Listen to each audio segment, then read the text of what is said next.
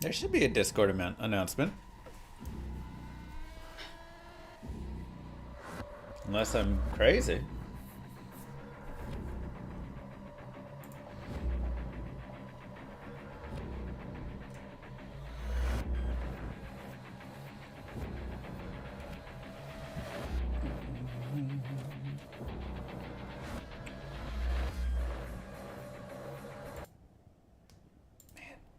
Goes so hard.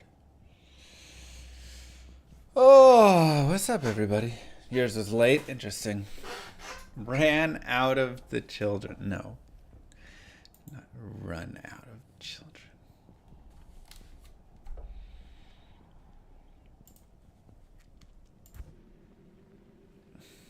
All right. Hardcore. Attempt number... Good day.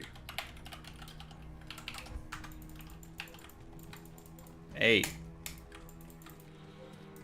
Thanks, Beastump. No Mr. T haircut. We did not get up to the Mr. T haircut, but that's alright. We still did a good job. Raised money.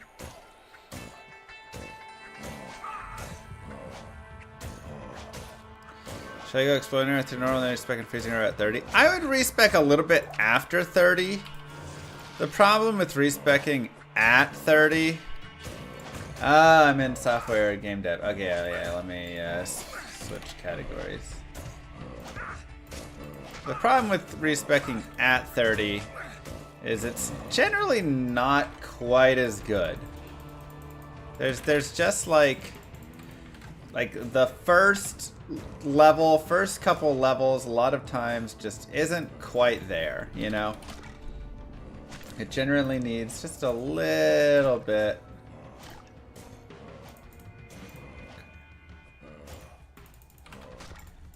So, last Necro died at like Act 5 normal or something. No barbarian this stream? Why would we have a barbarian this stream? Was there some barbarian thing we were doing recently? We had the rainbow barb, but we finished that. That was a bit ago we finished that though. Am I still making a game? Yeah, yesterday we did a whole big dev stream on it. We got a lot done yesterday. It was really nice. We have, let's see. The list of stuff we got done yesterday was... We finished monster resistances and stats, finally. I still need to create skills for monsters, but... That's a later deal. Fresh meat. So close to. Almost 2 years. Please don't die on this foul necro, Mr. Llama. No dev stream today. Let's go. Oh, what the heck was that?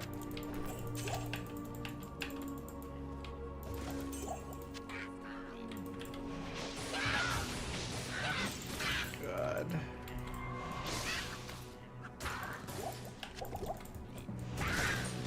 Ooh, small charm. There we go. There's low gold. So we got that done. We added in the minigame values to the experience calculation for the leveling and professions. I removed backpacks from the game. We tried to make it work, but ultimately they were just a complication we didn't like. Thank you, Paladine, and thank you, Hypo. We added spellbooks. We created spellbooks, added them to the game, and gave them kind of a whole purpose and everything there. So that was really nice. And we added peer-to-peer trading, materials, shrines, spellbooks, and the master dock. And the biggest thing was we got the auction house first iteration fully through. And I think it looks pretty good. Where do you land on changing spellbooks in town / wherever you want? I think we're gonna keep spellbooks as a change in town sort of thing. The idea was kind of a multi-parter, right? There was like, what if this is too annoying? You're constantly like wanting to change your skills, but you're not being able to. And that was the first thought. But the more I thought about it, the more I was like, you know, first off, you need to, if we don't do this, we're giving too much to the players in the way of like all these new games where everything is just always anywhere you want, everything's easy, blah, blah, blah.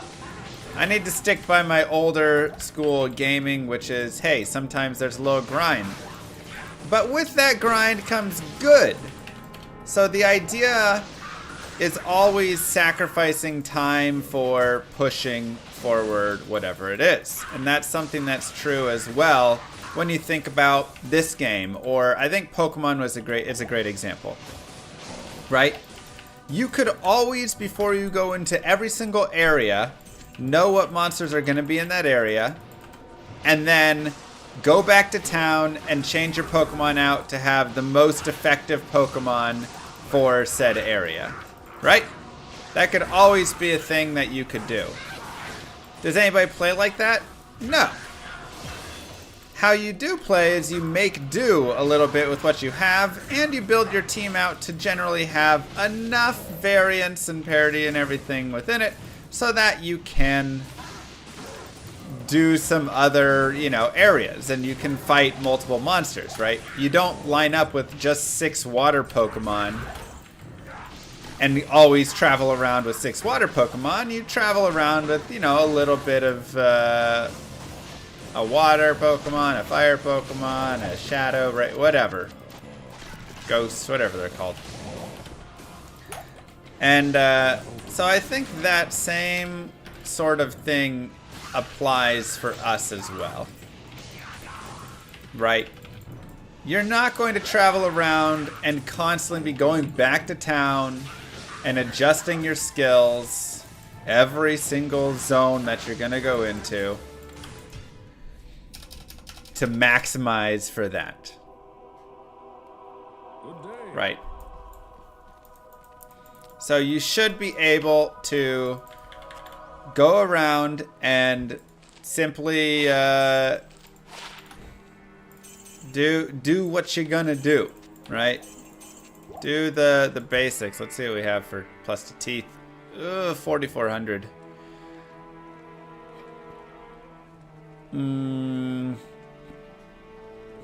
Yeah, I can't afford that. So I figured, you know, I think it's actually much better to have the player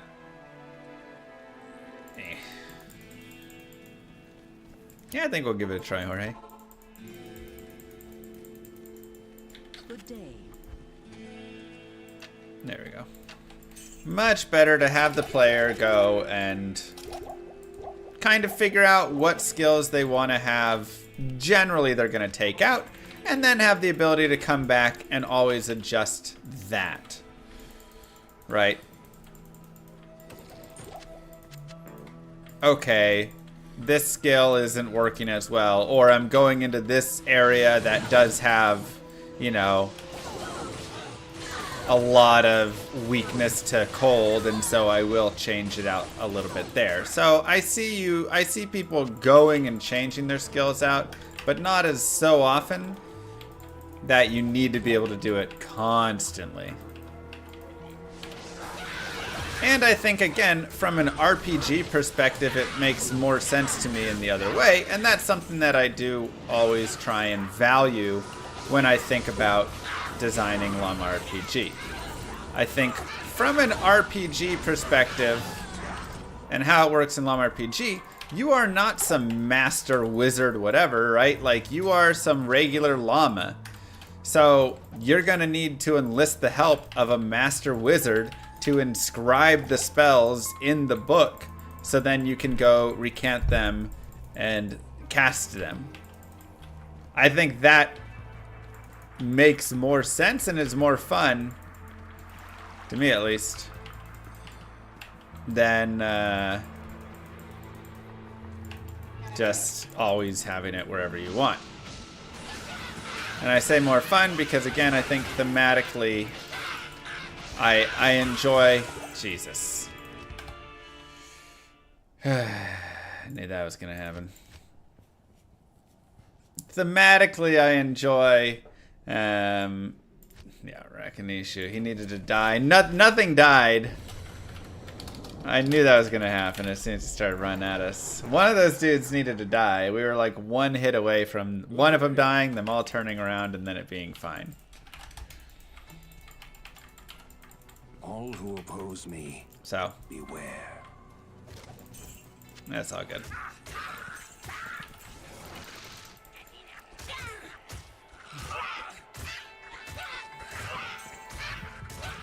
Oh, good. Yeah. So, I try and lean towards things, again, where I don't care about lore so much, but I do care about the game feeling like it makes sense. If you're not some all-powerful person, you shouldn't have the abilities of all-powerful people just for the sake of convenience.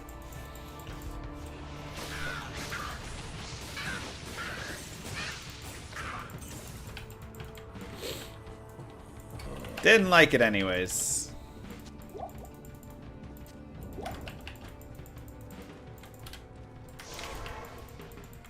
Is the turn-based combat fast-paced? It can be. So the turn-based combat, I want to be slower and more meaningful, but if you're going and farming like, you know, whatever dudes, then it can be faster. And or just how fast you can kind of click through it in a way and work through it, I think, gives a little bit as well.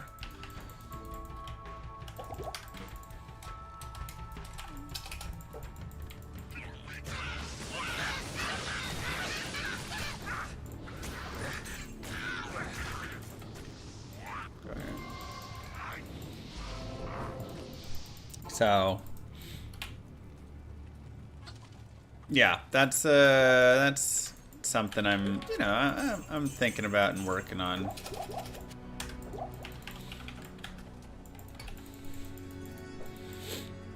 Is what does a slow, or what is a good pace of combat? And honestly, that's going to be from testing.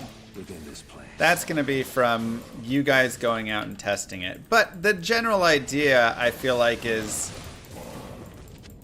the combat, if it's, you know, appropriately paced, should be slow enough in the way that you are thinking a decent amount.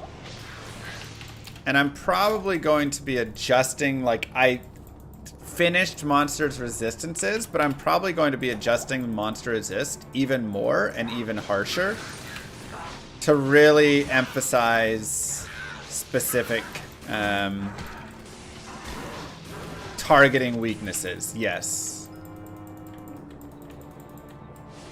So you'll definitely be able to brute force, right? If you just like level up enough and get strong enough and do whatever, you can force some damage through essentially on certain things in certain ways. But I do like the idea, especially because you're bringing in 8 different weapons and shields and then your 8 different spells to combat. I do like the idea of there being really a nice focus on weaknesses, you know? But not so much that it's all you focus on. Pull multiple enemies at the same time. Not in currently. There will be probably in the future. We'll implement like multi-monster fighting and stuff. Again, this will be something that I want feedback on when we release the alpha, beta, when we're like playing through. I really, really want feedback on the combat because that's such a like crucial part of the game. So if you think, hey, there's not enough difference between monsters, I can make the monsters even more different. This guy's even tankier. This guy has even higher cold res. This guy has even higher light res. You know, whatever, right? So we can definitely make that a thing. Is that enough to earn the rogue's trust?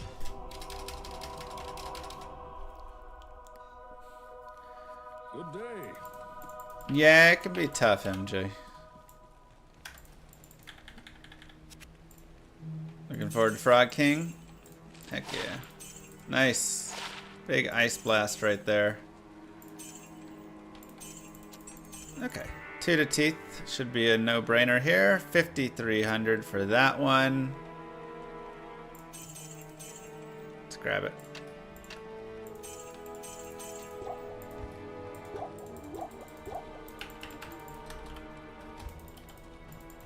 So, yeah, that is the point we are at, and what I'm really, and I'll mention that as well when the alpha's out and when we're playing through. I'll mention that stuff of like, pay attention to this. How is the pacing of combat feeling? How is the variance of monsters feeling? Because that's also something that, you know, I talk about a lot that I hate in games nowadays. Is so many monsters that they feel the same. I can't tell the difference between so many monsters nowadays in so many games, and they don't matter. It doesn't matter what I'm fighting. And that's something that Diablo 2 has always done beautifully. The types of monsters you're fighting matters so much. Think binary. You know, such a difference.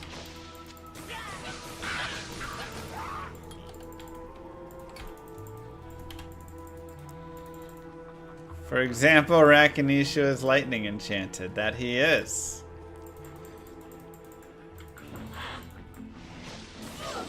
Don't know why we're bringing that up. No specific reason.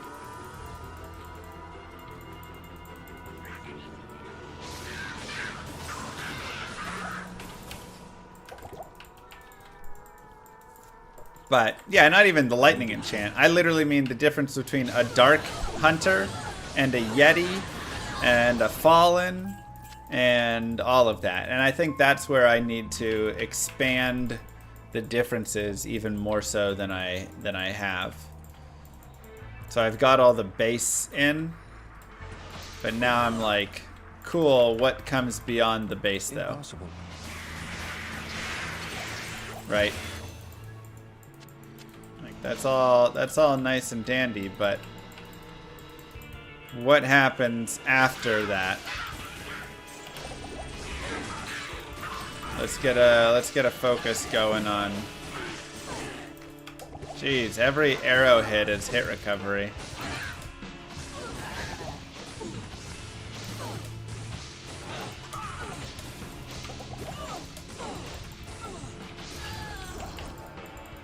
Yeah, maybe we'll go Act 5 Health Summoner Shift or something.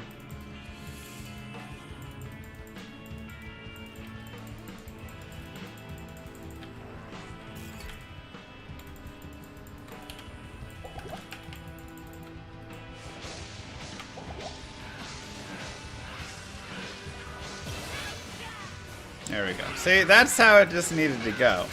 Oops.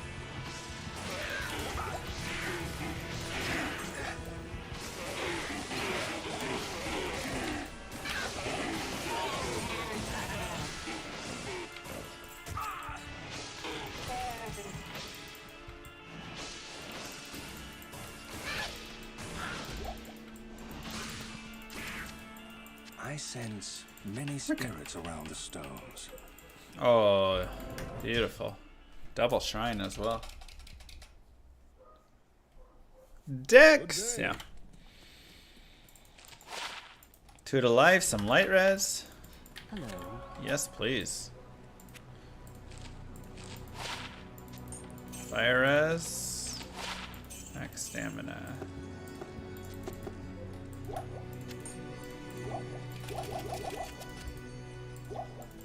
Okay.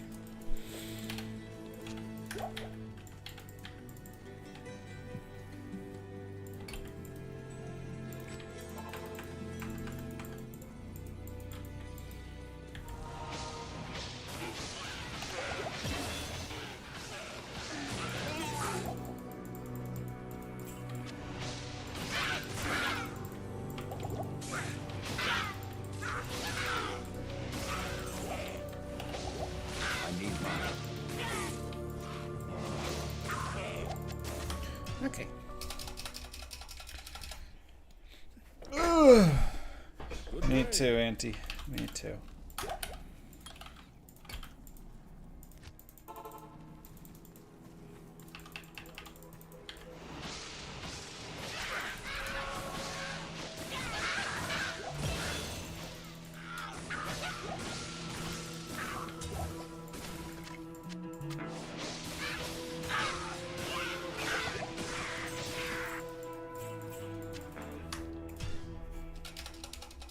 This feeling like the successful one? I think so. I think this is the one. All right, we're 9, so 10 and 11.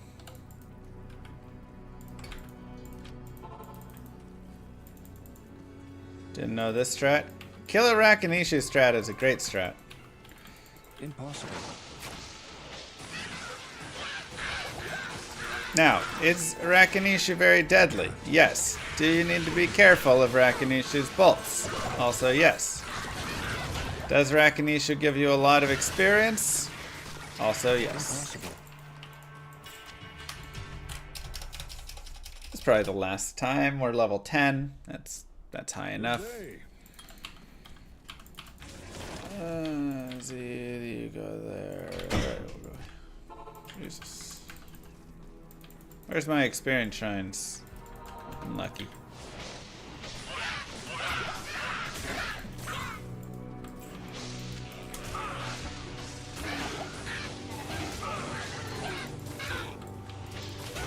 I can't carry it.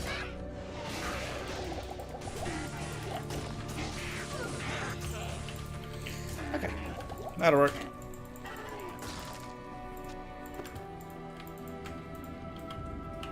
That will work.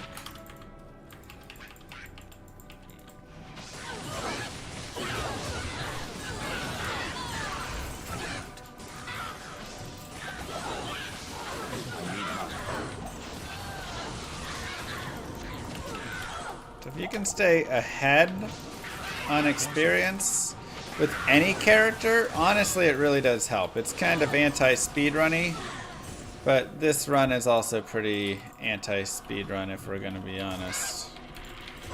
Though I keep speedrunning it and failing. So, you know, at some point, I'll learn.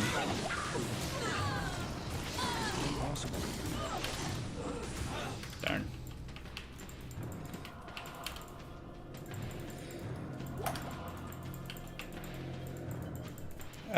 Shared stash over. No, there's no option to not have shared stash enabled. The best that you can do if you don't want that is literally do like a save of your shared stash in the character save file. There's a shared stash file. You can take that file out and move it somewhere else, and then you'll create a new one that's empty. And then if you want to like access that one again, you'd have to go and, you know, do so, whatever.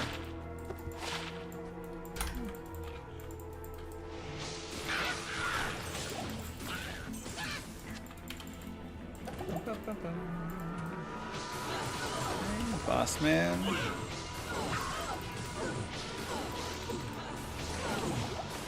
Where's all your minions at?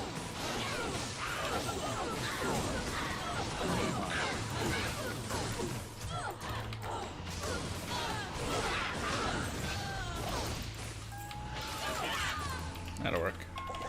I can't.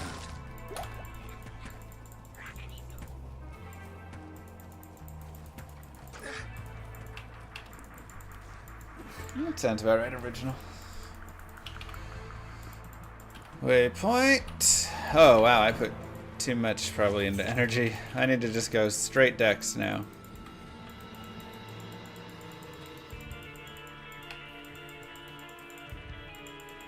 Nice.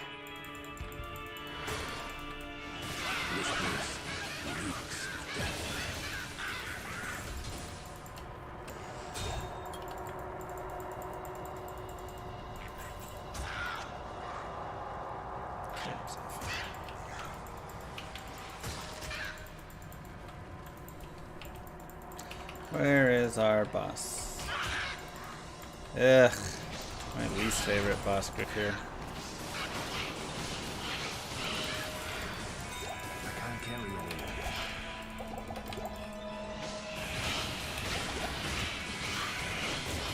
Okay, we'll do alright.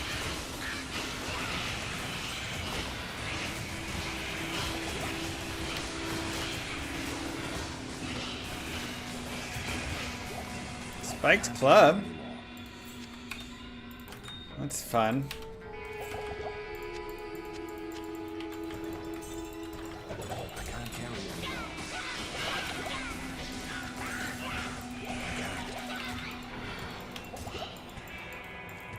If the golem gets killed, does he drop a lem? I wish.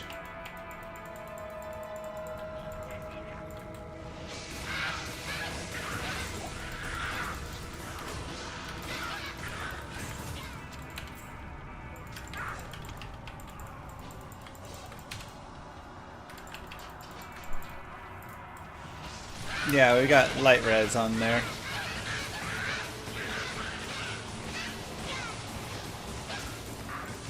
I am overburdened.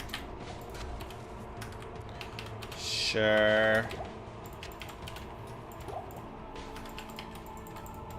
Gonna practice piano, have fun.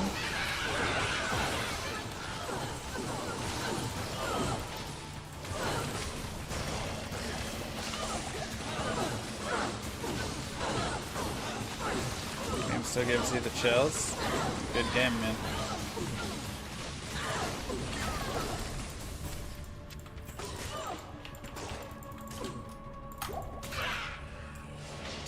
But a good game.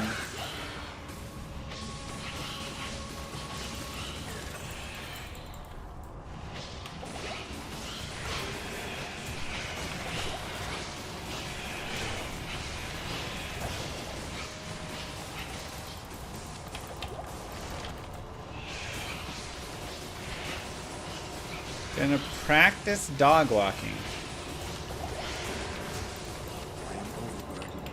You just like put it on a leash and walk it, right?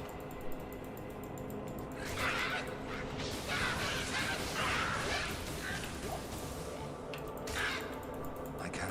Does someone trade runes for gold in the game? I mean, it's not like an NPC or anything, but you can offer 10 million gold for... Honestly, somebody probably give you a high rune for it, like an Ohm rune or something. Fish is drowning. You'll be back later. Alright, it's just, yeah. Pretty much how it feels today.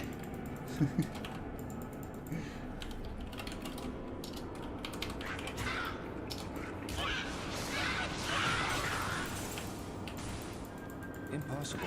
Got an ad time to reset with Bezos bucks. It is that prime time, baby.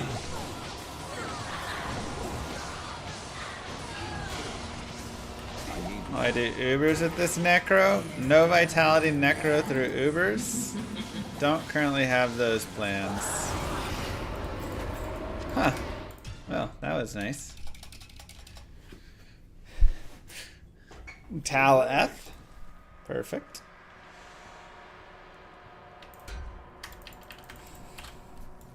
Hard to be mad about that. Alright, let's get some money. Let's get some things identified. Oh, it's Stout Nail. Never mind. Goodbye. And there is a 2 open socket.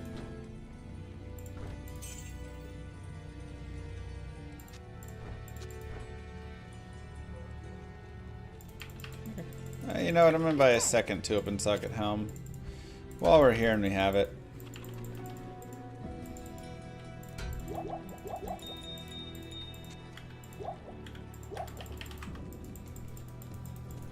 Stealth is great.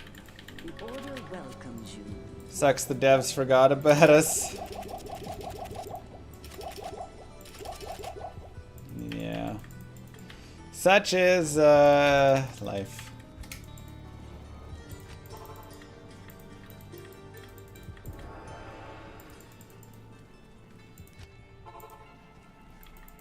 Dang, I got 3 shrines.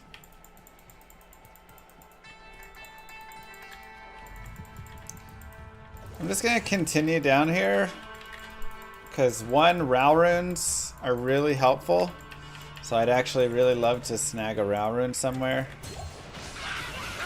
But also a little bit more experience sounds really nice.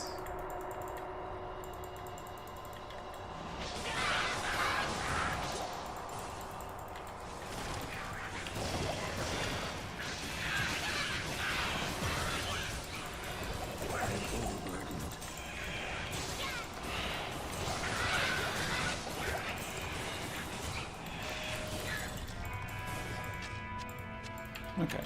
Do shrines stack? They do not stack. They just override.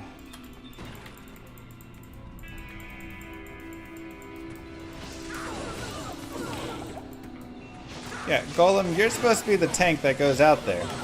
He was looking at me like, I don't know, man. You want to go fight those archers? Ooh, I'll get a double-double. Thanks, Stereo.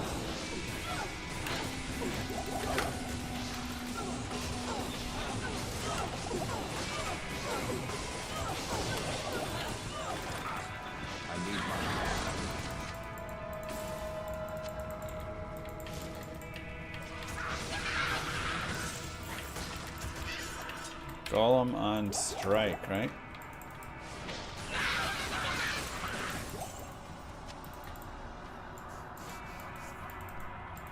Impossible.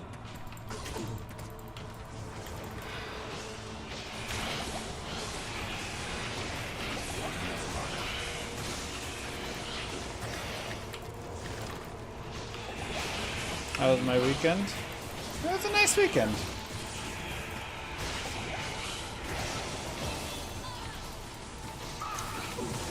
Had some nice time with the family. And then I had a hockey game. And a dude on the other team got kicked out. And then like as he was leaving, he was like bumping into everybody and just being like a jerk. And so then this old guy in our team went and like shoved him out of the area, and then they got in a fist fight.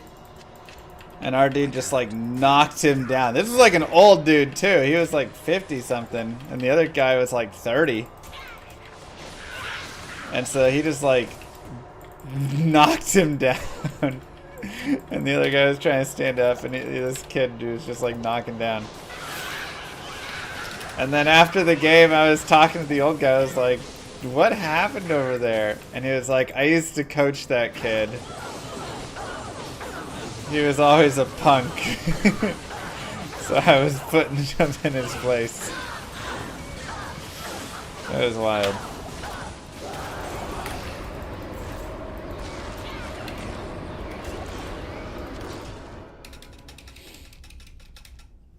So yeah, he just went and knocked the punk out. I was like, alright.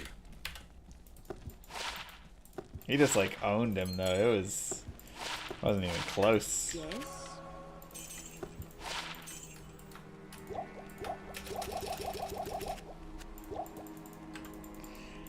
I think fighting in our league means you're kicked out of the league for at least a year. I think it's supposed to be something like that in my league. But, you know, rules only matter if enforced, right?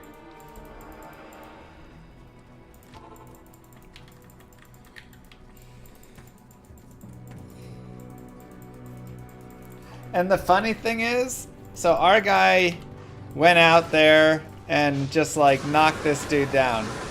This guy, the guy he knocked out was being a total jerk. He was like a hothead who was like, that was like his third penalty of the game. He like threw his stick. He was being all like hissy and all that stuff. So like everybody was tired of him and just wanting him to leave. Because he was just like going around trying to like hurt, he like kind of going around trying to hurt people a little bit almost, right? And did I score a goal? No, I played goalie. And so they go and they get in a fight or whatever. The dude gets kicked out, and our guy goes and knocks him out. And then our guy, after that, comes back. We don't even get a penalty. The refs were so tired of the other guy, they didn't even give our guy a penalty. We just got a power play for their dude being a jerk. And that was it. The other guy got a match penalty and stuff. The refs were so on our guy's side, they were so tired of him, they didn't even give him a penalty. And the other team was like, what doesn't he get a penalty? Like, why is it a power play? He went out there and started a fight. What's going on? They were like losing their minds. And the rest were like, no, shut up. They were like, he had it coming. He deserved it or something. I don't know. The refs were so done with it.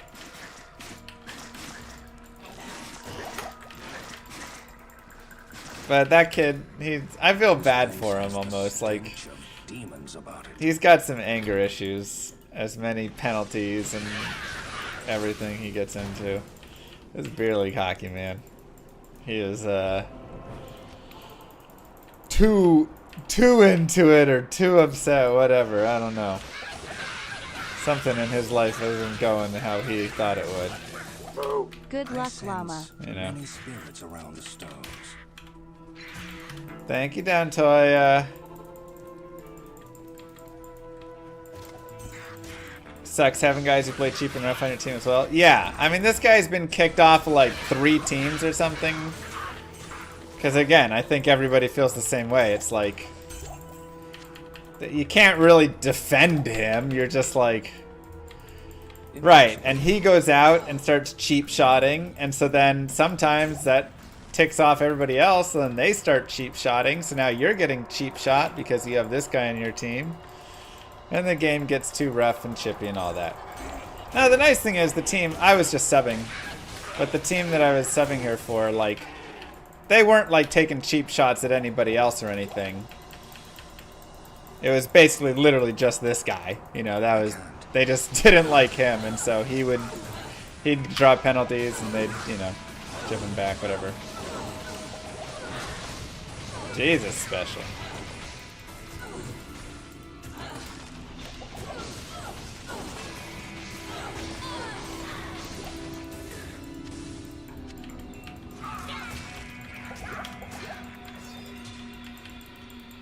When your hockey games, do you ever wonder if anybody else has Enigma? I don't wonder that, but I was at my hockey game leaving, and a guy who was playing the next game was like, yo, wait, are you a streamer? Because I had a Discord hoodie. And I was like, yeah. He was like, oh, me too. I've been streaming for 13 years. So that was cool. Another streamer somewhere out there plays hockey.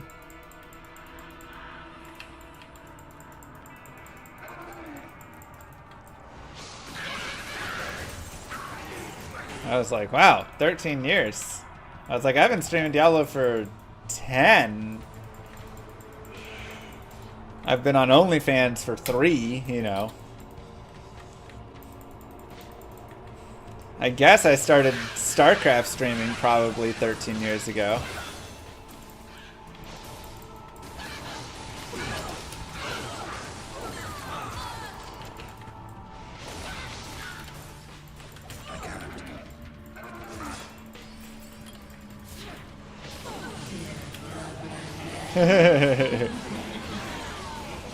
I am right.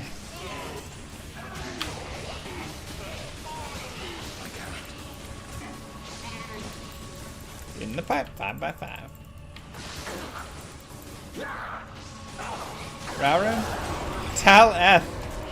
Now it's like Taleth, Taleth. Bet I had the smoothest legs on the ice. I mean, some of it. Some of it's super patchy. Thanks, chat. Okay, I'll fit that away like this and this will work. Hello.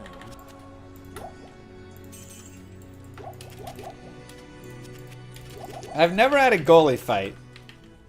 I've never had a hockey fight either. I mean, I'm not a fighter. I'm a lover, not a fighter.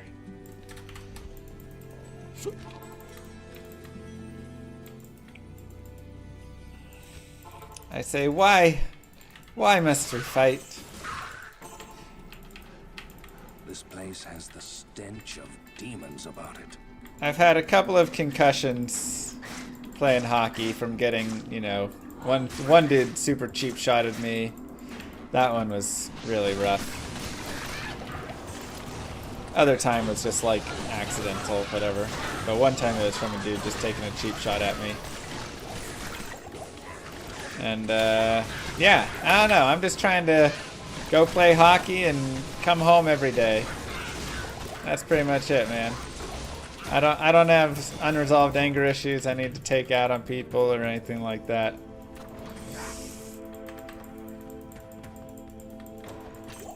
So if somebody, you know, comes in and scores on me and makes a good shot, I tell them, hey, good shot. Even if they don't score, but I thought it was a really good shot.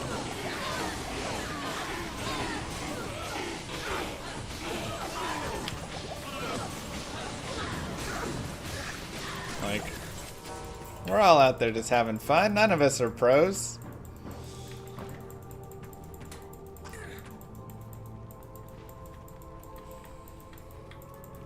Jesus, Struber. All this for a hammer?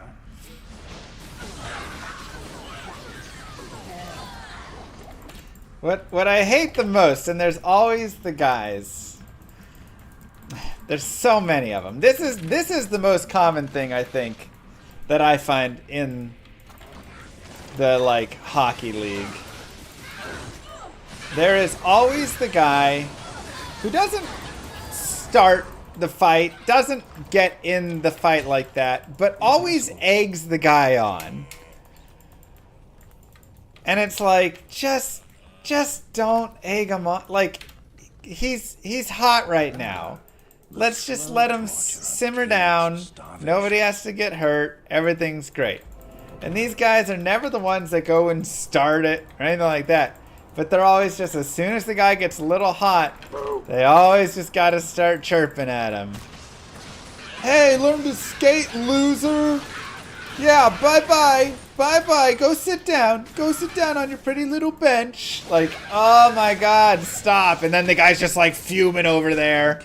And then, of course, the next time he comes out, Nimanja, thank you. He's charging over and decking somebody, and then they're, you know, just, it's like, quit instigating it.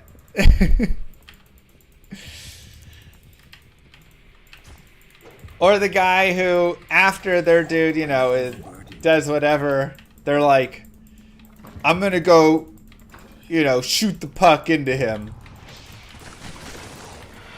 And then they do. They'll be there and they'll be like skating down a 2-on-1. And it's like, all right, it's a close game, 2-on-1, let's score.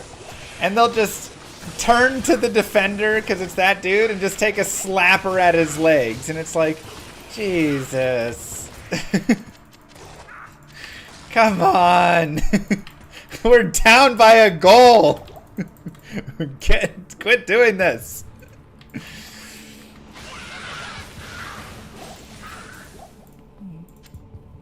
Carry anymore.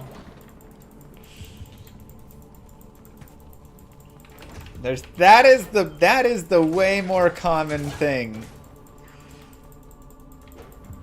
that you run into with it. Yes, Inspector. Sorry if I missed that. Corpse Explosion will technically benefit from the physical Sunder Charm. I would have never run it for it, but if there was a physical immunity, it would break that physical immunity, and you would get a small, you know, then ability from there. But not worth the increased DR.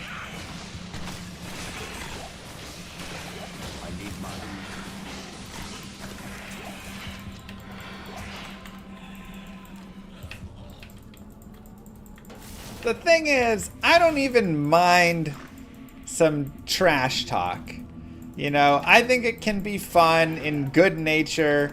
You can, you know, oh yeah, like mess with them a little, whatever. But when the guys are clearly like mentally unstable and trash talking, you know it's gonna have them come out and just try and like, you know, check somebody in the head because they're so mad. Maybe we back it off at that point.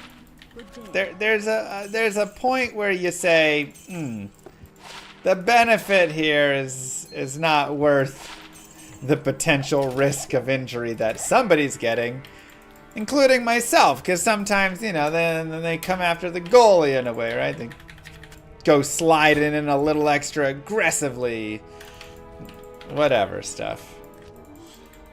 It's like, they hack your glove when you've covered it up already. Impossible.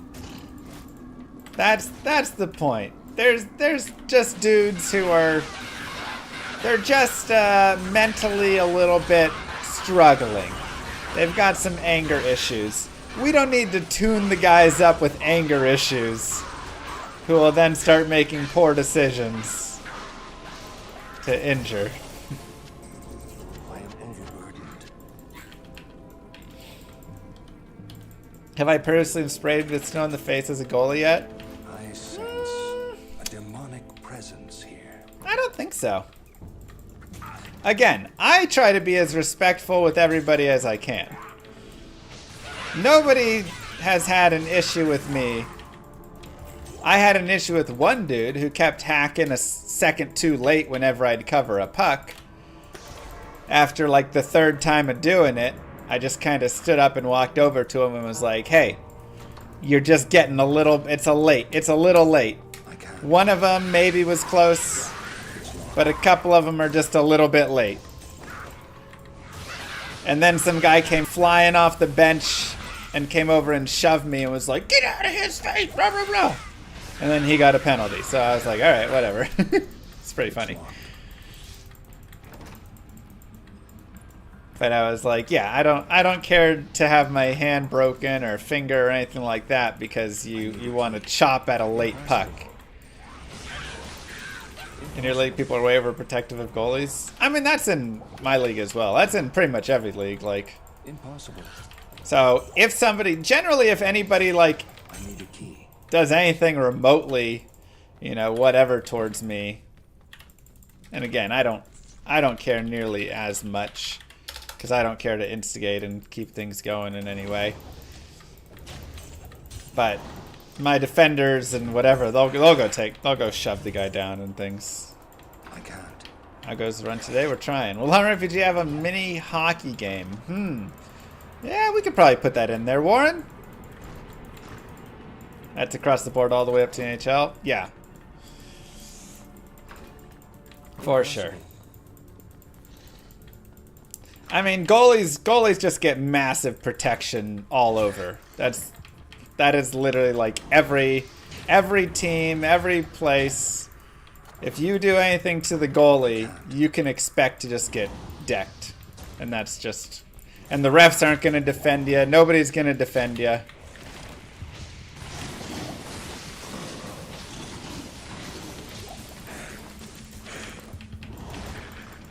If the whistle hasn't blown, it's legit to try and score, though. Sure, but if the puck is covered and the whistle's, like, getting blown, you leave it alone. Like... Impossible.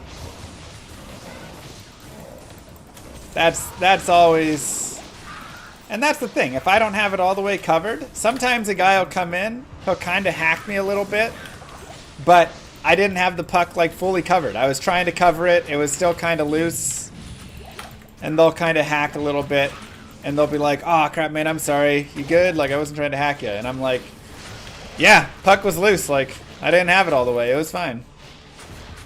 So, really, it's only if if it's for sure covered and they're coming in hot, Back to the hell that I'll be that like, spawned hey, you, just Ontario. take a second. Yeah, this is PX. Greetings. Thank you again, Nemanja, with the Here sub for no and ads when I sacred am falling cutie. asleep while you are on the TV at night. Aw. Thank you. Okay.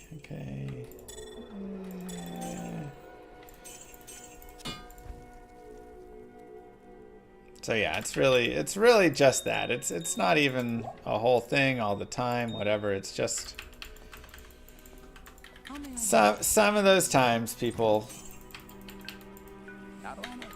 they know what they're doing, you know.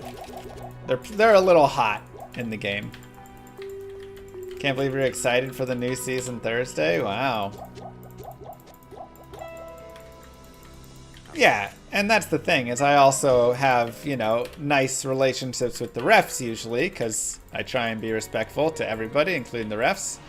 And so the refs also will, you know, they'll blow whistles earlier.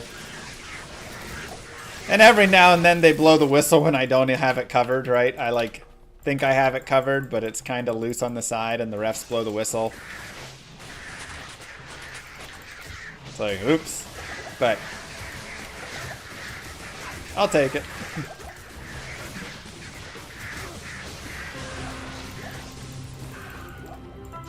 Just a ladder reset, nothing else.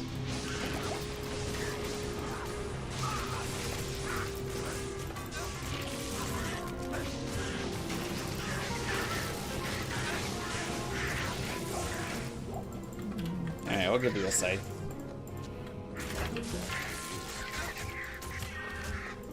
No rune words, nothing.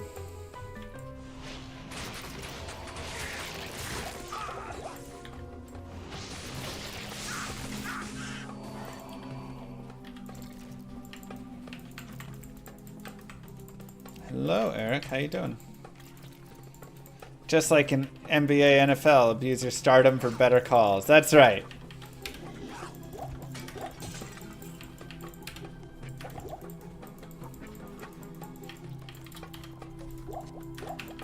Do what we can. Wow. I really thought that was going to be exit.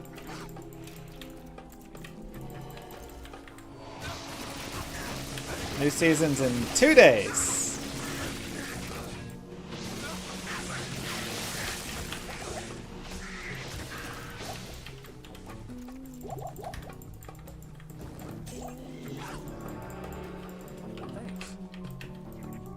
Do I think this character would benefit from Radaman? I mean, sure. Radaman's always like slightly beneficial.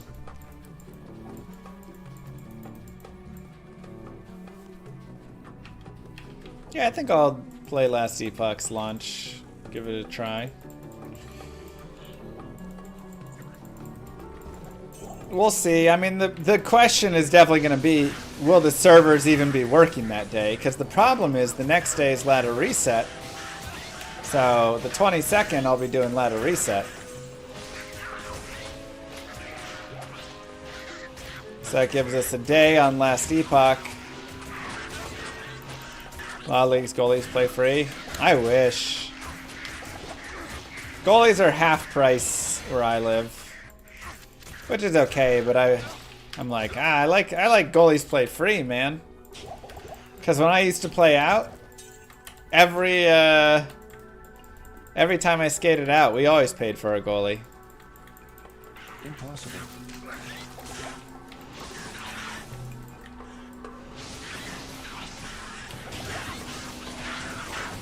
It's on a team-by-team basis there? Gotcha.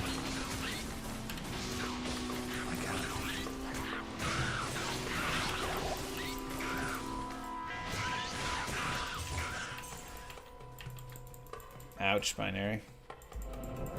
But can I do a triple axle? No, I can do a single axle.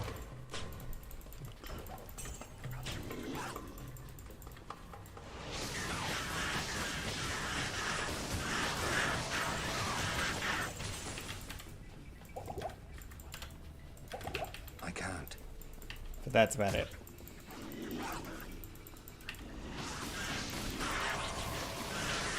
%98 save percentage? Alright, yeah, that's better than me.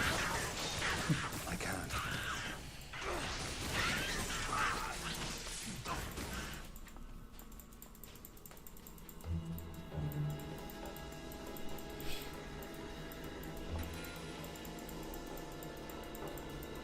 No chance, Jordan. Impossible. I'm an okay goalie. Yeah, I can do single axle on ice skates.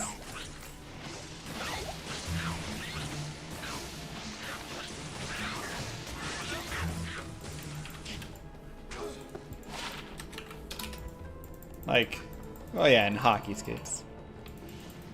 I am okay at goalie, I think. I have good games, but there's definitely well, the leagues, man, people. So for instance, I don't have a custom Diablo mask, but I have this bright orange mask that's awesome. My goalie helmet is like super sick. It's this gorgeous orange. Maybe like a burnt orange more. Impossible.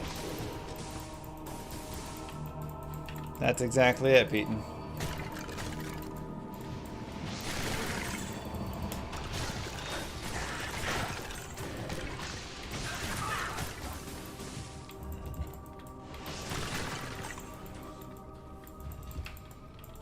Exactly it. I can't.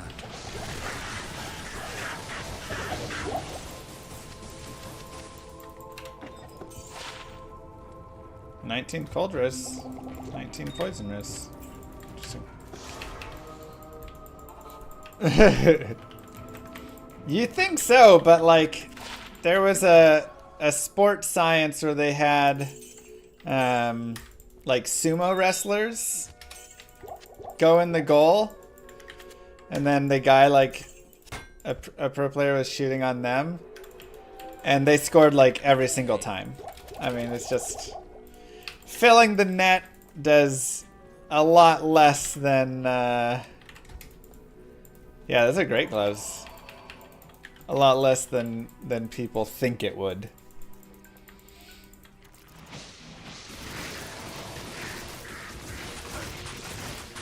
Do I like Magic the Gathering? Sure. Not in front of the net, in net. Yeah, they were just sitting in the net, basically. I mean, standing, but Moo GL on me run moo. and the guy shooting was an enforcer. 9 career goals. Yeah, they didn't even get a guy who can shoot like one of the pros. They got a dude who doesn't shoot the puck really much at all. It's just, the net is just a little too big, and it's too easy to place it all around. You just can't shove someone in net and have that do it all. Yeah, there was a lot of movement, a lot of up and down very quickly, and it's a really fun but difficult position. It's been really cool, like, getting to learn it, and seeing progress, you know, because like I couldn't like T-push or not, I mean T-push, yeah, but I couldn't really like push myself along the ice very well before. It wasn't natural, and what legs are going down and all that stuff. So, but now it's like, okay, if I go to make a save and then I have to slide across the ice, I can make that push across. I can get, you know, a wraparound goal. I can actually get to the back and get my like foot against the pole there and stuff. So there's a lot of stuff like that that's been really nice to see myself improving on.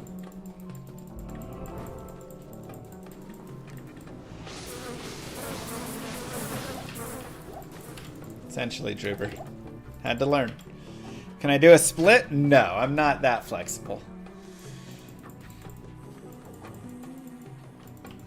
Definitely need to continue to improve my flexibility, because being a goalie does require flexibility.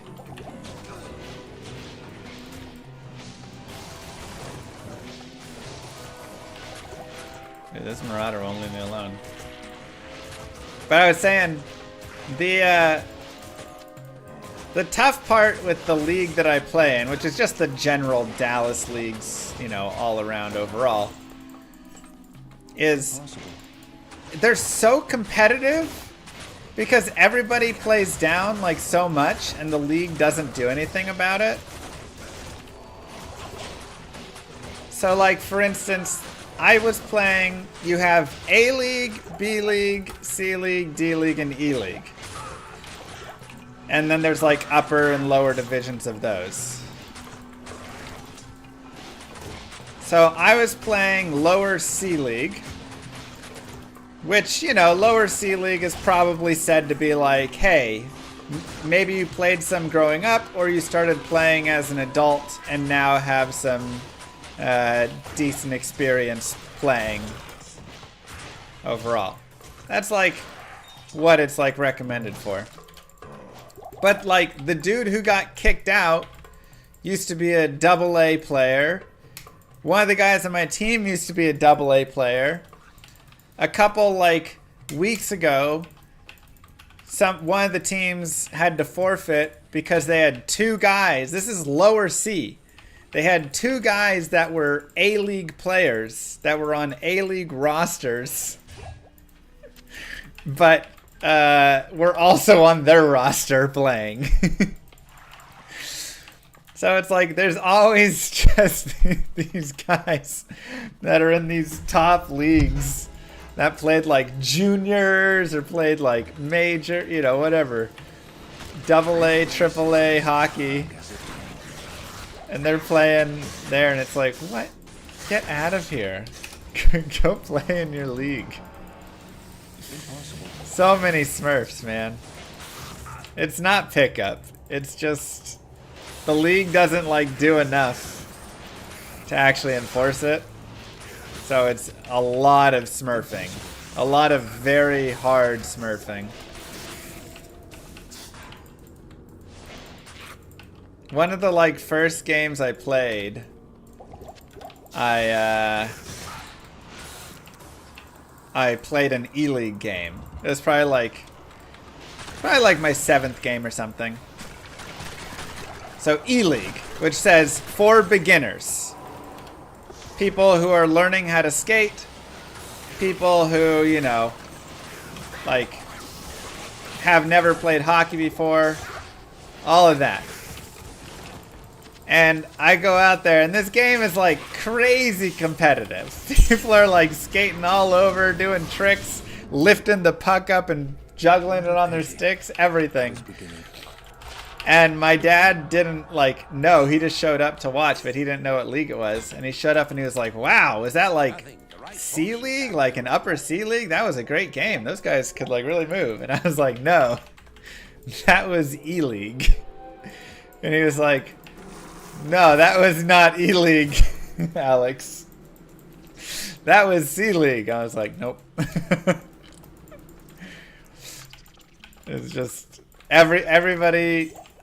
What I think it is everybody just wants to play more hockey. Thank you, Glitchworld, by the way. So everybody's on like 3 or 4 rosters. So you have the guys that are on a B League roster that then are also on a C League roster and then also a D League roster. And you have, you know, and they're all just kind of on all the rosters. And again, the league doesn't do enough to actually like prevent it.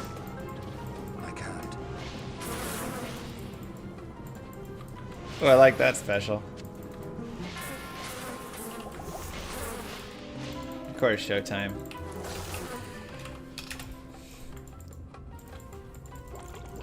Flesh Ripper. I would look for better, but I mean, if you don't have anything better at the moment.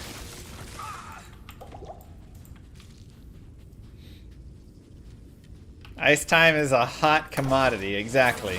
It really is. And I mean, a lot of these guys play, you know, 4 games a week or whatever. And to be honest, if you're playing A League, B League, there's just not 4 games a week for you to go play. That are all like local, whatever, you know? Where you can go and they need a sub and they need, or they, you know, you can, whatever, so. Impossible. So they play down. But the thing is, so do all the other guys. So everybody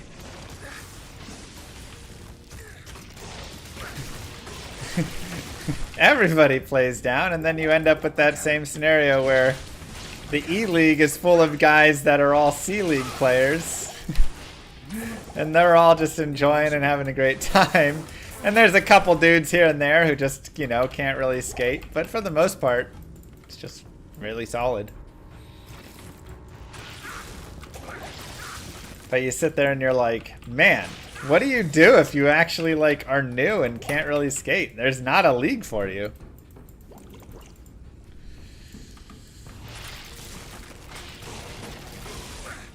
You'd get mad if you got smurfed on? Man, your league doesn't have it? That's crazy. I can't.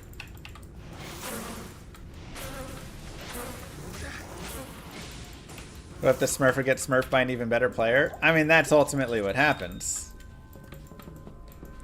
When it's all smurfs down in the area, then, well, eventually it's smurfs on smurfs. Until eventually the one team has to forfeit because their C League, lower C League team has too many A League players on it, you know? Potions are allowed, yes. Points in Vitality, hard points or not. Playing the Little League? Bro, the last thing I want to do is go play with a bunch of little kids that are going to be way too good and smoking my butt. Impossible. I'm just waiting till I hit 35 so I can join that over 35 league, you know? That was an issue when you were mountain bike racing. Guys not advancing so they could keep smashing. Impossible. Yeah. Part of it is people love just dominating. There's always Smurfs. Every sport, every video game, every whatever. There's always people that just love to be dominant and they just want to be the best guy. They don't care to be competitive. And part of it is that of you know, something like the ice hockey where there's just not enough games. They want to play 4 times a week and they can't do that. There's not 4 A-League teams to go join and play on, and they can't, you know. So they just go sub and join other B-League and C-League teams and whatever, and then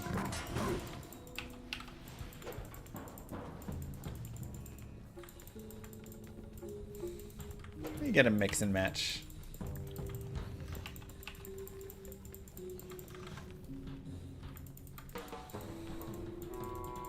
How old am I? I am 33.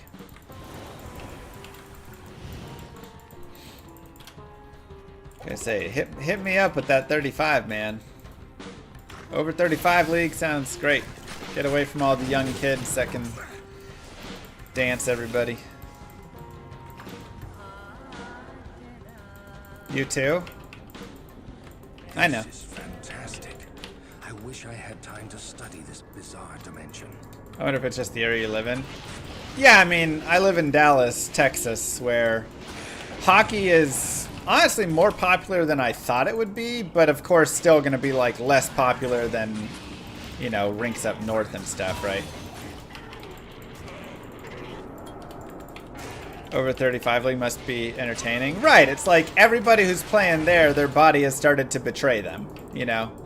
Whereas right now, you get the young little like 20-year-old kids that just come flying in and have all the stamina in the world and they don't have any achy joints. It's like, hey, I want to see you try and make a move and your back give out, right? Like me.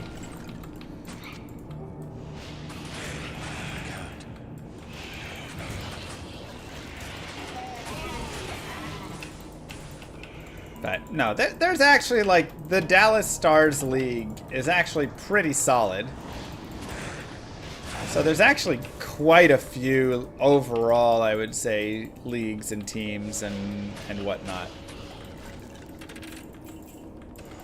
But it's all under the same league. It's all owned by the Stars League or whatever. And it's not always like convenient location-wise. Right. Welcome to my shop. not everybody wants to drive. Yeah, okay, you know, I can get to 3 rinks in under 20 minutes from where I live, but the other ones I'm gonna have to drive 35 minutes or so, 40 minutes, and I don't want to drive that, you know. So for many people, I think it's like, yeah, I'll just play at my local rink.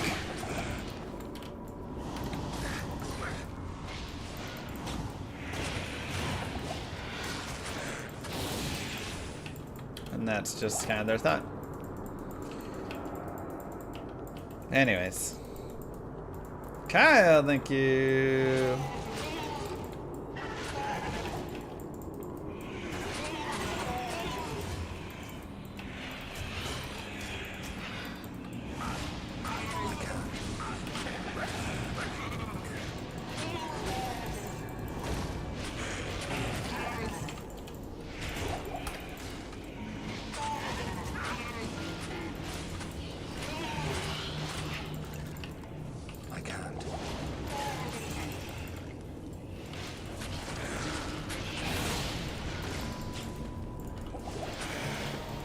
No vitality, hardcore necro is bad. Why is over 35 league allowing 35-year-olds? I hope it's the 35 and over league and not over 35. Now that you say it, I'm like, wait a second. But no, over 35, technically 35 in 1 day, 35 in 1 second is over 35, right? So, I believe that is the technicality of it.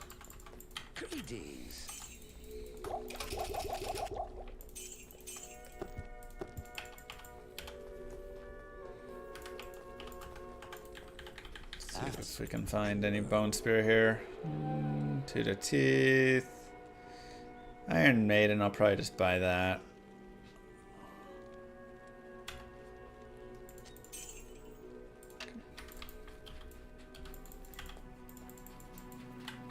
No teleporting, yeah. This is fantastic. Some hybrid Iron Maiden golem. Study this bizarre dimension.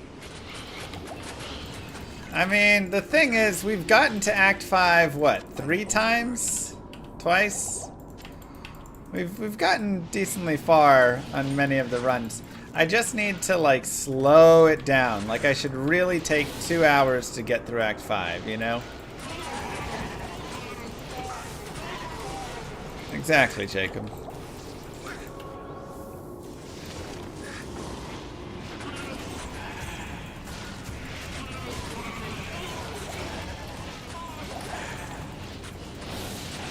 What's the hurdle in Act 5? It's just a hard area. There's just a lot of... The monsters, I would say, is the hurdle. The mob types in Act 5 are just like nasty mobs from all the acts, plus some, right?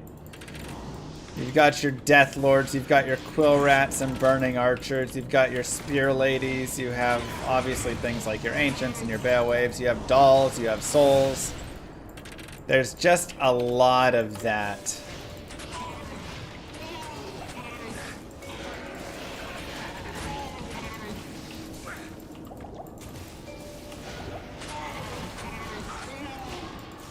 So I just need to be careful. Okay, third way.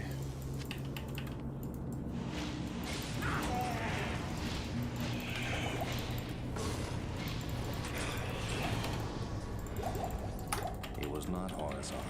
He was a deluded fool. In hell. I mean, I should be careful in every difficulty, but yeah, we've gotten to Act 5 hell twice, and just need to really slow play it, get the mob types I want as well. Everything. Hello. Running online, had issues getting to level 24 by Act 4, then trouble leveling. Any advice? Flare Jungle is pretty solid.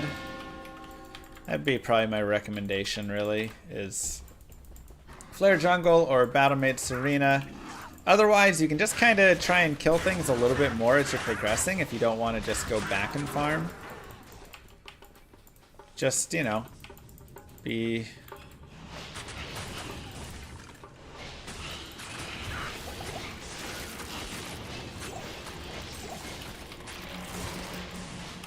diligent in killing more stuff. Yeah, unfortunately the game does not the best job with the leveling piece. If you kill all the mobs, you'll be able to hit that 24 and be, or 25, whatever, and be fine. But if you don't kill every mob,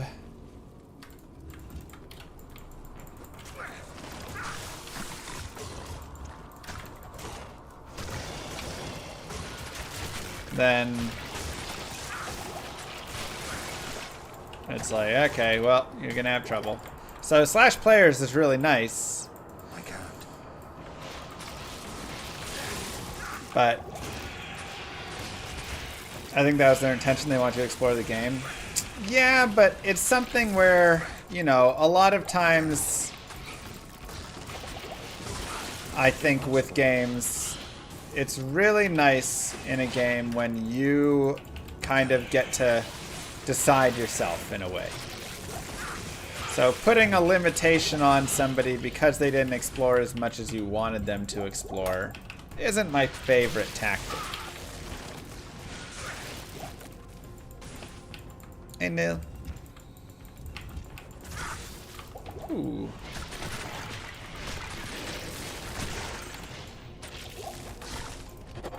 Impossible. Impossible.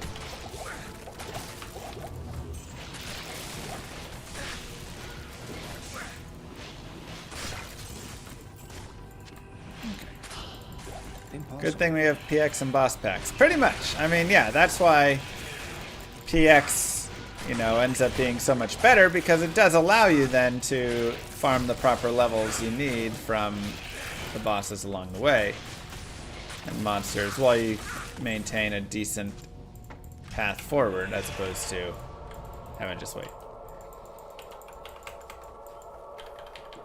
Oh yeah, only level 20 in CS. Now, to be fair, normal Chaos Sanctuary is one of my least favorite areas to farm. I think I'm actually going to go with these gloves. I should have waited until I killed Duriel.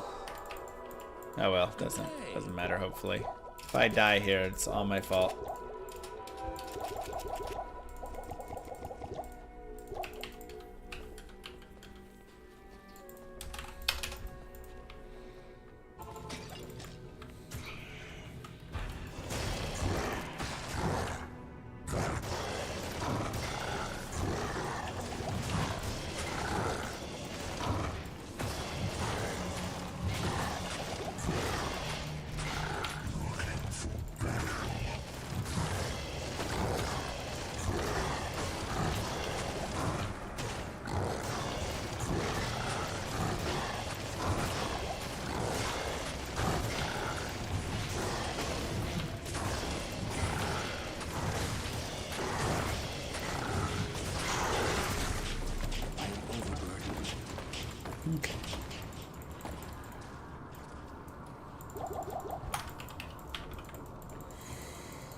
Normal maggot lair greater than normal CS? I wouldn't go to the maggot lair. I would go to the Flare Jungle, Flare Dungeon, Battlemaid's Arena, farming kind of out in those areas more.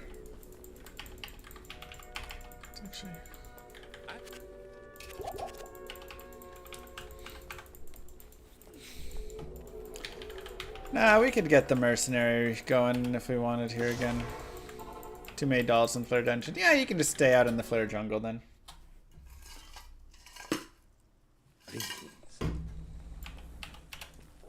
Battlemaid's Arena is in the temple where you find Limescent's tome.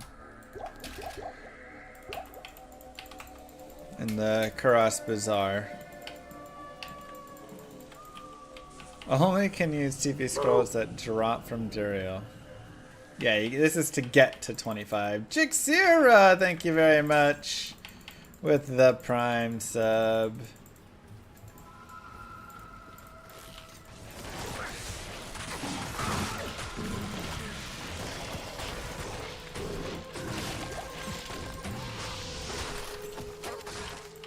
I am overburdened.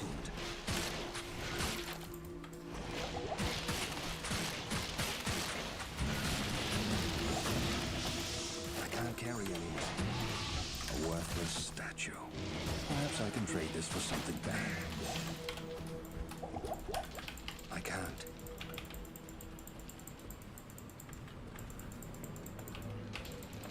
Nothing like running around Act 3 with 75 life.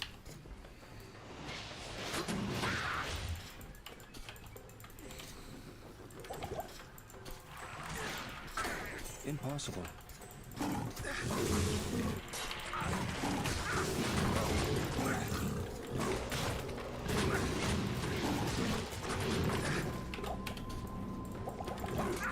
Like, honestly, it feels like even less life than last time. I'm like, wait a second, didn't I at least have like 100 life here? Where's all my life at?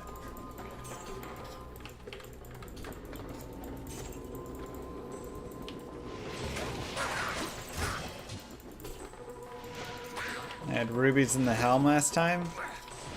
Yeah, maybe I found like a flawed ruby or something. I haven't found any rubies, really. Maybe I have one chipped one somewhere.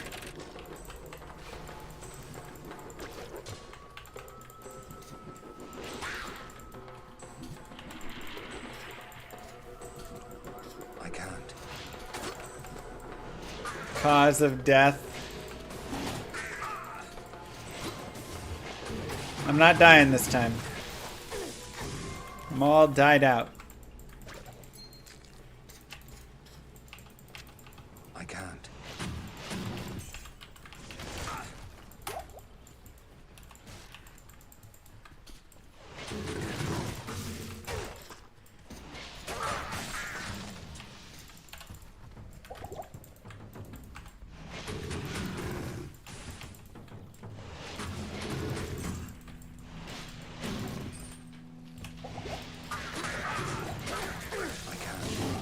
And to make sure I don't die, I need to stay away from infernos. That is my first goal. Stay away from anything that breathes fire.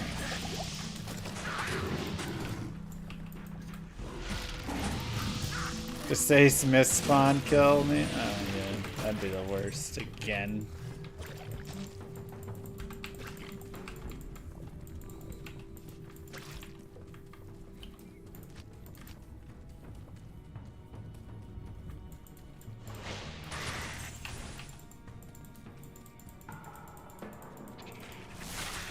Terrible moment.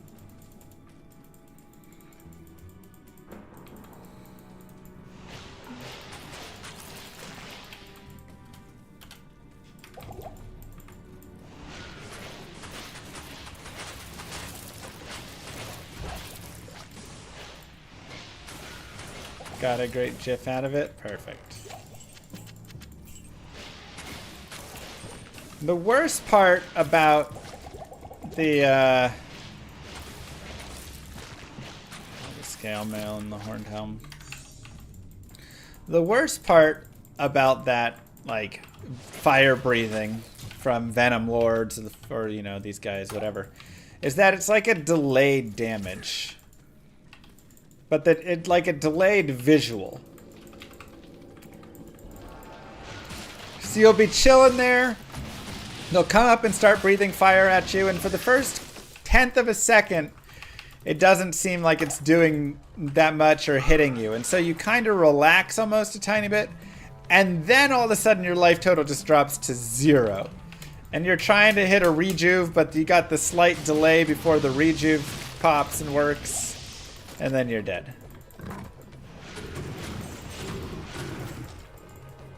You always thought it was GIF? Yeah, it's GIF.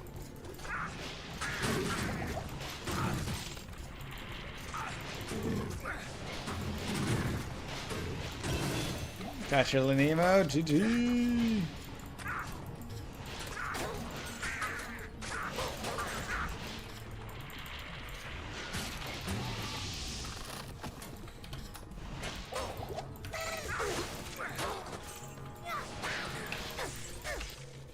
You know why it's GIF? Because the creator says GIF. If I make a game called Llama RPG, but I say it's pronounced Liama RPG, it's pronounced Liama RPG. Because it's my game.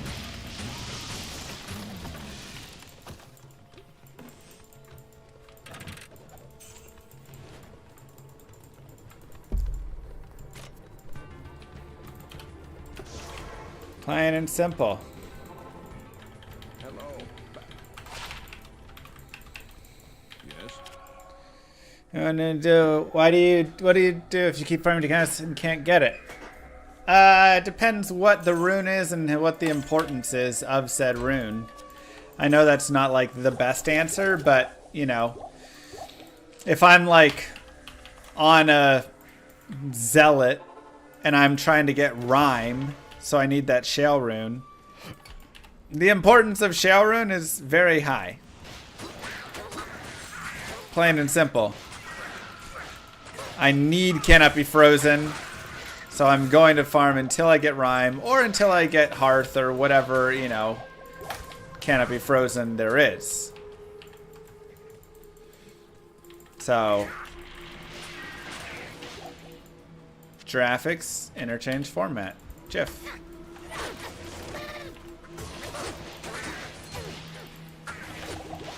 Okay, we got the Jid bin. Weapon. Perhaps Ormus can tell me more about it. So, but if it's, you know, Lore Helm, okay, do I need Lore Helm? No, that's a nice ring. 27 light res is really nice. I don't need it.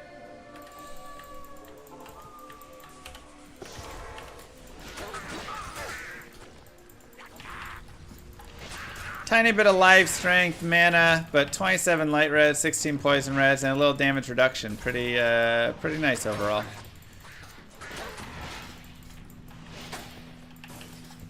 So that's how I usually determine if I continue or not. Additionally, just like how much I'll use it as well. Again, if it's like spirit, I'm probably going to want spirit, and so I'm going to, you know, want spirit to be, I'm going to keep going for that because I'll use that for a long time. But if it's like an armor that I'm just going to use for maybe an act or two, like, okay, maybe I'll pass.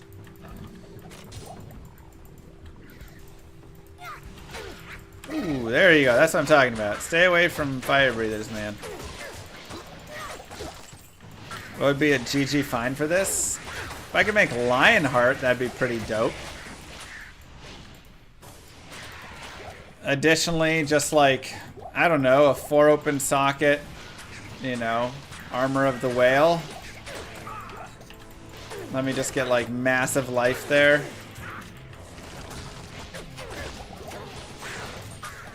Could do really well as well, so stuff like that.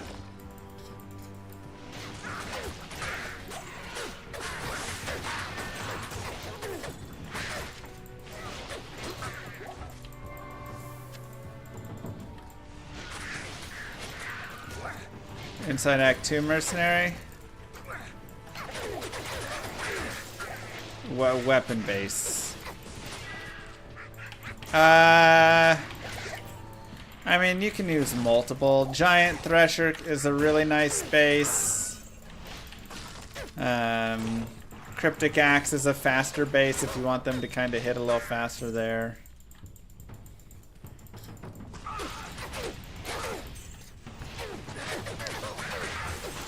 Someone asked how Lum RPG's coming along. It's coming along really nicely. We did a dev stream yesterday where we got a lot of stuff added in. We got the auction house, first pass of the auction house set up. So that's actually really nice to have.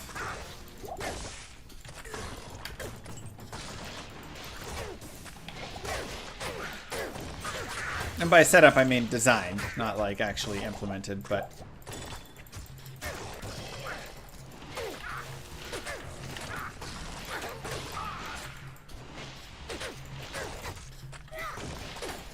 What's the house's cut of each auction sale? 3% is what I'm probably going to go with to start out. We can adjust up or down depending as we need. But everything will be 3% of your buyout price.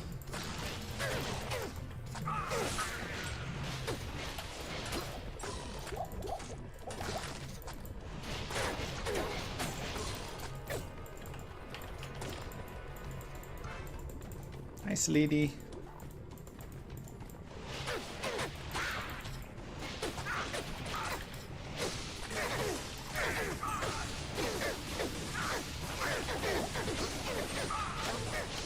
I like this for now.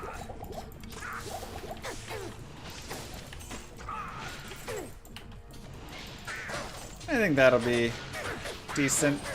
We may want it to be a little higher, but we'll figure that out as we go.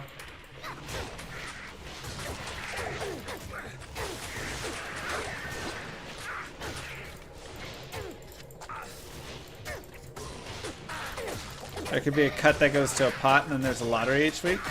Uh-huh. There's gonna be a lottery in Llama RPG.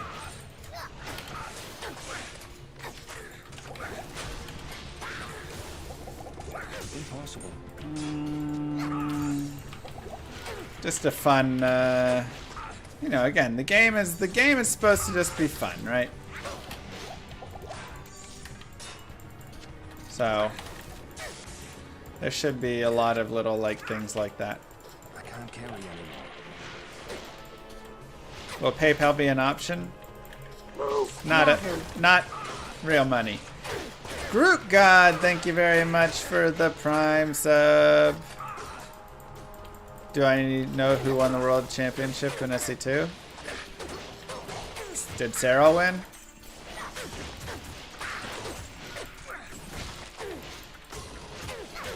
I don't really keep up with it, but you know, I'm still excited. You know, I'll like watch a game every now and then, but I don't keep up with it.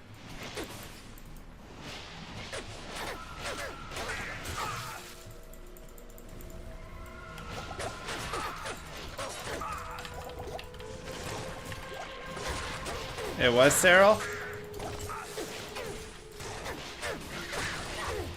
Wow. Some things never change.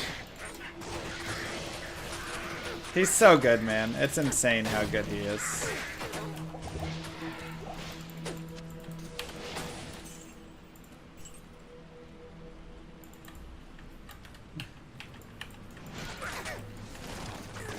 How do you keep Rectimus alive from Nightmare to Hell and Hammerden? He's just gonna keep dying. A lot of it is you feeding him potions and positioning him. You can't just give him, you know, some gear and he's fine until like the very end, and even then it's not always the case.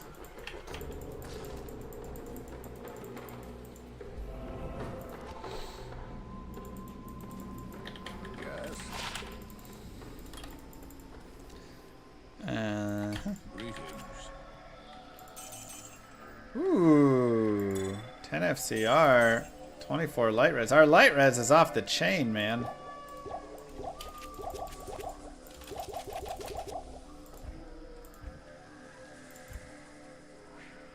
Those are one to chain lightning.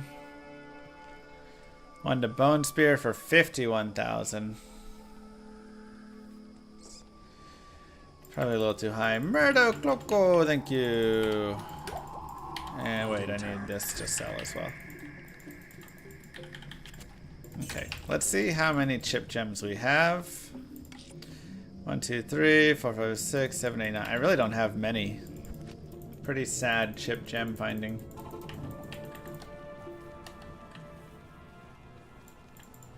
Insight bow is nice for mercenary. Yeah.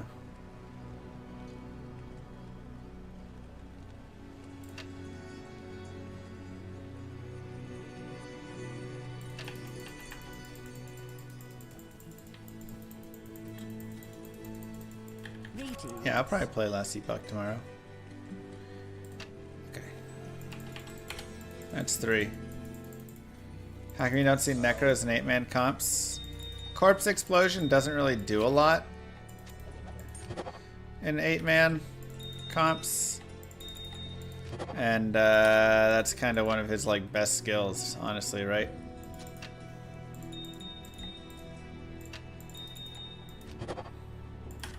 A life tap.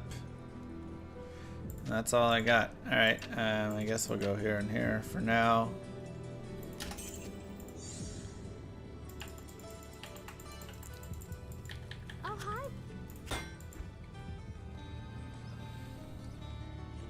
We got enough of that.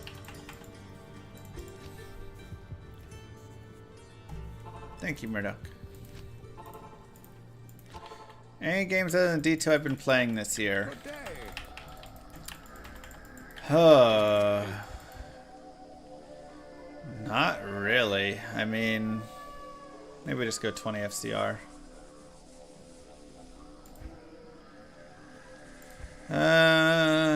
Sure.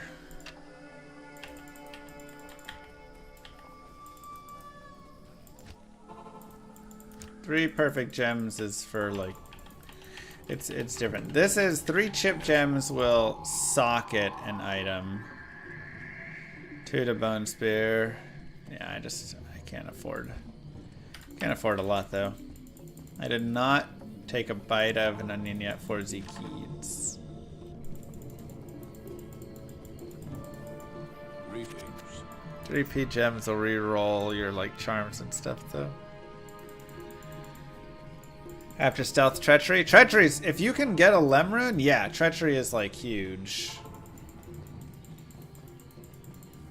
It's really great because you get damage reduction, which a lot of people don't think about or didn't know 23 months before. of subs, Plus Mr. all the Llama. res. That's at least one babby. Sir Corbin Dallas, thank you very much. 23 months. Yes. That is at least one babby.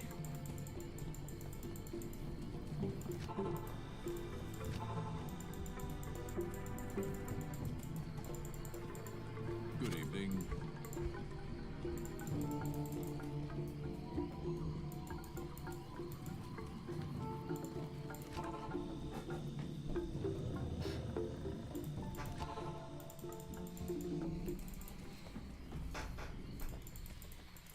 Yes.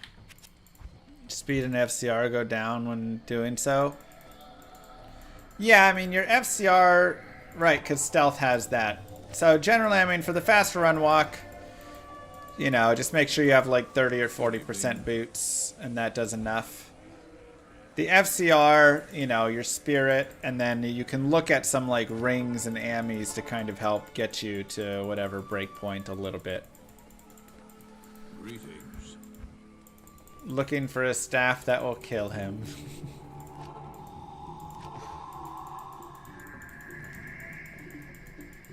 It's not gonna kill me. We're best friends.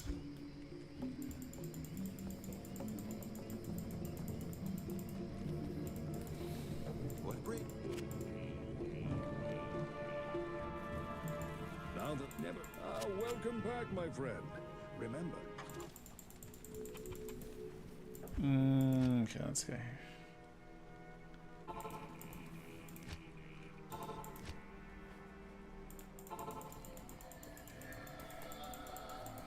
Yes. Teleport for 243,000. Nope. Michael Polson becoming a member for 3 months. Mwah. Thank you so much. Greetings. Welcome back. That sounds about right, Glitch. Hello. Good morning. How is D4 feeling nowadays? I mean, I don't know. It's not the game for me. Yes. They're, you know, making little changes here and there, but it's a game. What's interesting to me is that, you know, like, Greetings. overall, there's still probably a couple, maybe 150,000, 200,000 people that play Diablo 4, I would guess. Good morning. They haven't like released any official numbers, but based on what we know from Steam and how many people actually play on the main and all that stuff, I'm surprised how many people play it. Because I don't know. I guess I was thinking, I'm like, how many hours can you put into it? Hello. What are you doing? The grind is not Is it fun? I don't know. It's not for me, again. That's all I can say. Yes. But enough people are making it work. Or there's just a constant flow, maybe, right? Greetings. Maybe there's just like one person drops it, another picks it up sort of thing. You play each season till you get to 100. Go for new gear and fine tune a build based on new mechanics. There you go, there's someone who likes it.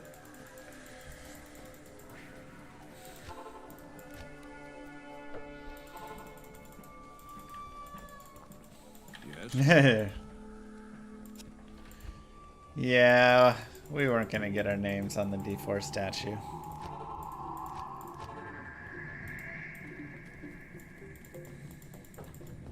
Good day.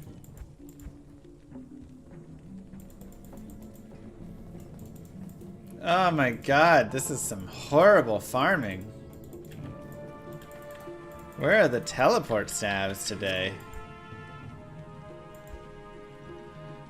Found one for 243k. That is it. I'm not playing shopping music just to get it, you guys.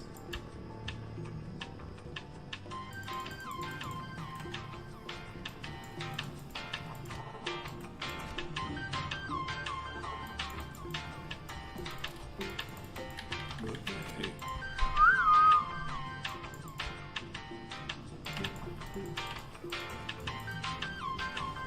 Not first try. Will I do a hammered in playthrough and resurrected? Can only find the Yes. classic. Sure.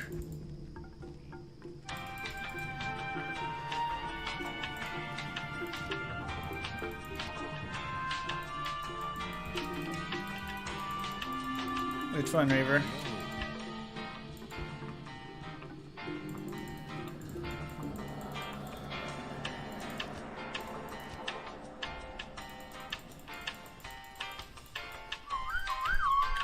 Good day.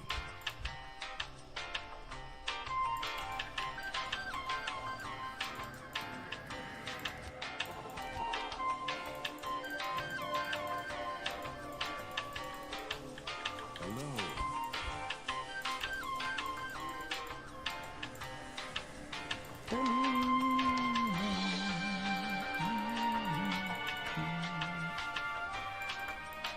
Good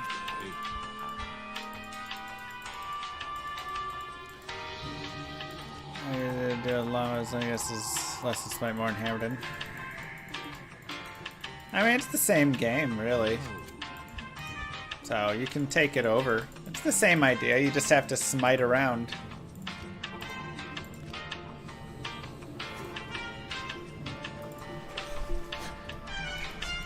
Yes.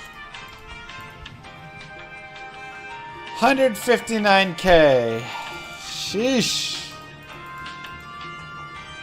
Normal Diablo with Sorceress. Wait, what?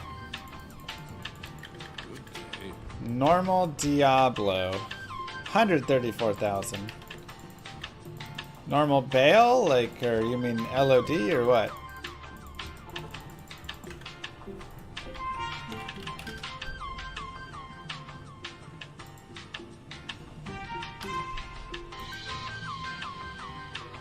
Ah, okay, yeah. Yes. Wow. It's impressive. 3801, so close to sub 38.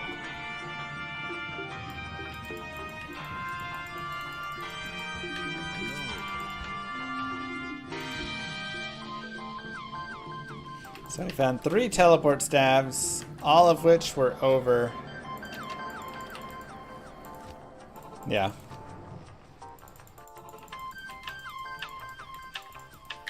Yes. Over 100,000. Over 130,000.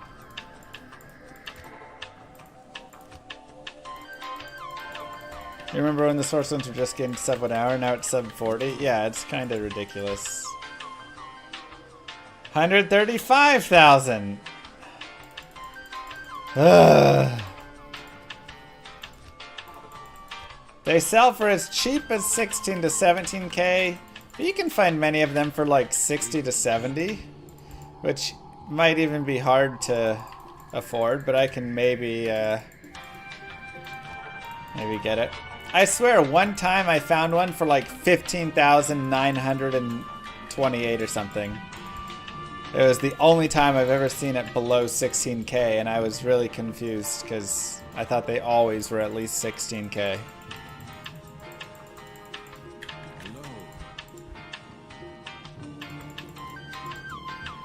Hi Kane, there you go.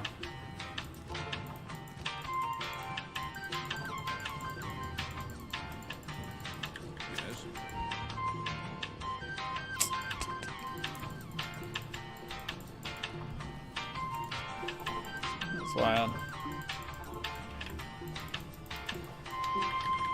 Yeah, I tried to collect some gold, but I just don't have enough gold. But even if I had like an okay amount of gold, 80k, whatever, there's no way I was gonna have 135k.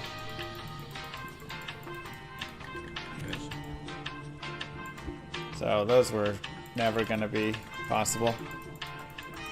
Yes, in normal, first place you can buy it is here.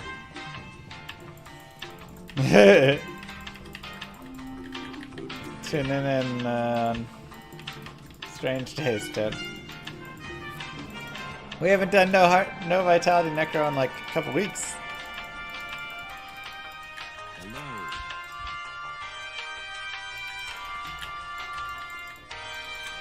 The worst thing that ever happens is you do this. You shot for like 20 minutes, you get the teleport staff, you step outside, and you immediately die in like 5 minutes.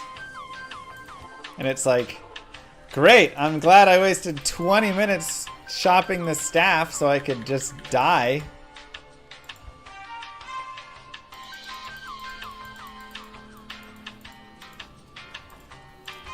Reiki says you're more afraid of the onion than the habanero. I mean, I am also afraid of the onion. I hate the onion. I also did not like jumping in the cold pool. I was also afraid of that.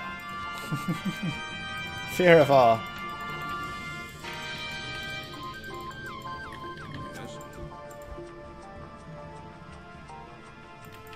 This is insane. This might be the longest shop I've had in like a year.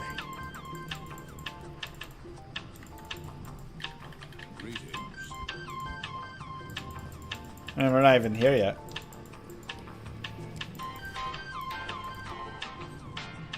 Also, the habanero was brutal. I'd never eaten a habanero before, but I'm not excited to ever do another one. I think I shot 3 20s faster than this.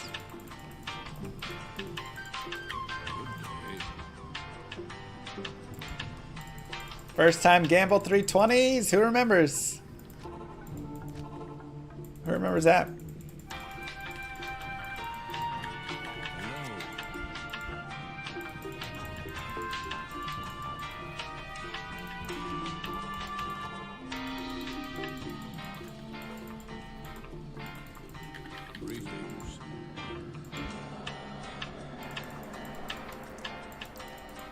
Wasn't that long ago? Yeah.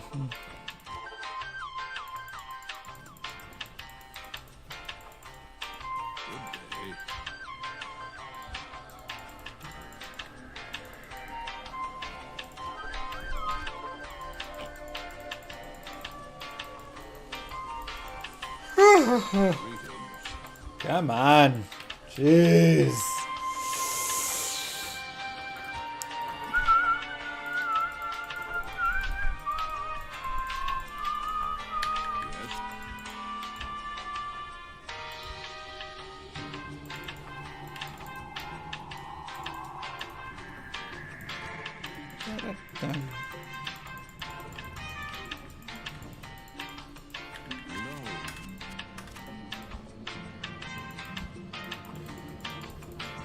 The blog isn't as bad as the reason I played a melee character. Probably just have to increase your resistances and get your block to 75%. Those two things will be, yeah, 75% block. Those two things will do a lot. Not in town. Yes?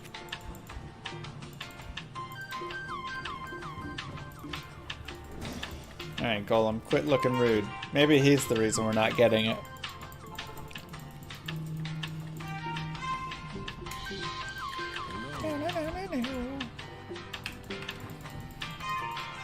God wants to protect me from teleport. For real.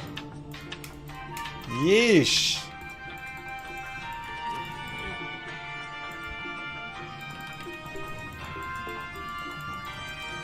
Res is almost max and block is 60 to 65%. Maybe you just need to be a little more careful than how you're moving. Move and, you know, smite more things rather than one thing all the way through. Smite more around so you're stunning more stuff.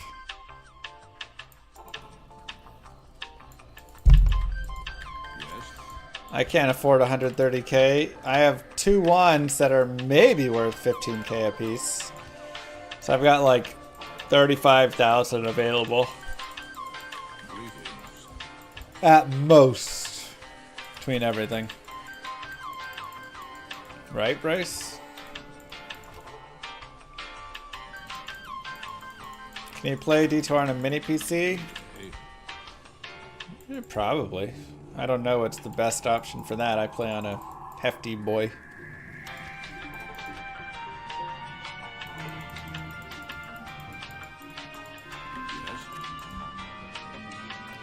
We made it to Act 5, Hell Ancients. One time. Another time we made it to Act 5, Bloody Foothills. We just, in Hell, we just haven't closed the deal. Alright, that's it.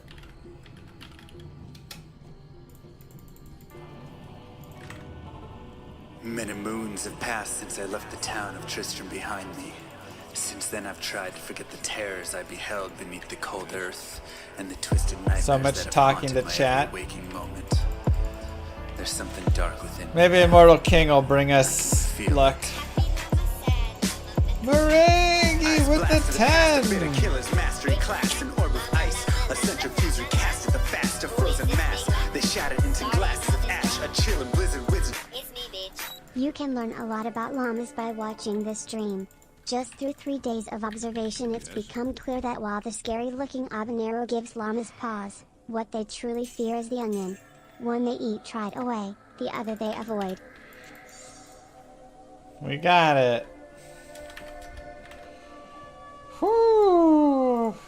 Now I'm gone in a flash, and we don't stop. A Nova Proc, weapon swap, a unit drop, a tear through this chaos. Listen to our master rap. So now we just need to not die soon.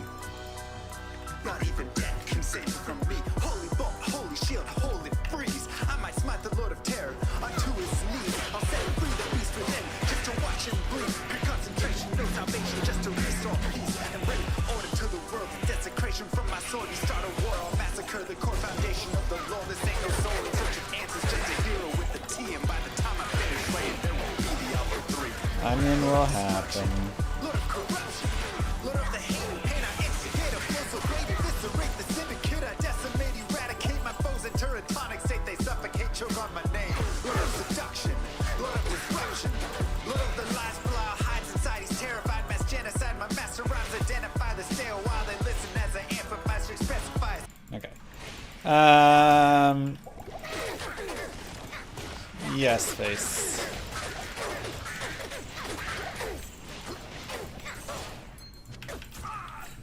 Man, that was forever. Teeth and bone are pure magic damage, correct. Not enough mana. Is correct.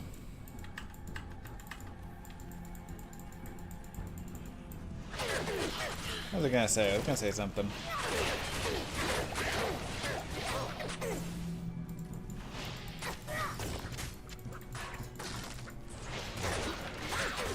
Wait. Wait, it's been 84 years. Oh, why was the All-Star game so bad? I mean, it's been declining every year. And, you know, I think it's hard to say exactly why it's so terrible. But it kind of goes along with how basketball has just evolved in a way as well, which is almost slightly the bigger issue. Like, the All-Star game has gotten worse, but the quality of basketball has also gotten worse.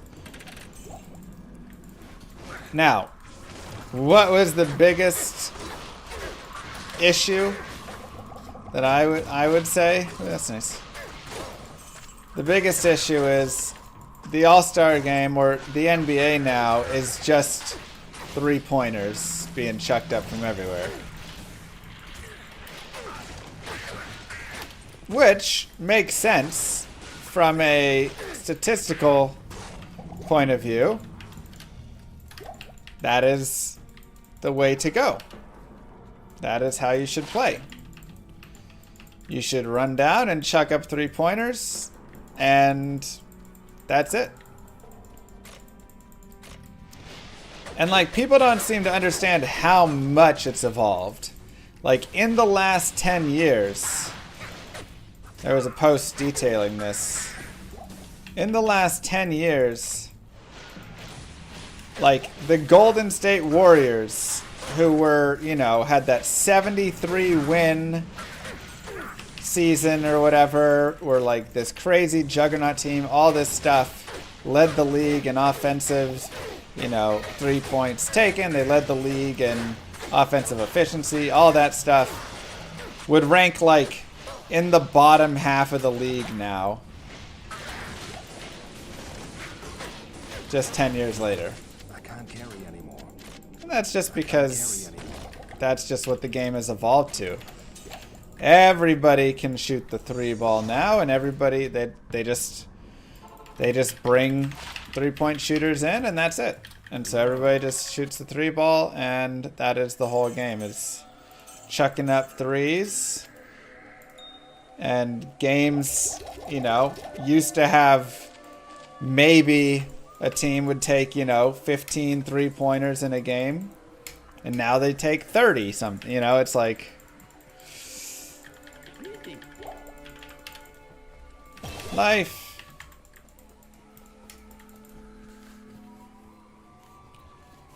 Isn't it common for stars to give it to someone like Giannis, let him drive to get 2 every time? I mean, the thing is, driving for 2 isn't even that common anymore. But yes, there is the idea of drive, give it to your star, let him drive to get 2.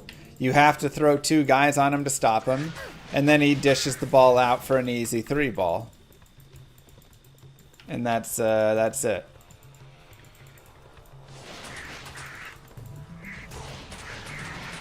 So,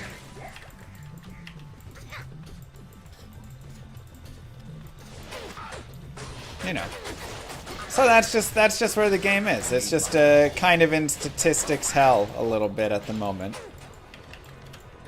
I mean, and the MLB is a little bit of the same thing, right? Like, why are there so many home runs and so many strikeouts? And it's because people realized, wait a second, statistically, you get the most value out of hitting home runs, even if you strike out twice as often. A home run is just worth so much more. So there's a lot less of this whole idea of, you know, getting runners on and around and the value of the single. And there's still plenty of value in, you know, runner on base and all this, but a home run is just such a bigger value.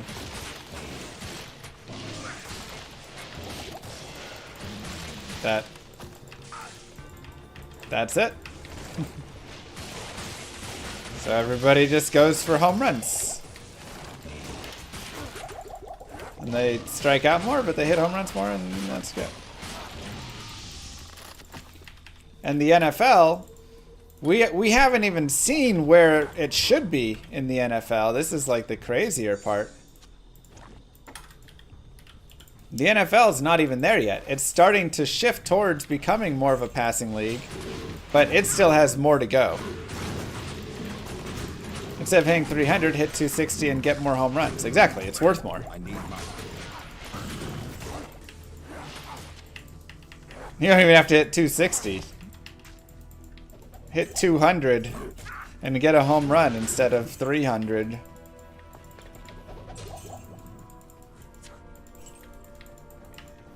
Games can be lost with 2 solo homers. Sure, I mean, there's always cases, blah, blah, blah, whatever, but the idea is if every player is, you know, swinging home runs instead, it's worth more.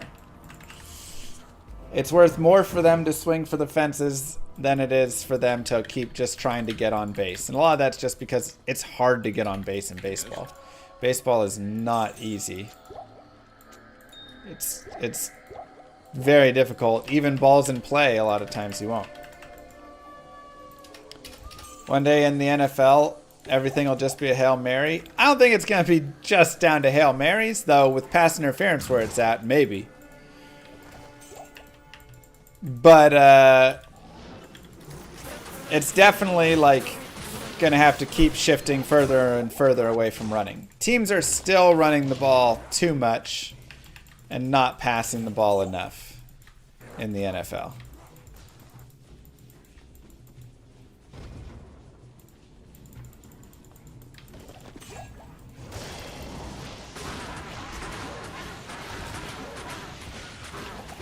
Like, and that's because you have a lot of old dudes still running the NFL who think, you know, they're old. Old ways are the best. But statistics show every time that you run the ball, there is a negative points value. Now, is there plenty of times and situations where, hey, a team is so against you throwing it that they're leaving the box wide open and all this, or, you know, Dallas Cowboys, for instance, stack so much against the pass that you could run against them pretty well? Sure, you're going to run into scenarios and situations of that sort.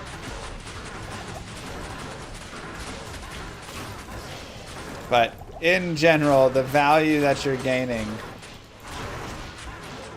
from throwing the ball is positive to your points total at the end, and throwing and running the ball is negative to your points at the end. But there's still many coaches who believe in the whole establish the run and all of this, and they just don't need to. There was some studies done on like the effectiveness of faking a handoff, right? Play action. And a lot of coaches believe you need to run the ball a few times and then you can run play action after you've run the ball a few times, and it'll trick the defense and, you know, that'll be enough and whatever. But they found that you didn't need to actually waste the downs really running the ball the few times prior. The play action was still just effective without wasting the downs to establish the run. So that's the sort of stuff that, like, I think we'll see more and more get phased out. There'll be less and less, you know, doing the parts that they think are that, and more just coaches having their players, you know, run motion more often, just do the play action more often, all of that. It's just the act of forcing them to at least respect, you know, of how they see it there is enough. And yeah, I think more and more you'll see the opposite. Pass the ball a lot to establish running lanes. You'll actually, I believe the reverse is actually the thing that will work way more often. Rather than getting in there and always having to establish your run and run it a bunch up the gut for 0 yards, pass the ball 8 times in a row. And then one of the play actions, don't actually, you know, fake it. Let them take it and go. And I think that's going to be how it will eventually end up shifting. As we start getting rid of McCarthy's and, you know, these older coaches that won't adapt to change. Running once you're ahead gives your defense some rest. Yes, but it also is a great way to, and this is another, man, we're just going study to study. I like reading and researching analytics. I mean, I was a data scientist before this, right? This goes to other studies, which is why does it seem like there is momentum in games? Why is it whenever teams are ahead, there is always a looming feeling that the team that's getting beat is going to make the comeback and all of this? And the reason it feels that way is because that is the truth. It happens. More often at halftime, if your team goes into the locker room down by 1 point, that team wins more often than they lose. Now, 1 point is, you know, obviously very low, but in a perfectly equal world, Goran, thank you, you would expect that the team that goes in up 1 point is going to be up 1 point. Thank you, Zero. Right? Like, all things equal. If we start a game, let's say you and I start a basketball game, and I score 15 points. At that point, history should not have any effect. And if I was a 5-point favorite, I should now be a 20-point favorite. Because I was a 5-point favorite at 0-0. And so now I should be a 20-point favorite at 15-0. You shouldn't worry about the past, just like the gambler's fallacy. Right? But what happens is that doesn't hold true. If that team gets that early lead, whatever, they are not winning the game then by 20 points. They still win the game plenty of times, but the amount of points that they win it by will be less than that, right? And so this is kind of the basis of all this study. How can you get tired of this game? And there's kind of multiple factors, and one of which there's 2 big points. One is teams that are ahead play worse once they gain the lead. And a lot of this is they play suboptimally, which is exactly like you're saying. Oh, well, now we should start running the ball a bunch so we can give our guys a rest and burn the clock. And you know what happens when you run the ball a bunch just to burn the clock and give your guys a rest? You know what happens when you go into prevent defense? You start playing suboptimally. And thus the other team starts to catch up. And it prevents you from winning. And the same is true for the reverse. The teams that are now behind actually start playing more optimally.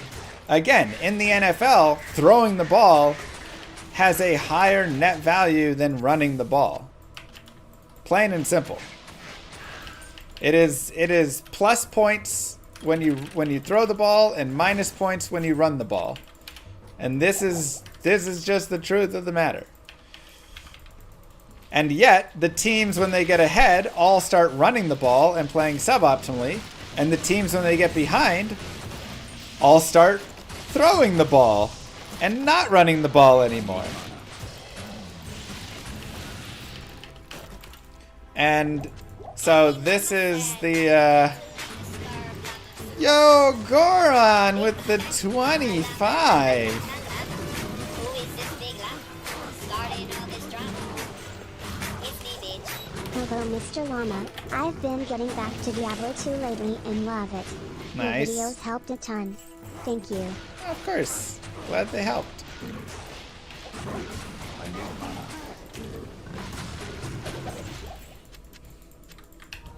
GG, thank you. So, this is the conundrum that it is in. Is you have this where, yes, teams that are behind start playing more optimal ways to play, and teams that are ahead start playing less optimal ways to play. And that, in general, ends up being what kind of ruins it all a little bit.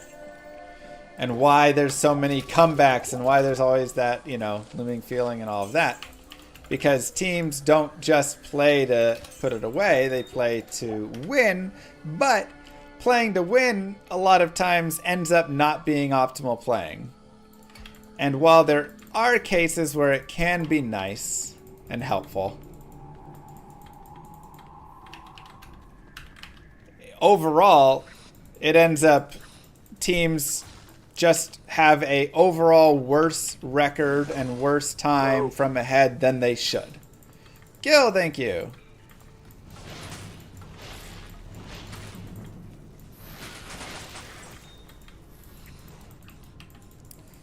This mad thing can actually be done. We're trying.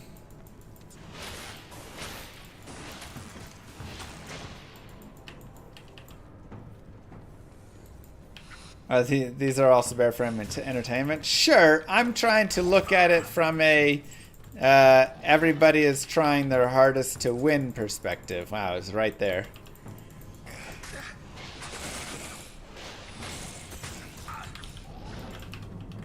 But you see it time and time again, for instance, in the NFL, in the Super Bowl. The 49ers played great defense on Mahomes, and they played great the whole game. They got the lead, end of the fourth there, and then they go playing prevent and just get walked down. And that's how it ends.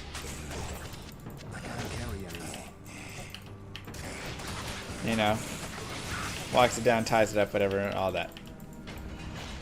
It's just such a classic. How many games get lost by prevent defense? Oh, we'll just give them everything right underneath in the middle.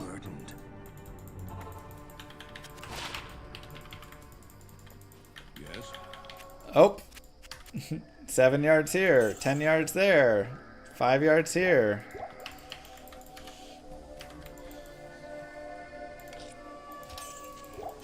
It's awful.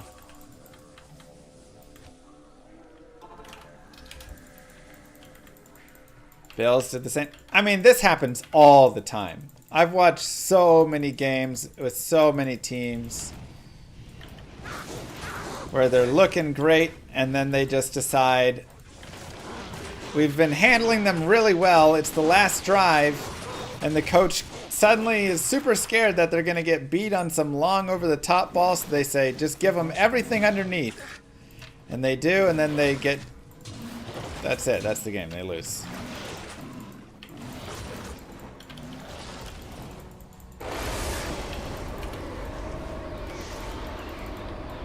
Give them all the 10-yard plays. Exactly.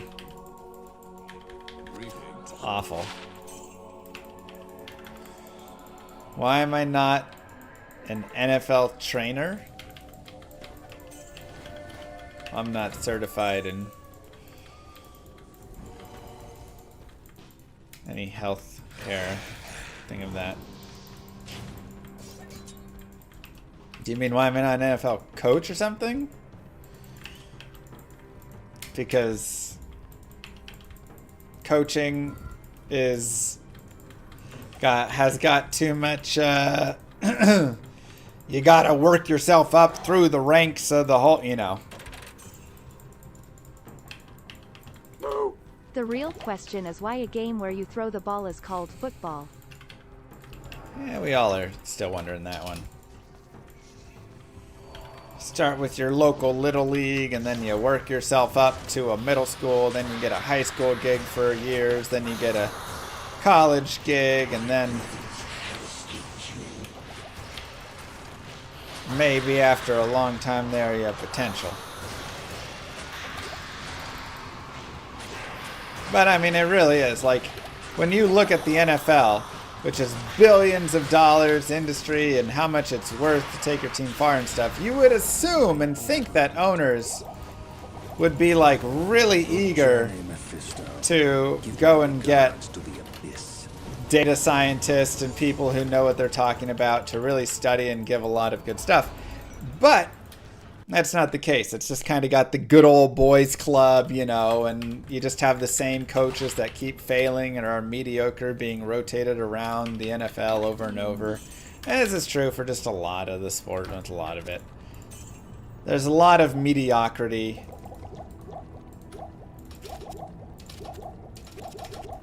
Because, and even within just that piece as well, coaches, I'm not going to like defend coaches because there's a lot of terrible coaches that shouldn't be coaches in the NFL. But they just are because they were, and that's it. There's people, you know, everybody's too scared to go hire someone that's outside of it. It's like, hey, if you bring in so-and-so, Mike McCarthy, well, he's, you know, he's had his place where he's done all right, and so whatever, right? Whereas if you go and bring in Mr. Lama SC, everybody's going to be like, what are you thinking bringing in a guy who's never even coached a down of football in his life? He doesn't, you know.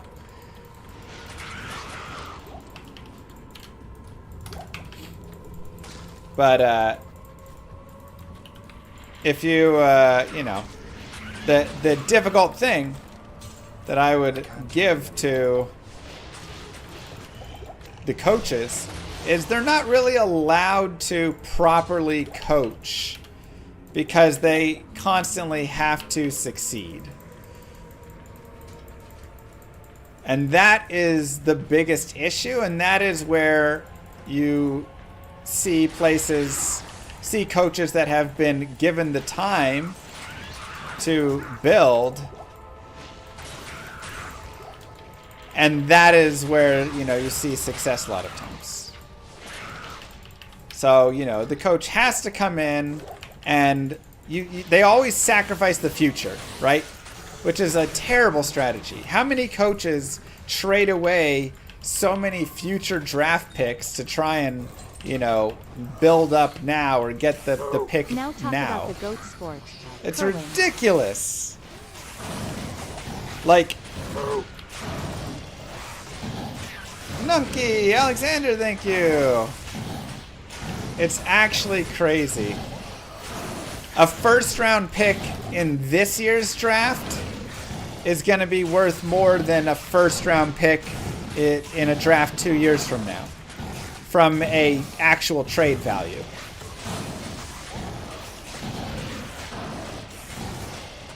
And that's insane, because you know what? Those are both first round picks. They should be worth 1-to-1. But because a lot of coaches need to have a winning record or they're going to get fired, that pick down the line is worth less. And so a truly successful team would be the team that trades all of this year's picks for 2 of every next year's pick, for 3 of the following year's picks, for 4 of the following, and in 4 years that team has 4 first, 4 second, 4 third, you know, whatever. You could very easily go through and trade a bunch of picks to get a ton of value. But to do so, you would be sacrificing the now, and no team can somehow figure out except be okay with the fact of sucking a little bit on the way. Because if you do that, you get fired in 2 years, or a year. You know? And that's that. So the value of later round picks and everything goes down drastically. One, from coaches, and two, also for owners, because all the owners are basically on their deathbeds. That's the, you know. How many more years is Jerry Jones going to be alive? I don't know. Do you think he can wait 4 years to sack picks so that 4 years from now they get a bunch of picks and build up for a team? Yeah, maybe, but he might be dead before then. So he might also be looking for somebody who can win right now and make it happen at this time.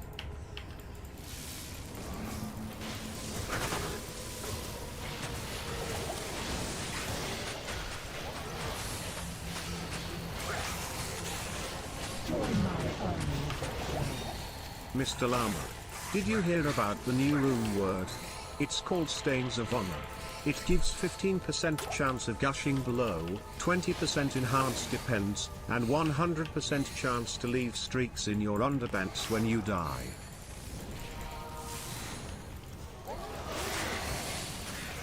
Stains of Honor. I'll have to check it out.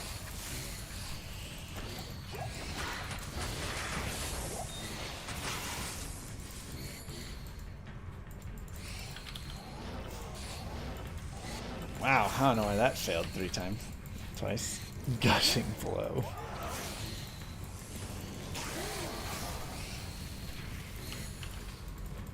Interesting, Emroy. Did you make it 17 numbers?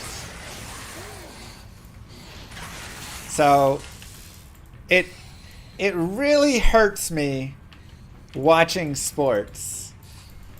Because sports, like the NBA now, have become statistical nightmares where everybody just jogs down and chucks up the 3 ball and there's not really much basketball played. Like, it's fun to watch basketball. But statistically, it's the best way to play, and I can't deny it. Yeah. Rip that, Emroy. Same with, you know, baseball a little bit.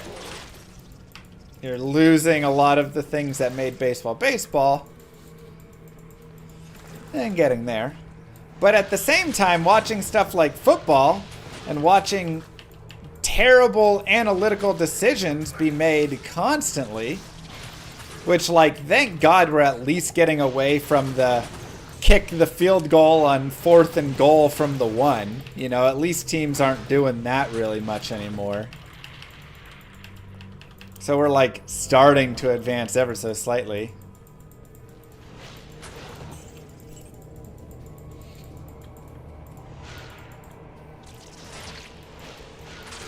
But, you know, so it's a mix. It's like I either watch a game that is statistically they're playing so terribly, or I watch a game that is so statistical that all the fun has been sucked out of it. And now every game ends 149 to 141, and you're like, what's even the point? 73 pointers attempted, you know?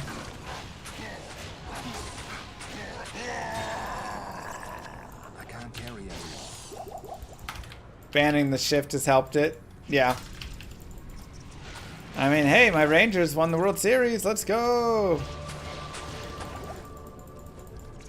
And the pitch clock was also a really nice change, just overall for quality of life. Hey, we got an Amrune there. Nice. Yeah, I will. So, but no rubies. Man, our rubies are like really sad right now. 31 fire res, I don't love that. You don't like the pitch clock? I think it has, like, its annoyance, but the value of it is still too high for me to dislike it. It was needed because people that would just take forever and the at-bats that were just a year long.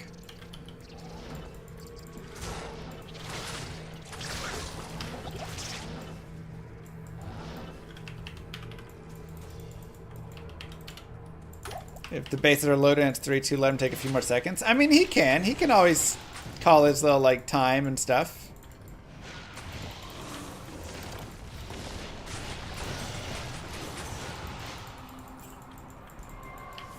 He just can't continually do it. Right, only 2 per at bat.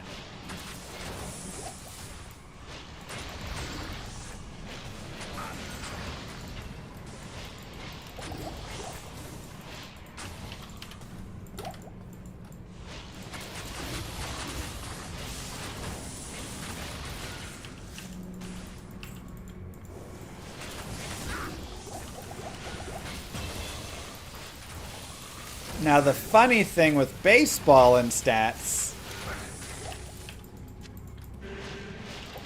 with 3-2 counts, is batters should be taking it way more often. They swing way more often. But pitchers should also be pitching strikes way more often. So pitchers don't pitch strikes nearly enough on a 3-2. But batters also swing like almost every time on a 3-2 pitch.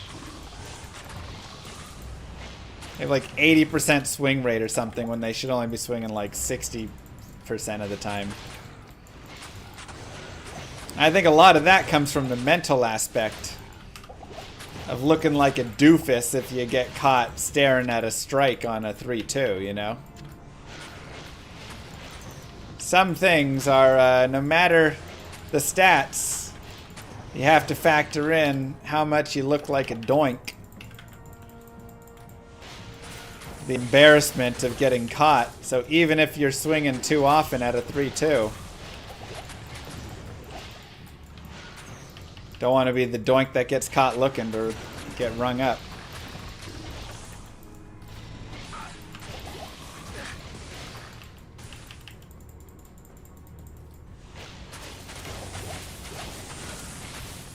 And the extra chance to get a hit or home run. I mean, that's all factored in. They still swing too much.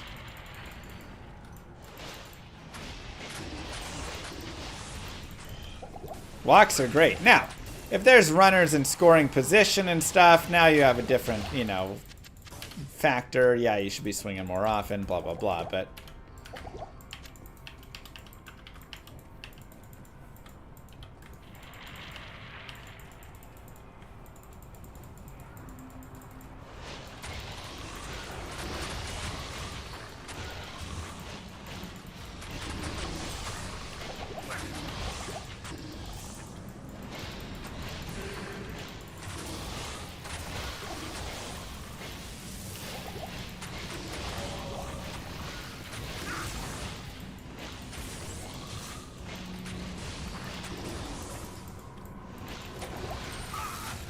three orcs in a row for Nightmare Countess. Someday she'd be like that.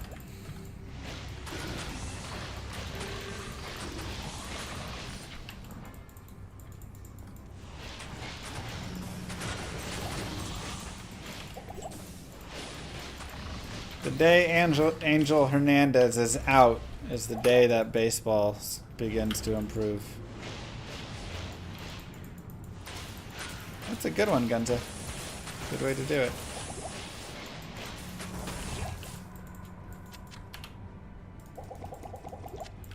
Alright, Diablo. 19 light res, 30 fire res.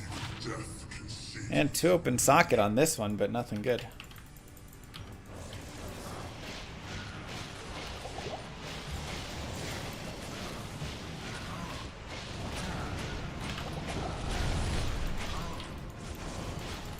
Hurt seeing a fourth of your life.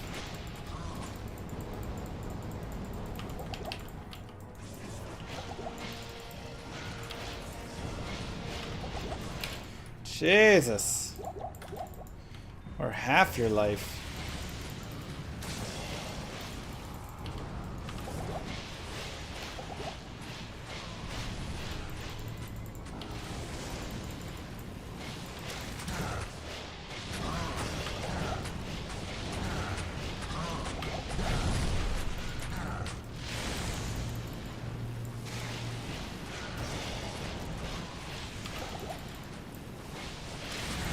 So anyways, all that to say, the All-Star game is kind of boring lately. Lord Diablo, I have bested you. Good to see you. What do you need?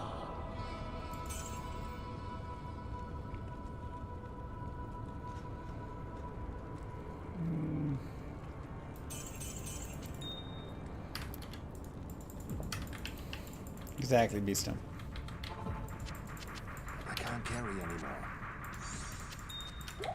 I can't carry anymore. Sure. Yes. Hey man, I just like talking statistics, alright? Wow! 60 strength it is. 24 light res, 25 fire res. Heck yes.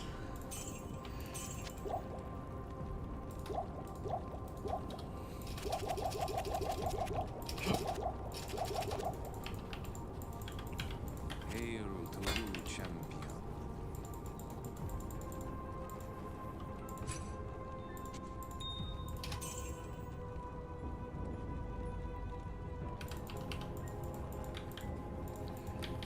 Why not wear the armor? Because I want stealth. I want the fast run walk FCR right now.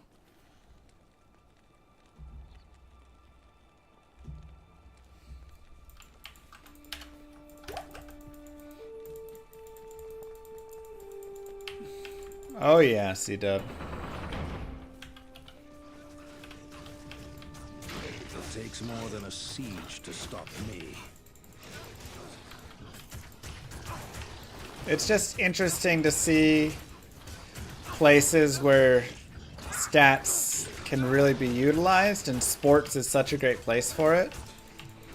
And as someone who played sports and stuff, like, I have a good understanding of sports, and so, you know, that can add to it.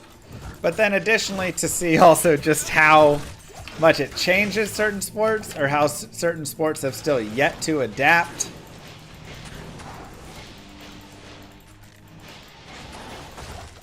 And again, even the outside influences for adoption. You know, like I said, with coaches in the NFL and draft picks. Why are more coaches not trading draft picks now? Hey, we'll give you our first now for your first, second, and third next year. That's a straight up just free second and third rounder. Also, first round draft picks are way overvalued. And the latter draft picks are way undervalued. That's another discussion. Whoa, what? What just did damage to me?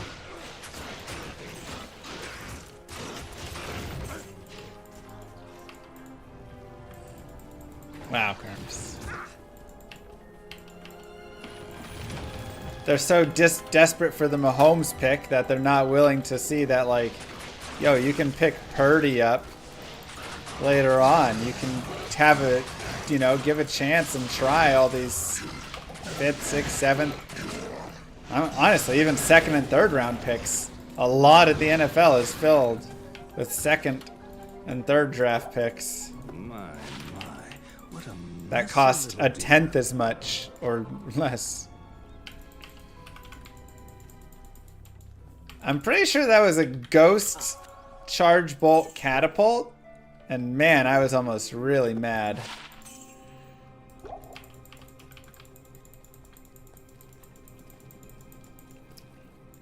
Mahomes went 10th. Sure. The top 10 picks. Thank you, Pie Trek.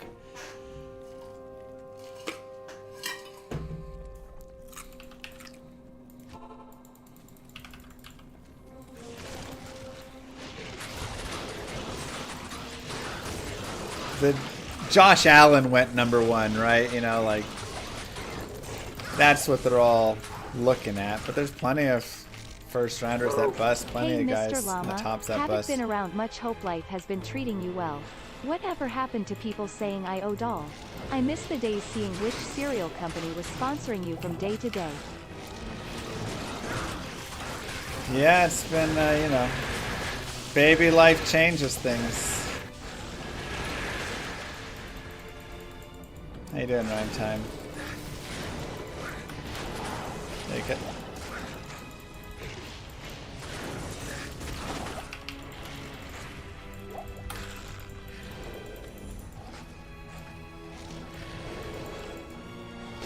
In the clip, it looks like it was the little mines that you walked on. What? There's not little mines in this game.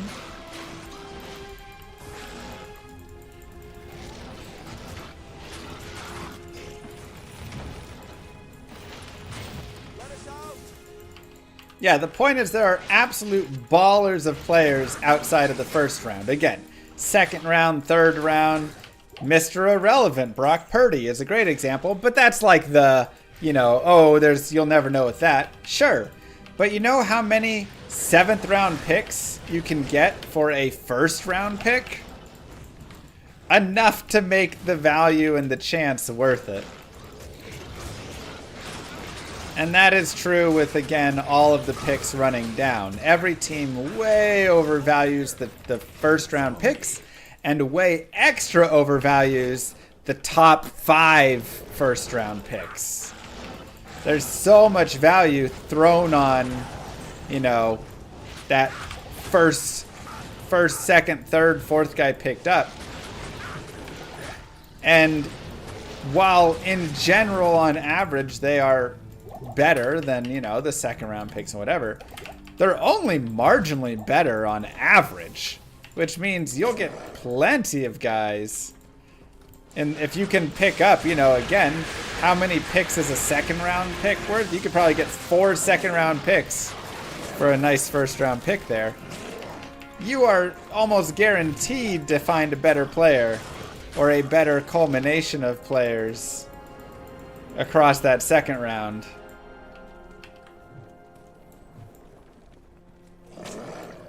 Yeah, so it's a higher hit percent. Maybe the chance that a guy in, you know, the top 10 of the first round is successful is like 60%, but even then, 60% isn't really it. It's lower. You have injury that factors into play. You have just bust overall. You have guys that do okay but don't really excel.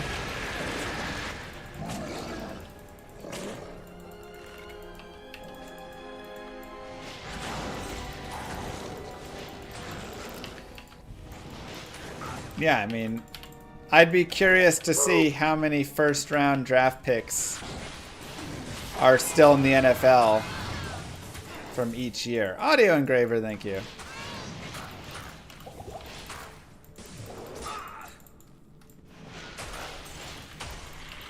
They removed that. You can do whatever you want with Andy now. She's automatic.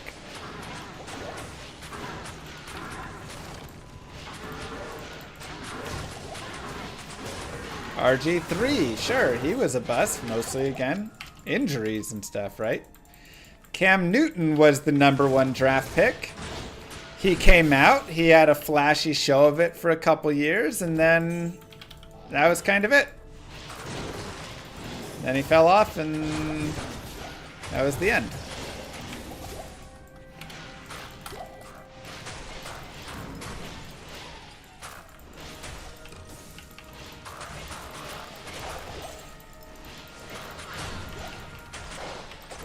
Never built a team around Cam? I mean, they built the team that went to the Super Bowl. They definitely had something. But also, when you're paying guys first round, first draft pick money, it costs more. And that's a big issue as well, is cap is a huge problem, and those first round guys cost a lot more. Plain and simple, they're just more expensive. Rookie salaries ain't nothing when you're paying the, you know, first, second, third pick. Now, when you're paying the 35th pick, he costs nothing.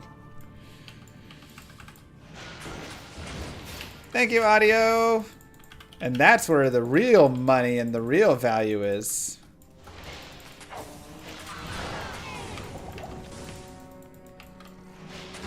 Because, again, oh my god, blood mana.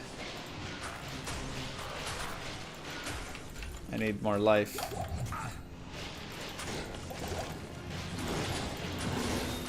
You can sit there and say, is this, you know, first round pick worth it?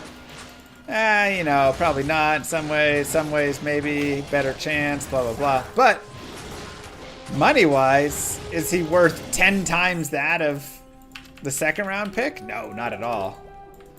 And when you're on a limited amount of money you can pay a team, if you can use that money to go pay somebody else, you use that money to go pay somebody else, my friend. And that is worth more.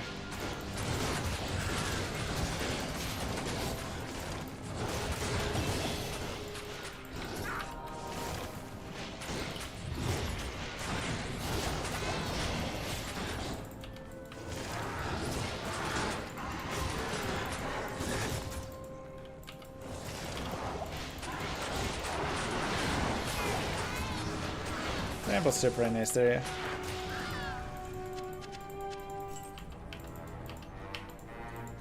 I mean, look, they're always more. This is the thing. You say they, you know, work side deals to pay long-term contracts, but like, you know, look at how much these NFL QBs and stuff are costing. But what do? They do what we've talked about again over and over. You guys know it. They mortgage their future to pay for the now.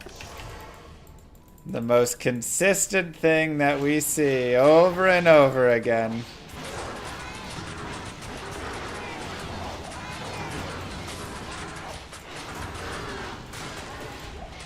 The players get the big paycheck and then start playing worse, yes. But the coaches and the GMs and all that.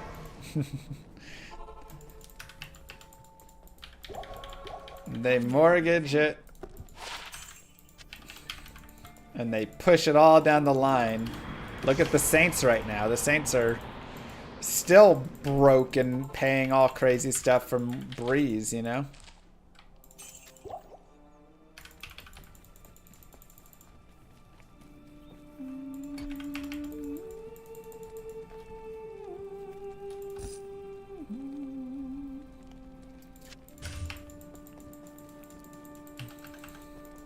But they want and don't care. Sometimes it works out, sometimes it doesn't.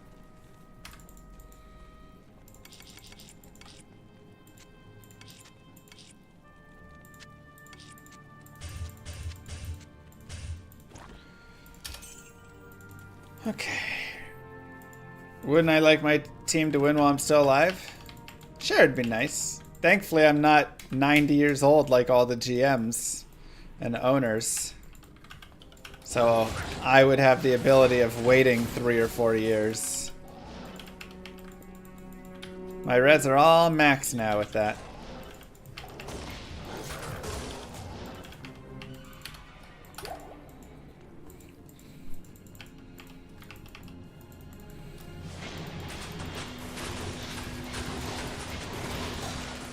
Cowboys have one in my lifetime? Yeah, but I wasn't actually conscious for it.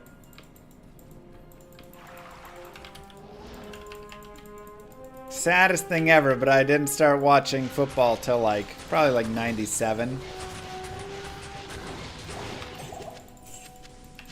Missed all the glory.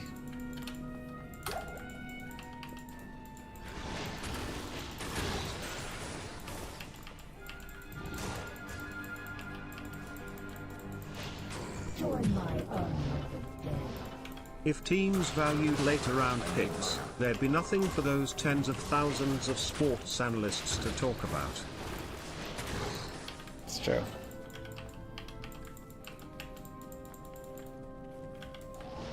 There's plus life meta here? Oh, for sure. I need to go get some plus life stuff, honestly.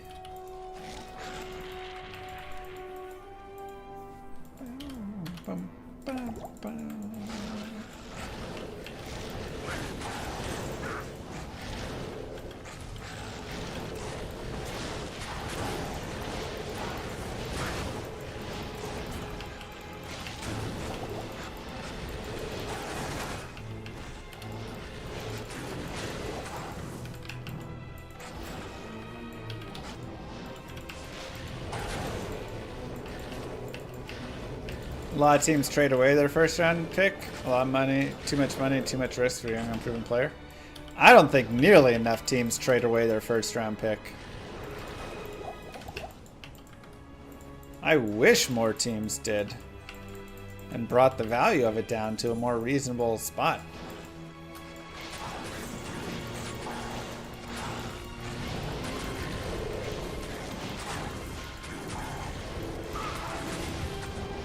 If I was a GM, coach, anything in the NFL with that power, woo-wee.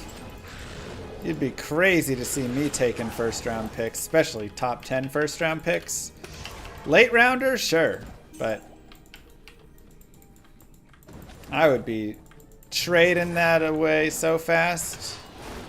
Oh, this looks like the next generational QB. All right, I'll trade it for your first round pick, your second round, your third round, your fourth round, your fifth round, sixth, and seventh round. Thank you very much.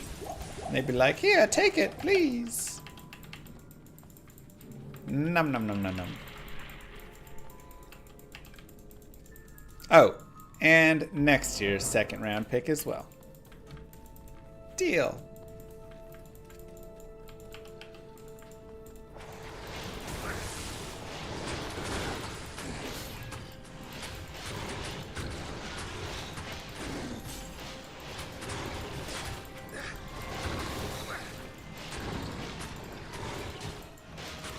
And then the first round pick breaks his ankle. And, yep. And I got 8 guys instead. If they get generational talent, they're fine with it? Sure. And I'm fine with giving up the small potential that they will get a generational talent out of it.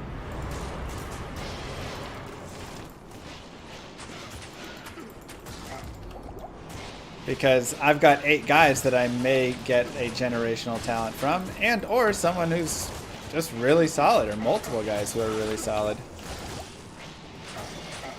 That's worth more.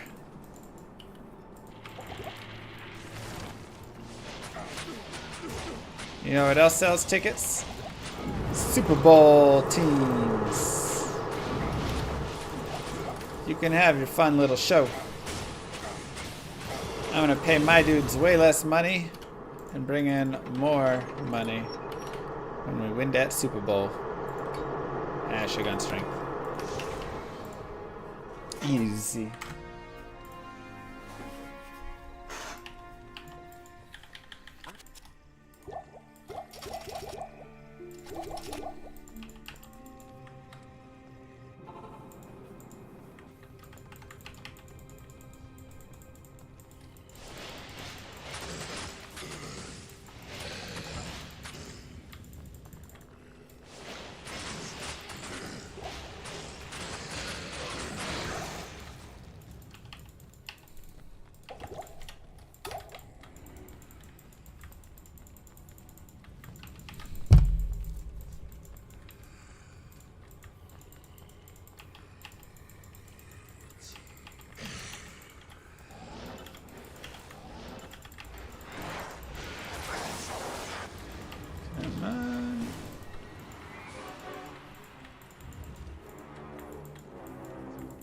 Can't moneyball the NFL in the 21st century?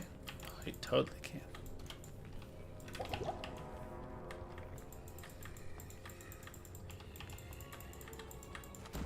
Can moneyball anything.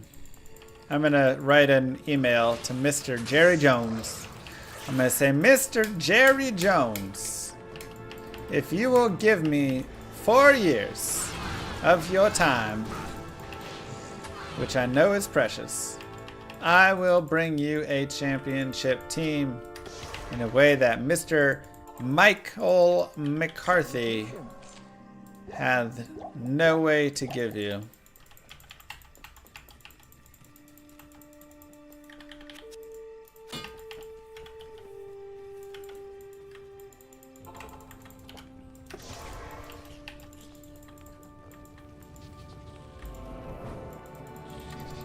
Exactly, Kevin.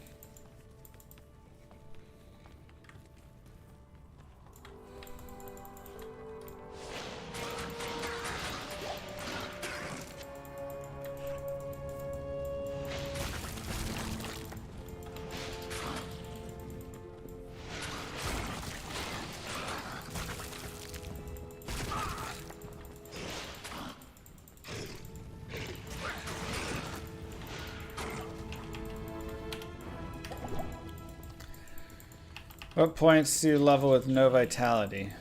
Well, we're going strength, dexterity, and energy. As of right now.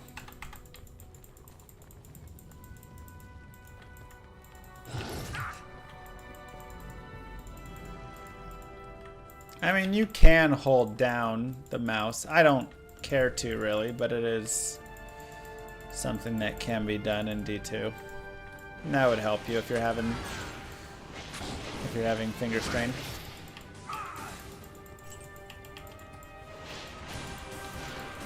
I need more than 4 years. I can make it work in 4.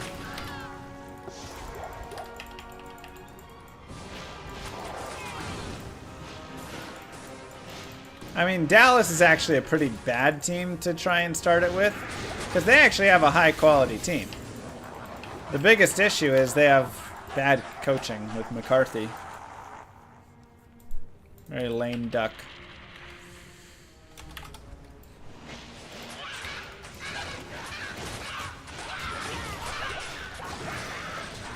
But they actually have a lot of the pieces that they would need.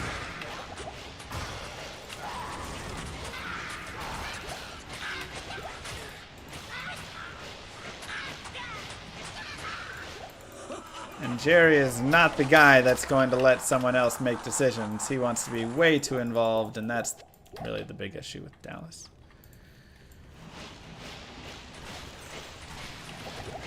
Not in the long run cases.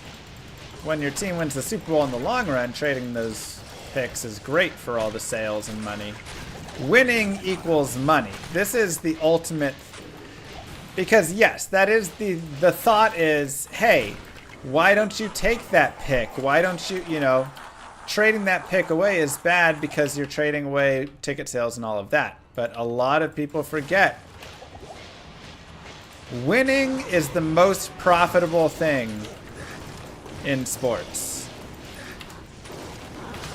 You can take teams like the Golden State Warriors, who did not make much money at all and were a small market team. They go and win a couple of years, and now they are a giant market team, one of the biggest in the NBA. All because they've won.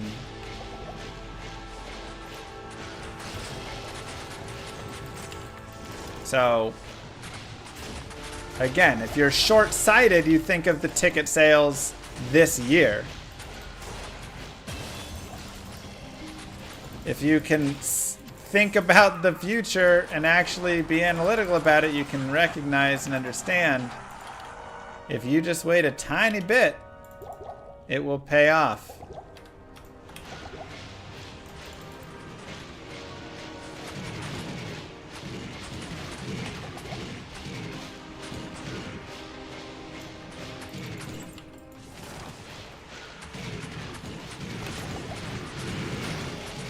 Joker's a juggernaut, but Denver doesn't excite people.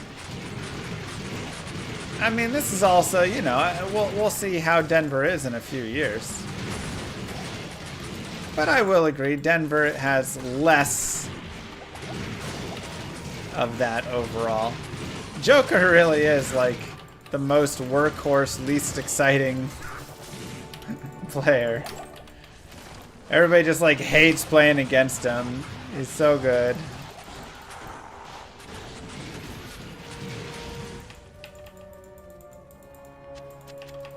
He's pretty funny. What's the biggest difference in NBA or NFL? What do you mean by the biggest difference? Yeah, we had, Baby had her first Chipotle. Woo! Her tummy was not ready for it.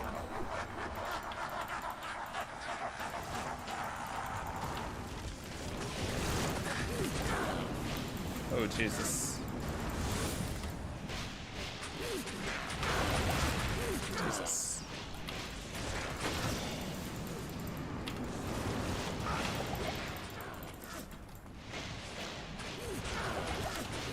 I have a baby now? Yeah.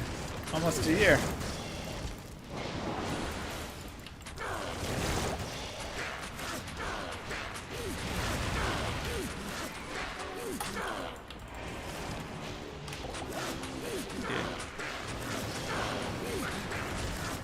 Moo Girl had me time. And so I took baby to Chipotle so she could have her first Chipotle experience. And I mean, I will say, she loved eating it.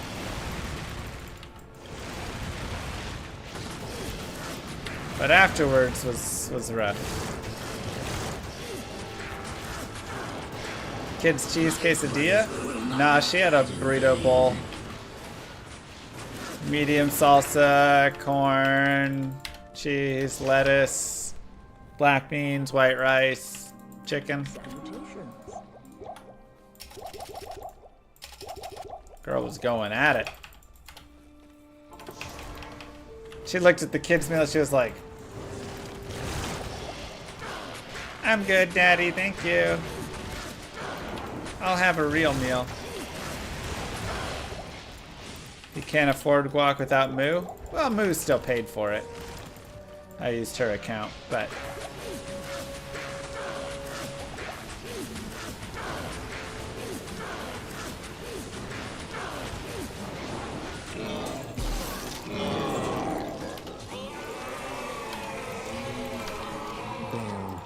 It was not rude, it was very thoughtful of Moo Girl to pay for it. Why do you think she couldn't sleep last night and had that blowout this morning? Yeah, I was wondering why. Couldn't figure it out either. Guess we'll never know.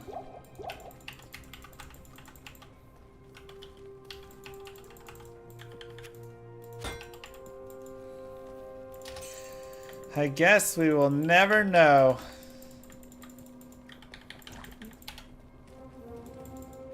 That's awful.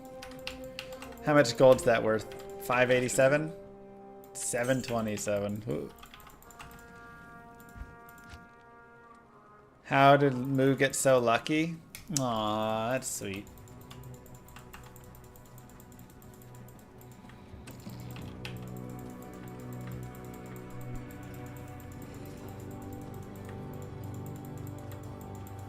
Lucky llama, lucky Moo.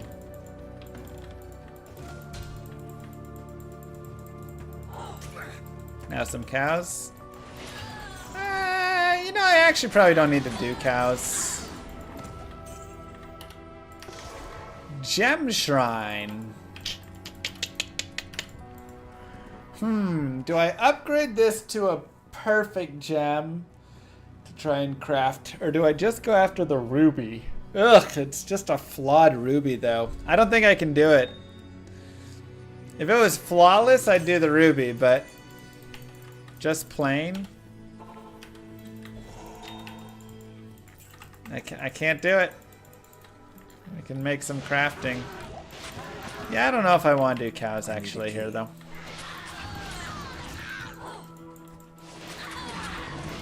Maybe we just go to Nightmare. Good day.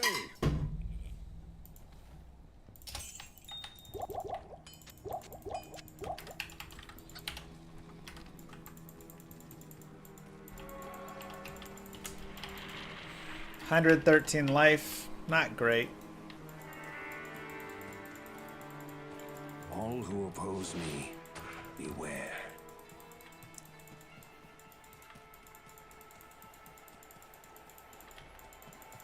$49, $69, $41. Good resistances.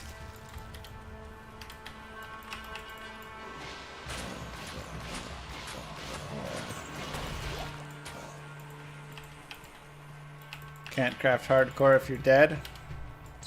Stop playing it like a speedrun. How am I speedrunning this? Just because we're through normal in under 3 hours?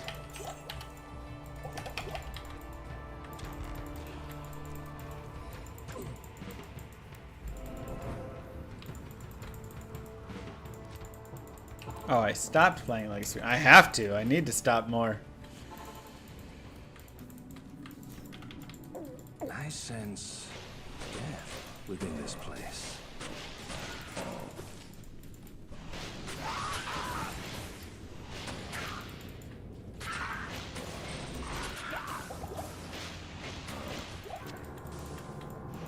Hell rune. Hell rune's actually nice. 3 hell runes is an IO rune, which gives us IO Dole, IO Dole, IO Dole.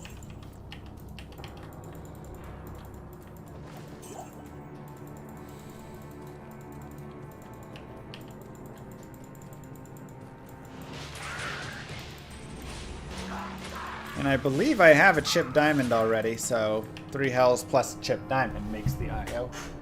Or one of the bulwark, hearth, etc. helms. Also true. Though I'm not sure any helm is gonna beat out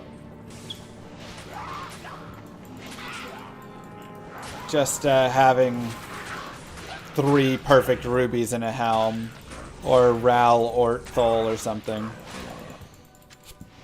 Hard to beat those.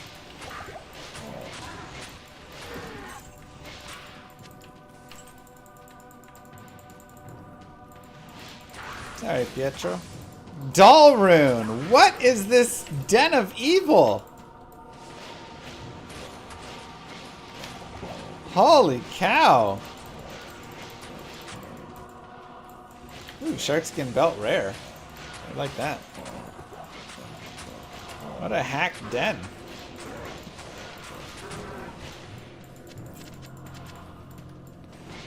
Is there a good use for doll? IO doll, IO doll, IO doll.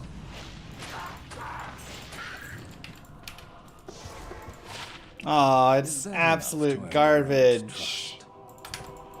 Wow.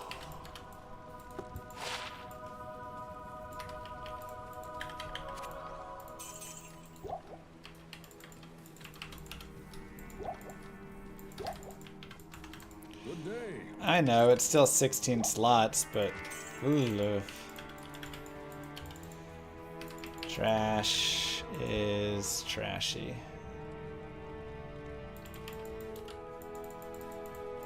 Okay, so we have this little fire reds, little hit recovery. I think we're good enough. Yeah.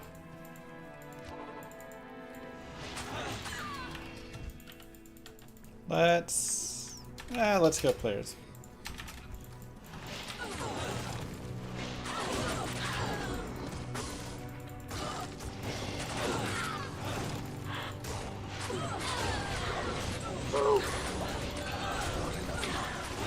Night Tiger, thank you very much.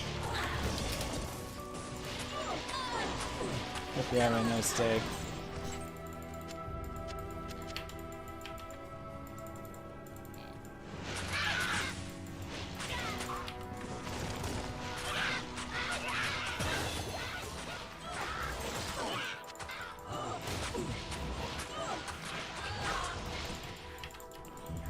Okay.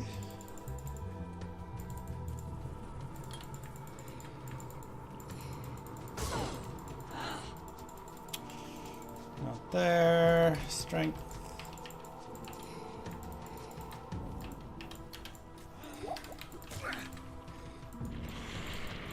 Let's do it, baby. Tonight is the night to party.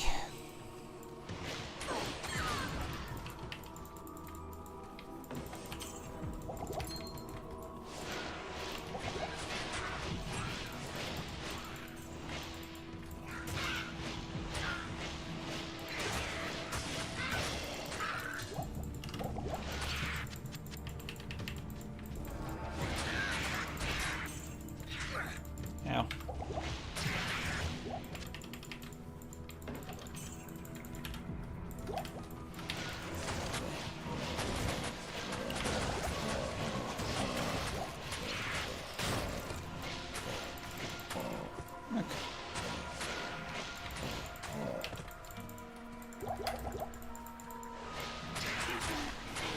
Might get to see an IO Dolby used? Maybe.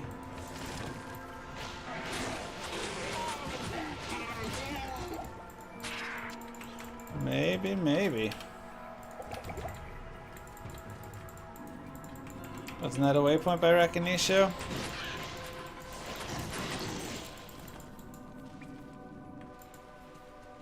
Where?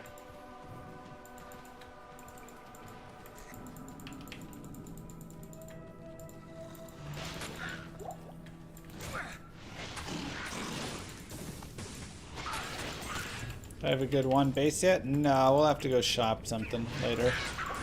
If we choose to go for it.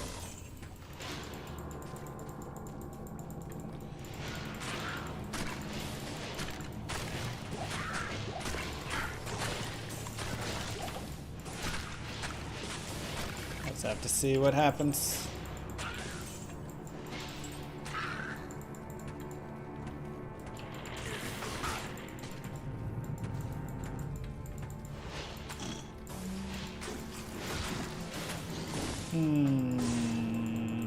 Okay, down, around, over.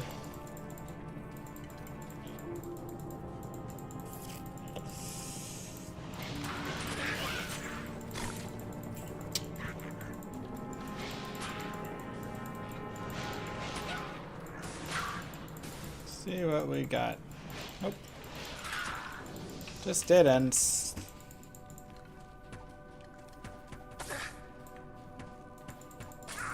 No. If I feel lucky enough, get Jobber and 2 goals early on. I mean, it's a little bit of luck needed. Honestly, you don't even need the Enigma to start with the Mosaic.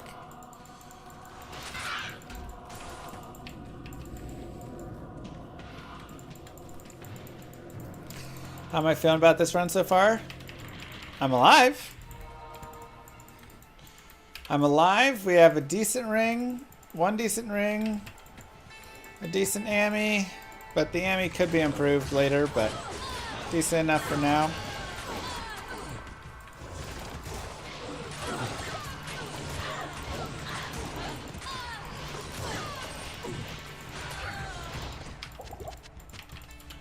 Trying to see a couple decent of those. That's gone.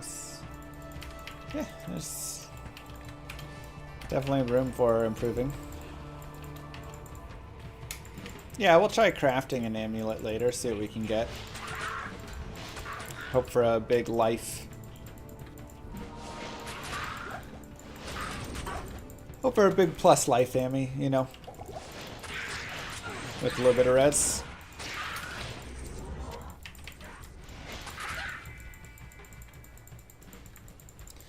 We got Farm Nightmare Countess. You know it.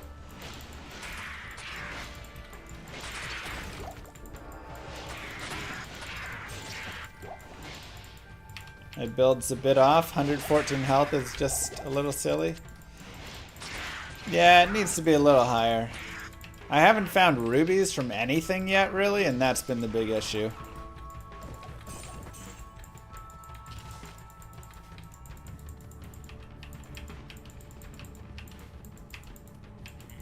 So that's the biggest struggle so far, I would say, is we have found nothing in the way of rubies. A flawed ruby is the best that we got.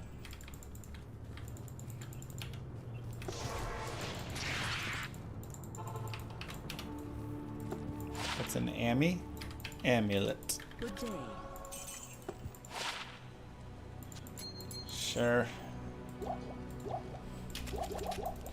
Cows have rubies? Yeah, doing cows, honestly.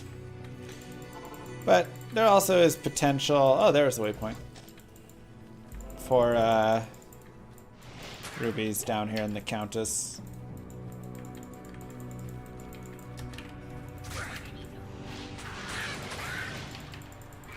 Let's try players 8. See what happens.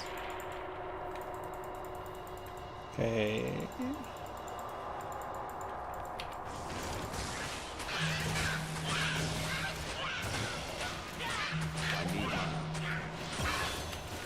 Darn, Jesus. What is happening with these drops, man?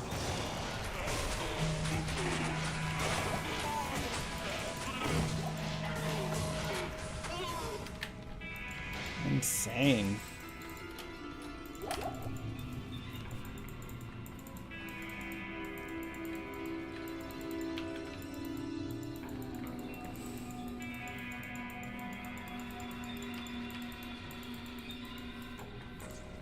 Second dull rune, nope.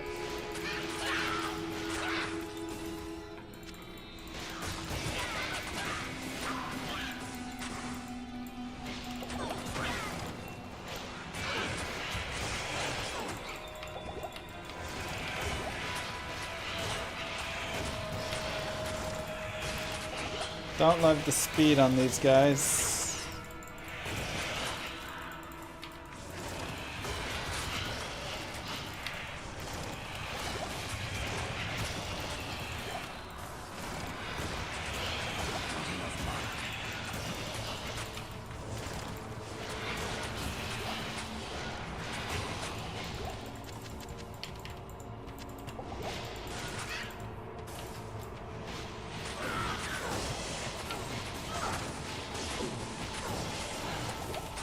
Dude, my golem's getting one shot.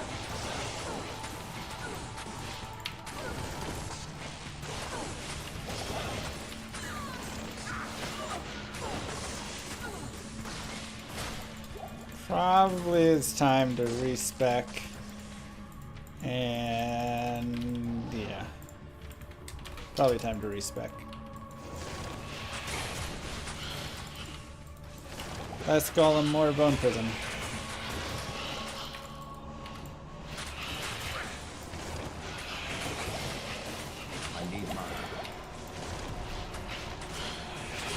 That was players 8. Now we're back on P1 for Countess. Hey, Mr. Q. How you doing?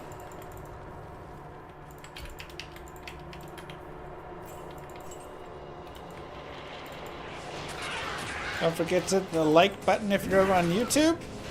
Subscribe to the channel. If you're on Twitch, drop a follow. Great way to keep up with all the content.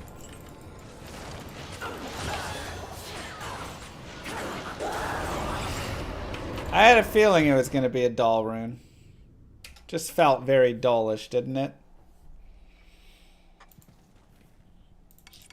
Which 3 dull makes hell, right? So that's actually like not bad. Good day. Hello. If I'm not mistaken.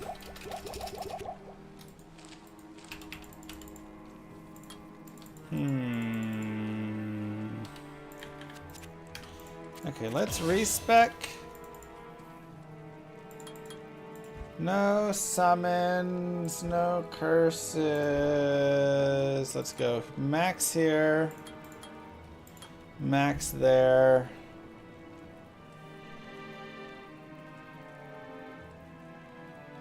Let's just go like this for now.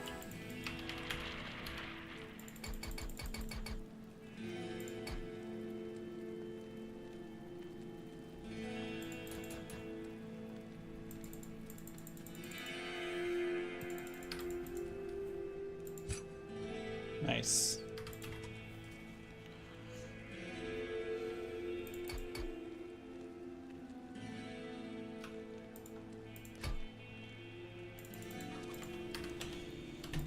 Okay.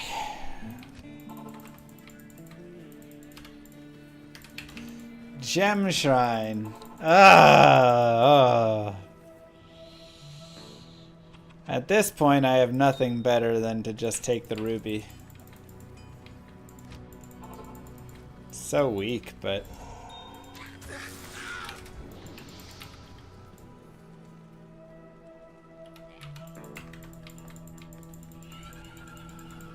we got 3 dull runes. Now, the real question is this. 3 dull runes plus chipped emerald?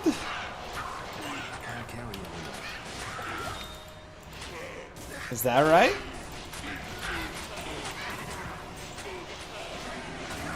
Not that. Yeah. Makes hell.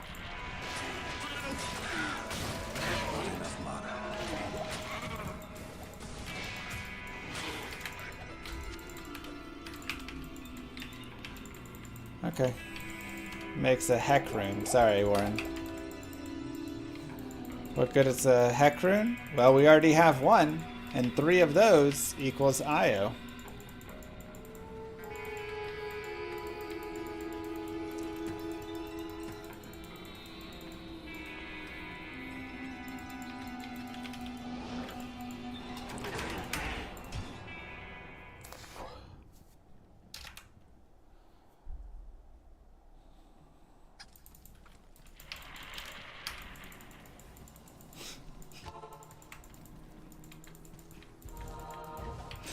is that?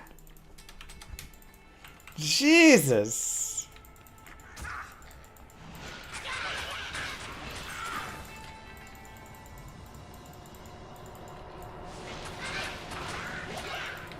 Sometimes this game, man.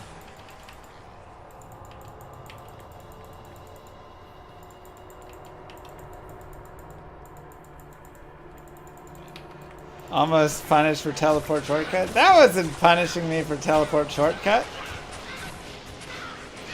That was punishing me for just being in the tower.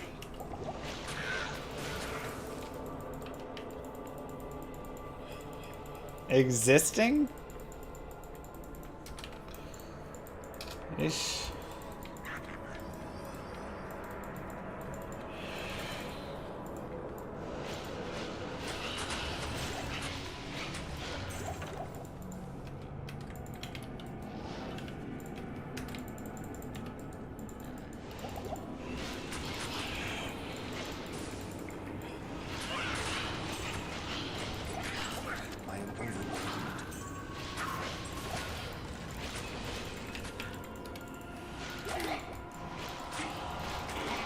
Making me nervous pause every new zone now.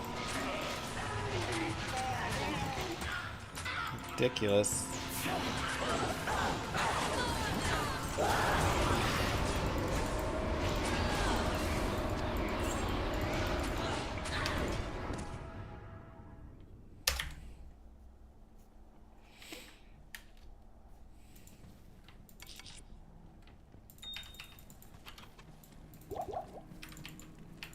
Good day. Lore is nice. Lore's definitely not bad.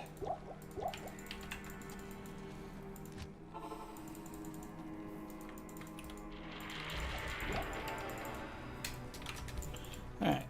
Let's go farm a little experience.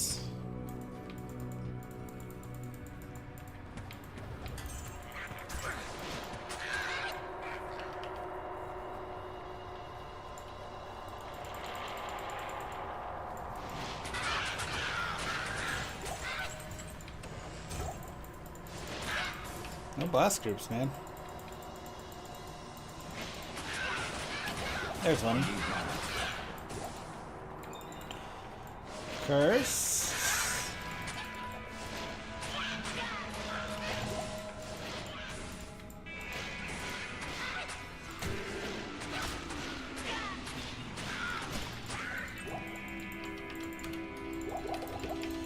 Ooh, okay.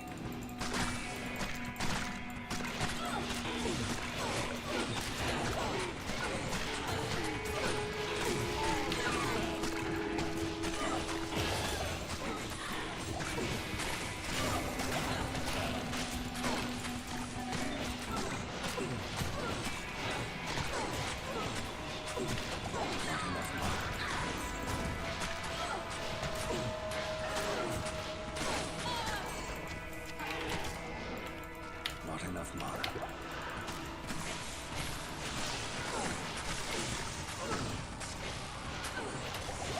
I need mana. Where'd that boss go?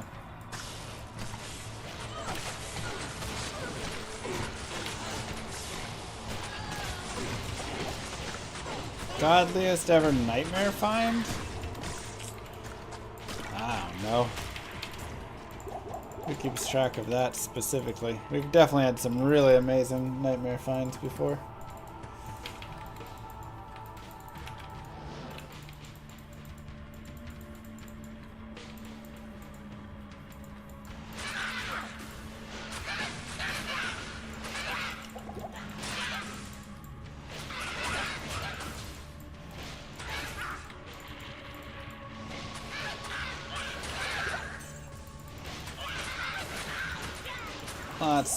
Lots of nice stuff though.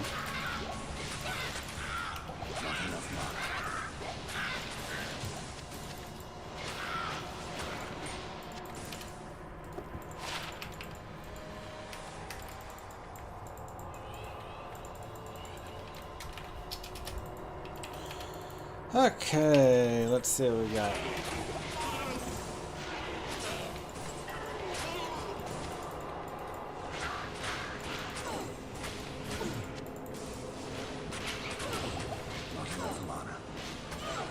They added a few more characters. It might be like 30 characters online now or something. I don't know.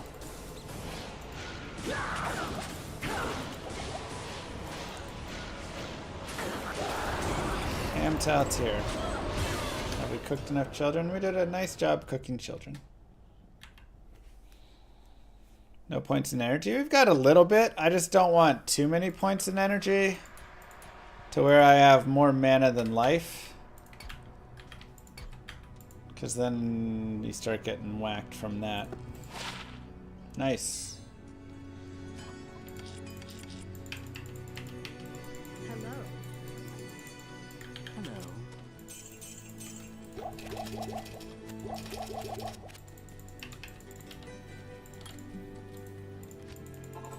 But did we cook the most children? We did not. We cooked the second most children. That danged Maddie Thorne boomed us this time. So we're 2-1 against her.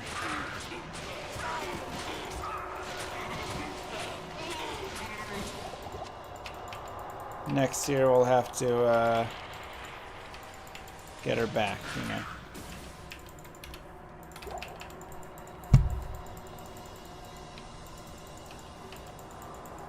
Did anyone clip the pool dive? Yeah.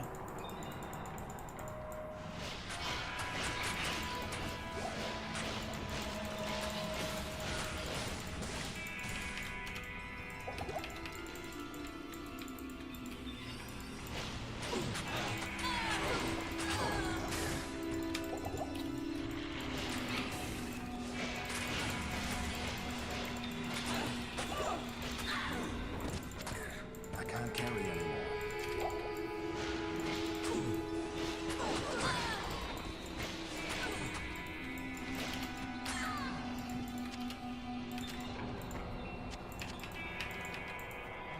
Best classes for a first-time playthrough with partner.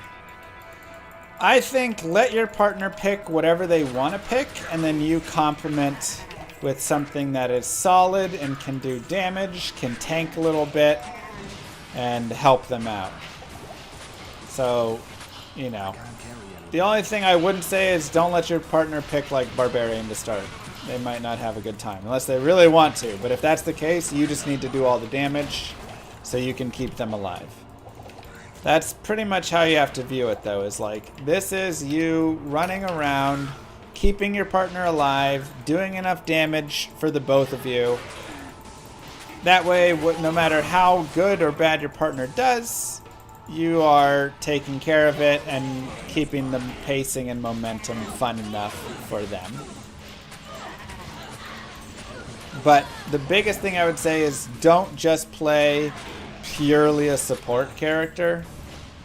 I think that's the biggest mistake.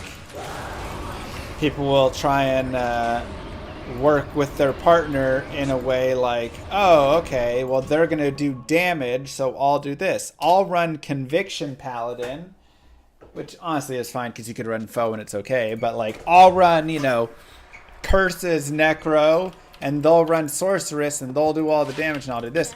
The problem is your partner's going to be running around screaming like a mad person, not knowing what they're doing, not dealing much damage at all. And even though their character has the ability to do a lot of damage, ooh, 59 to life. Yeah, I might have to wear this one.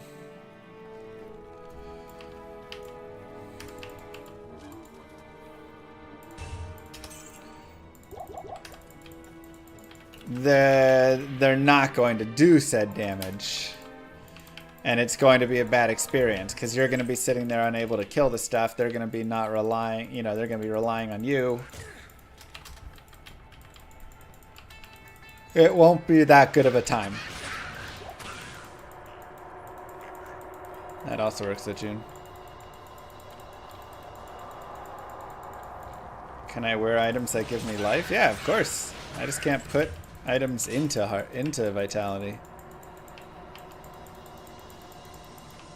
Burger Flipper the Barb. Good name.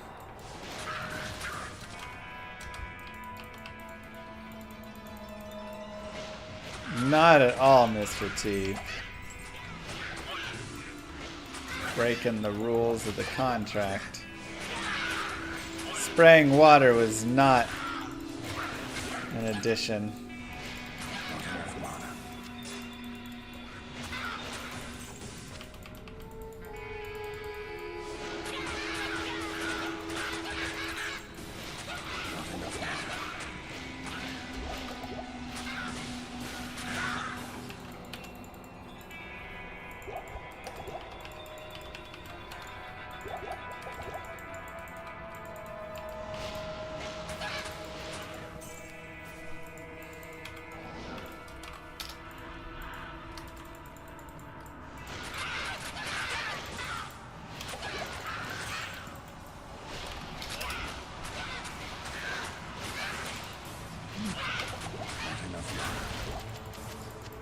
How much to sponsor a hardcore 0 vitality 0 bonus run?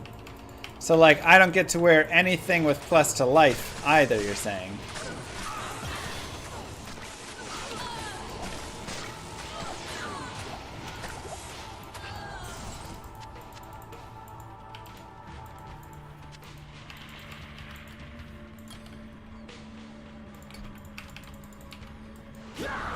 The problem is White Wand and Spirit both give vitality, so you're depriving me of both White and Spirit, which will make the characters brutally awful.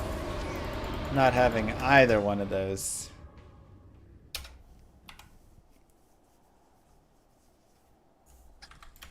Something like that, Starler. 1 to P&B skills.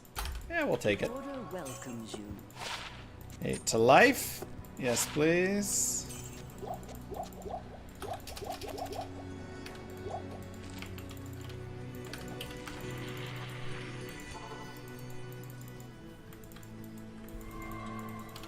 Try socketing that for 2 open sockets, but if it only hits 1 open socket, totes not worth it.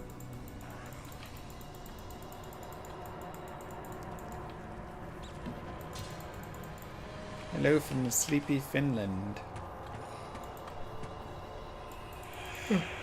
Hello. When can I shop good plus life gear? I'll probably start looking in Act 2 Nightmare for like a belt.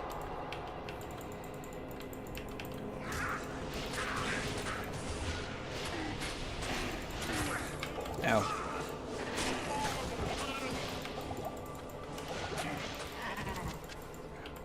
Jesus. No, Brad.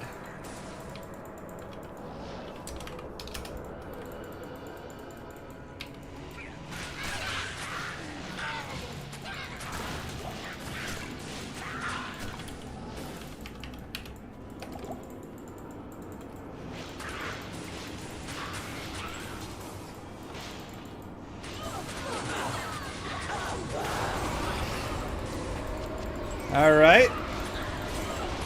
So we get the 3rd hell, but now we need a dull rune so we could have dull IO. Interesting rune drops.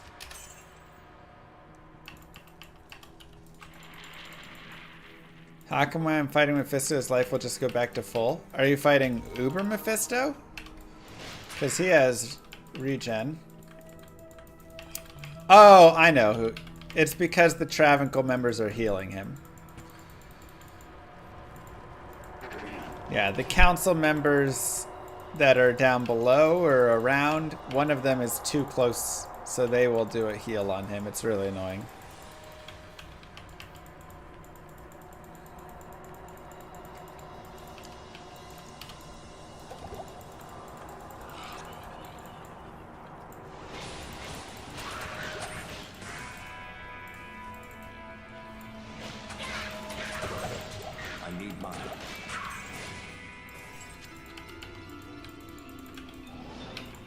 Yep, that's always been the case.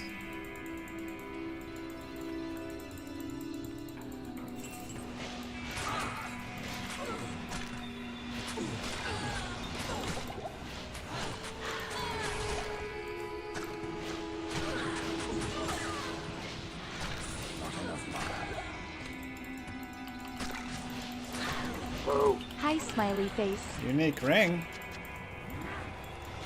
Hey, one up, Taco. Dear Tal.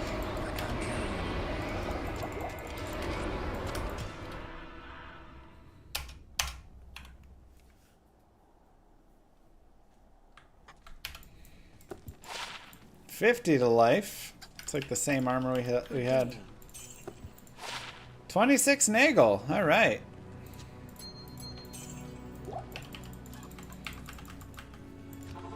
A little bit of magic find never hurt.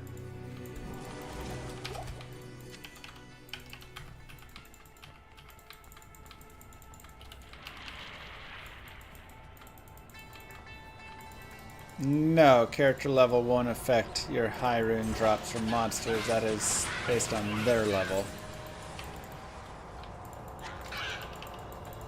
Big life. I think replenish life 4 is worth more than +3 to life.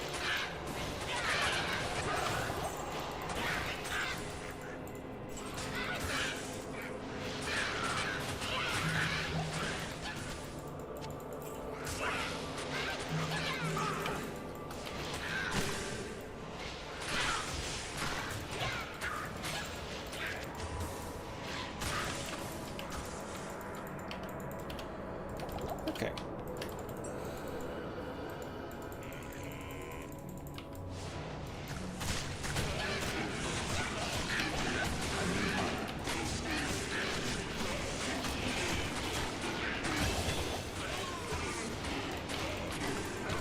Doran! What in the world is this game right now?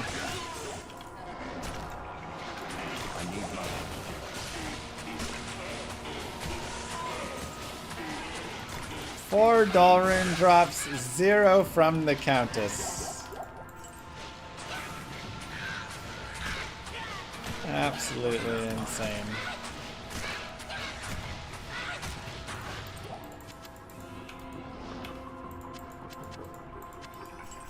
I can't carry anymore. I can't carry anymore.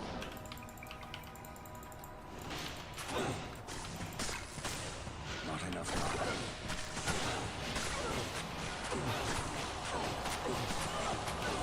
I need mana. Look on the bright side, at least this run isn't Dol Kappa. Sure.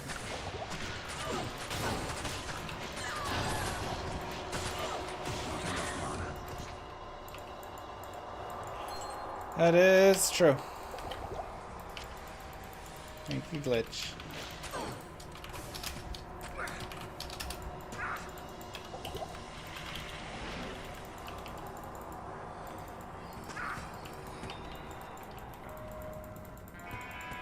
Yep. We'll give it a shot.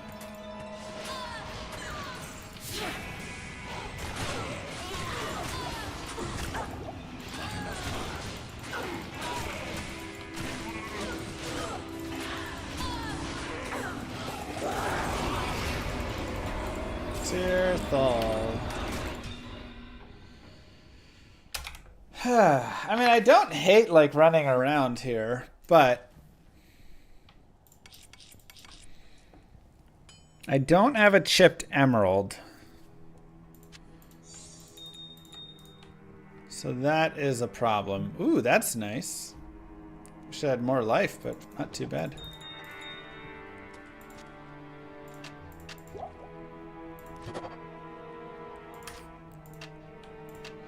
We have chipped diamond. 43 to life, 9 fire res. Yep, that'll work.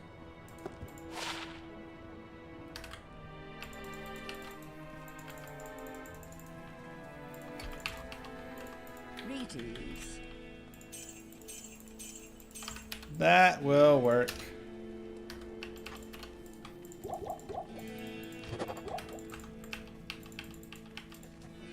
Nah, it's not burials. Sell it and get yourself an Annie. The Annie is worth Okay, so because of that we could...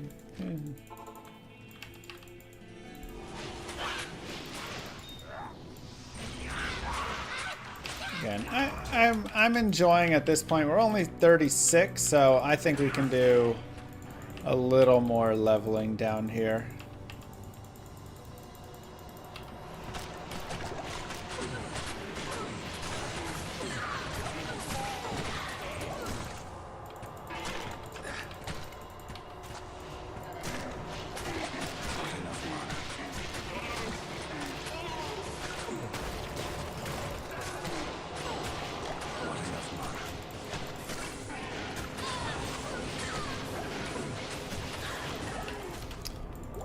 We have spirit and we have white, assuming we can find ourselves a chipped emerald. But you can always go run around in normal to find it.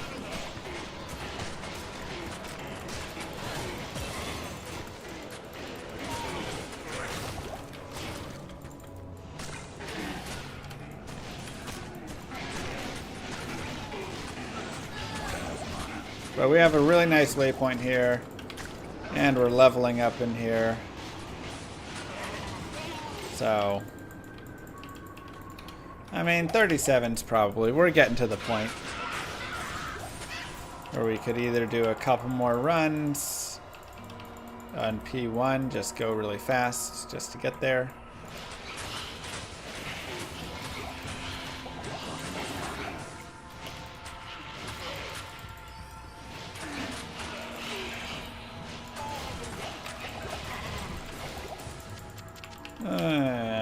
Tricky.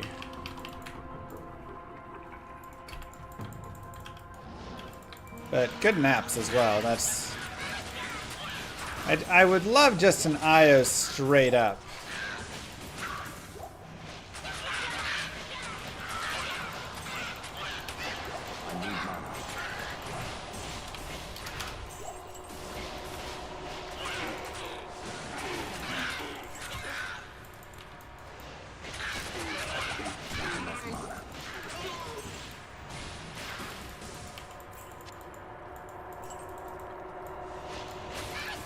That would be easiest and help us from having to go run around normal, being annoying.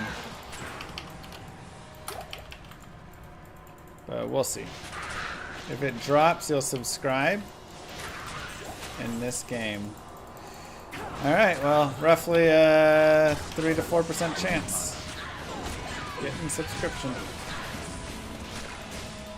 Yep. It's the last highest range you can drop. Ah, Shale Soul Towel. I mean, that's a pretty good set of drops. Pretty good set.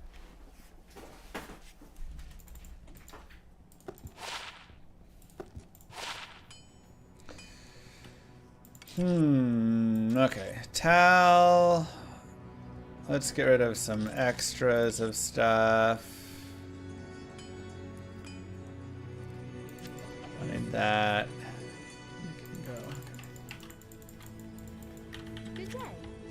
Yeah, even without IO, I can't be that mad about that.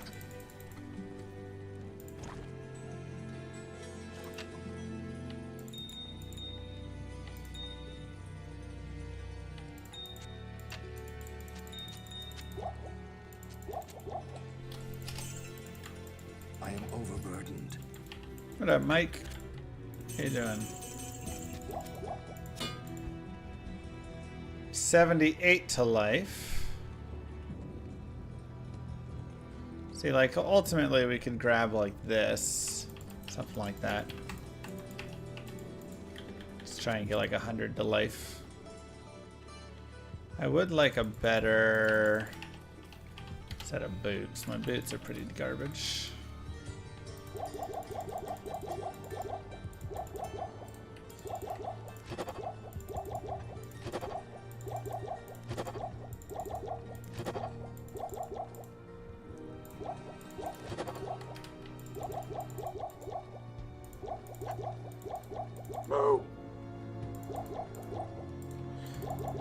Thank you, Mike Beeves, for the sub. Appreciate it. Welcome back, 3 months.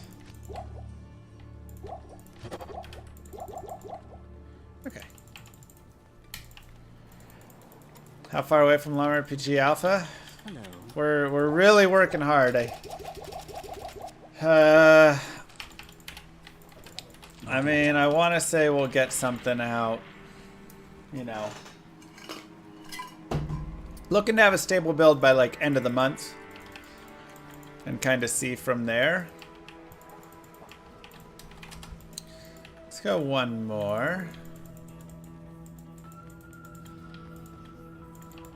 But the stable build won't quite be playable by everybody because we have to submit it to Steam and then Steam goes through the approval process and all that. So there'll still be a little time after that.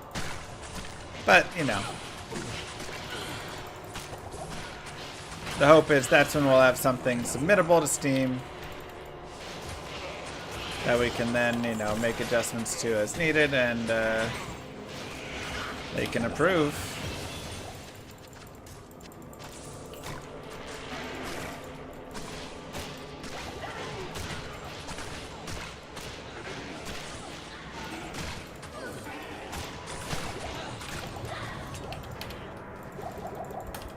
So we'll see. Who knew ghosts can move through walls? Yep. 22 light res and 11 to life. Man, spank me silly and call me Mr. Mime. That is gorgeous for us.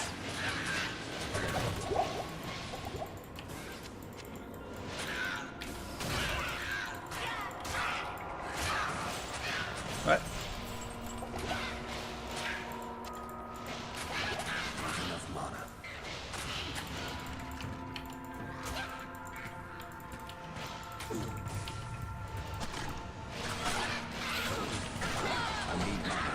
What's the next 0 vitality after we beat this?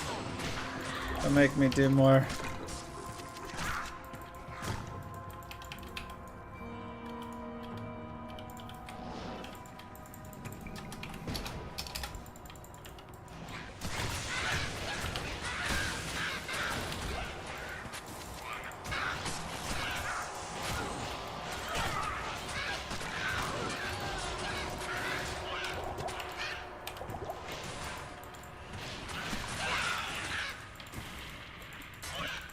This should be good as last run.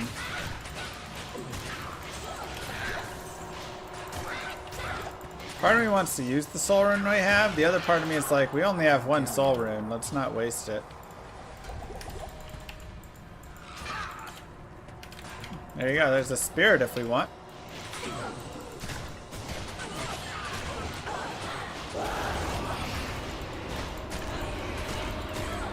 Saigons! Everybody drink.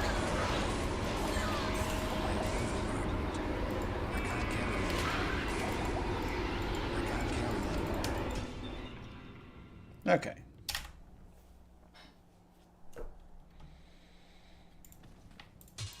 That's just like one of those common phrases, right?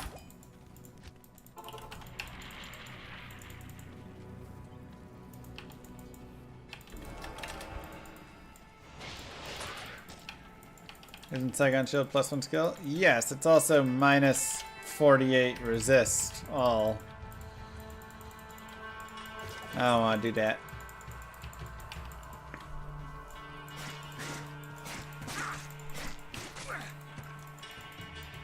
Yeah, Lum can't drop here. You can get your IOs and stuff in Cube, but that would take a long time. This place has the stench of demons about it. Giving up? No, we have what we need. Now I just need to decide if spirit is what I want or not a little bit first up. Do I want spirit or white? Spirit or white? The hit recovery from spirit. The FCR is really nice. White does give the damage. That's really white's advantage. Damage, but there's also 22 vitality, so it's another 24 life, 55 on the hit recovery. I need mana. It's really a tough call.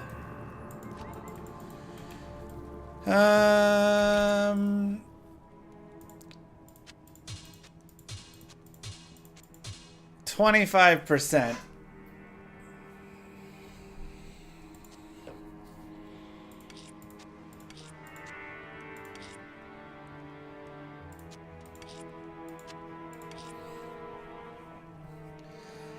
Okay, so let's see. If I'm just running 25, 20, I want at least... Okay, so I have this amulet.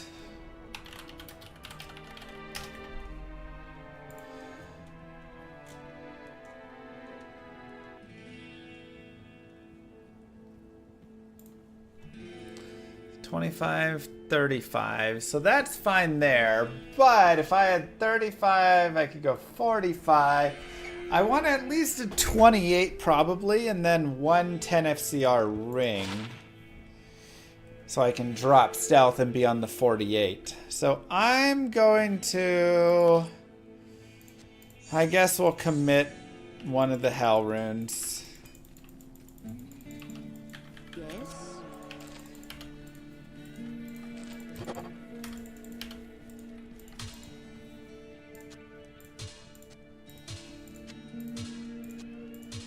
$32. Alright, that'll work.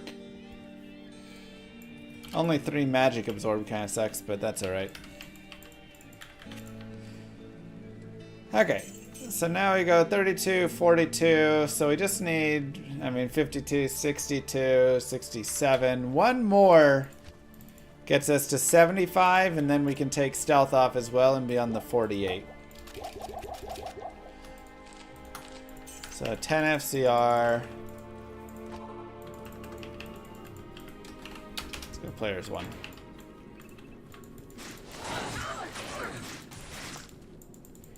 $10 FCR is our look.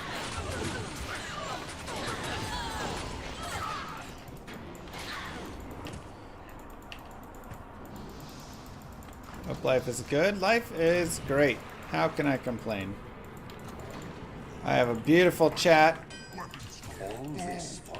filled with beautiful people. They're so supportive. Everybody in chat has used their Twitch Prime sub on the channel.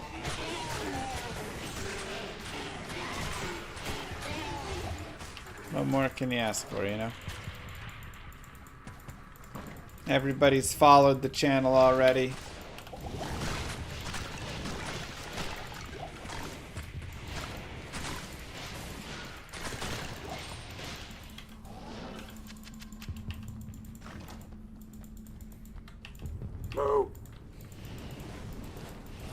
Two balls. Yeah, that's right. Yours had just come up since it doesn't auto renew. That's right. We have to remember and think about it. Good call. Way to remind everybody in chat. Thank you, two balls.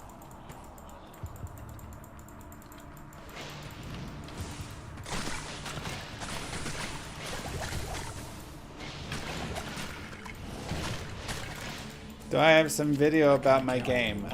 Yesterday I streamed for 5 hours, 6 hours or something, and it was purely just me developing the game.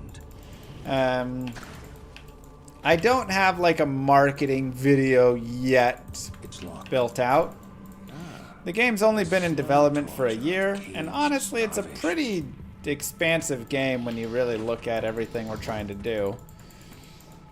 So, but we also do have a lot done at the same time. It's just not a lot done in the way of like marketing and quote unquote content, right? Hello, Mr. Mime. I'm here for your 5 o'clock. Shall we begin? Thanks, Eva. We're coding on Godot.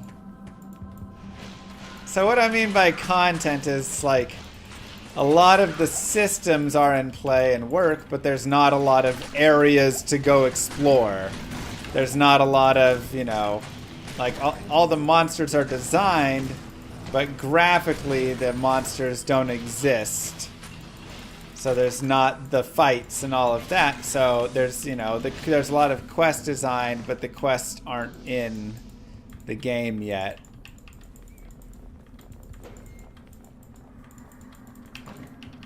So that's kind of where the game is at right now, is we have a lot of stuff designed, and we have a lot of systems built. Like there's a system built for monsters. There's a system built for, hey, finally a flawless ruby. You know, a lot of that stuff, but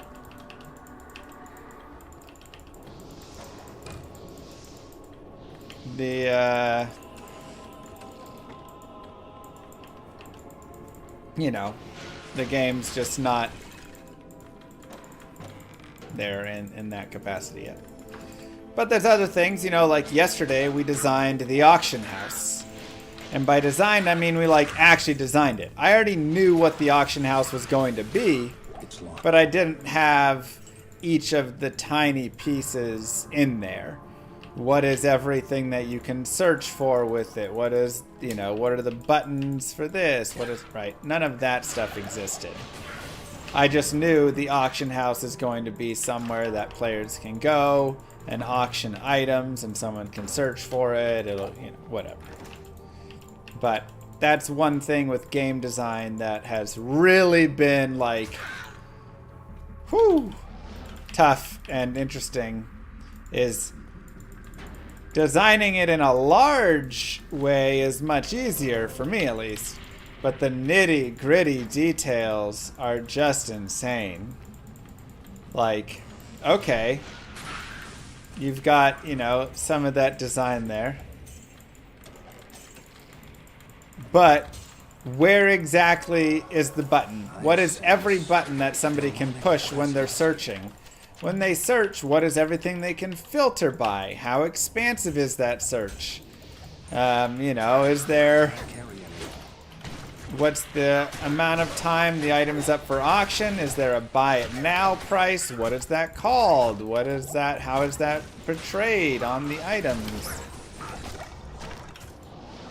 Oh, there's the chipped emerald we needed, by the way.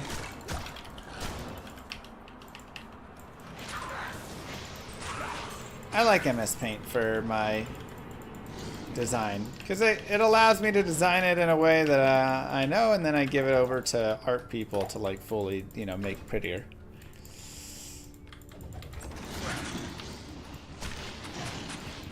And even just, you know, even smaller decisions, there's just so much.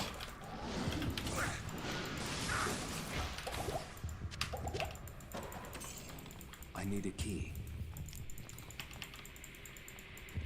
So, when you get down to all of that tiny stuff, it can be overwhelming. You know, that's where it's like, man, sometimes I think like, I wanted to, you know, design a game, but you don't realize how much work it takes to design a game until you're trying to design every button, every tiny detail of what's searchable, what's inputs, what's this and that, and then you're like,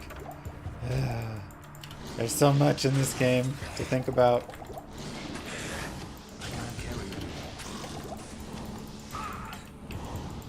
So, do you know you can buy keys and do too? Yeah, of course.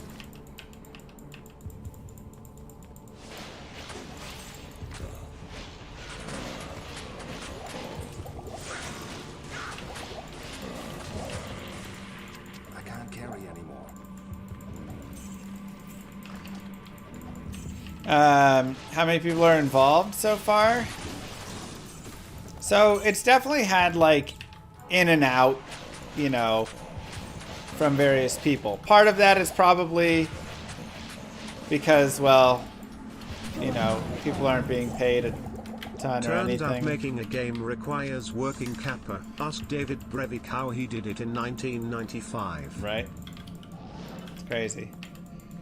So, you know, for some people, they've come over and they're just like, hey, I want to help out and volunteer. And then I'm like, all right, you know, I need probably this, this, and this right now and whatever. And they're like, oh, actually I don't have time, or that's not what they were hoping to do, or whatever, right? I mean, again, for a lot of people that are just volunteering time and stuff, like, yeah, there's no requirement of any of them.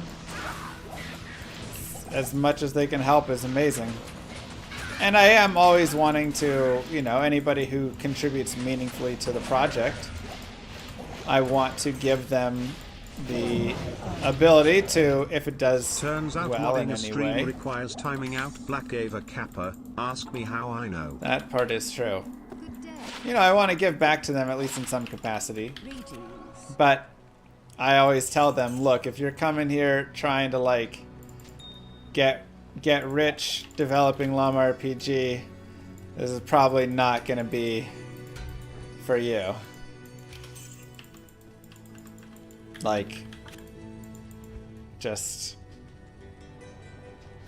that's just going to be the case. Like, 96% of indie games fail to turn a profit. And this is my first one. So I think it would be foolish to believe that I'm going to be so much better than all of that. Now, I'm going to try. I'm putting a lot of attention and everything like that, but yeah, I think for many, they just, you know, when they help out, they understand, hey, this isn't going to, this is probably not going to be a giant, crazy moneymaker. And that's okay. We're making it because we want to make an awesome game. So with that being said, we've got one main guy on audio, a couple people who did a little bit of audio here and there, but really just kind of like minor stuff. Back to the hell that spawned Warren coding, Gary's done enough coding, I'd say there. Star Mix did a little bit, he hasn't done a lot lately, he's been doing other things. That's fine. Sawyer's working on like lore and everything of it. See what the helm is. Not bad.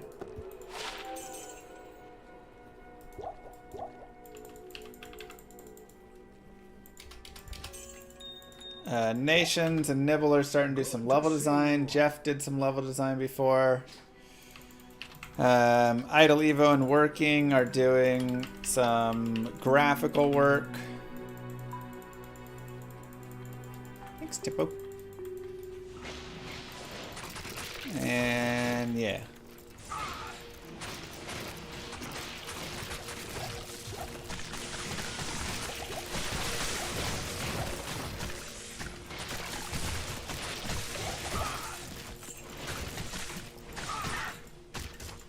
There's probably a couple other people I didn't mention there. So we probably have like 10 people that have contributed in, you know, at least some ways. Again,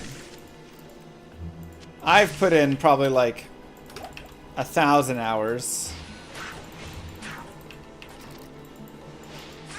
Maybe a little less, but honestly all the designing I've done over Nice Ruby over the years.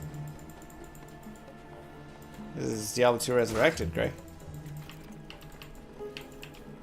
Has definitely been a ton. Daddy Bezos hasn't contributed yet, no. Do I have any grunt work left? Yeah, so like some of the grunt work is like inputting skill, you know, just like writing out the skill descriptions and things like that. I think Gary's been doing some of that though. I'd have to check with him. I myself have participated in the development. I am responsible for 0.0001% of Llama RPG Keck. There you go. I can ask Warren where some grunt work is. I'm sure plenty of grunt work will also come from the way of testing.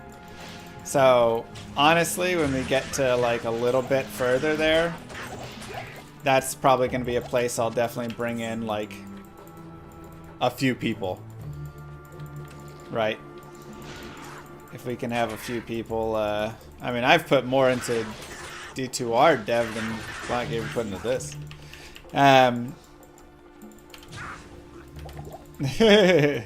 Perfect, Dragons.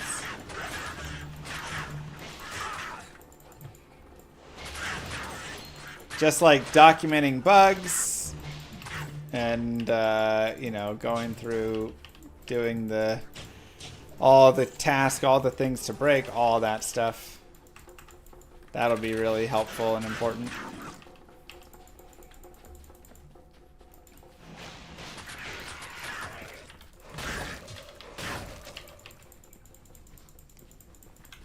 Worked on Act 6.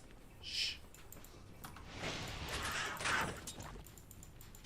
Delivering documentation, getting updated on a huge project. Well, I mean, I'm documenting everything in the master document. It's up to like 70 pages now long or something. Of just how all the systems work.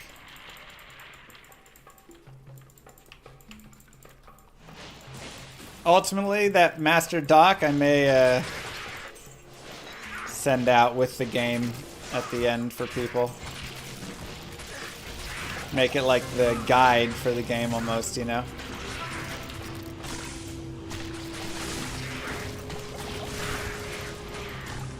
Not guide, but what do you call those?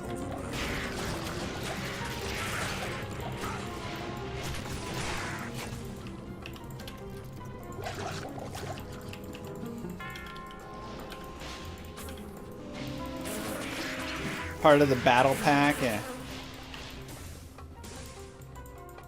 Will it include all the original paint art? Yes. It has all the paint art in it.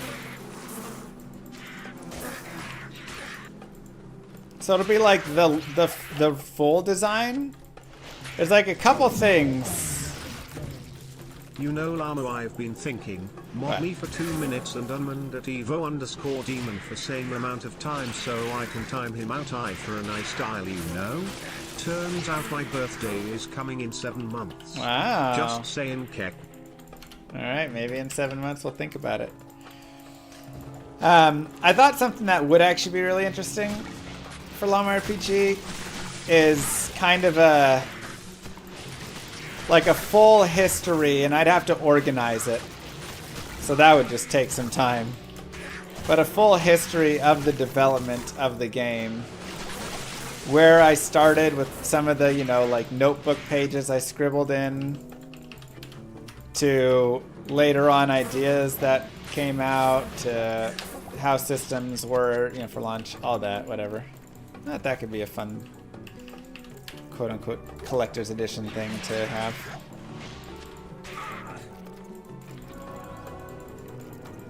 I need a key. Because, I mean, the journey's really the part that I have to focus on and be, you know, very, whatever about. Like, if you just focus on the end, you're gonna burn out. So you have to really note the value of the journey along the way.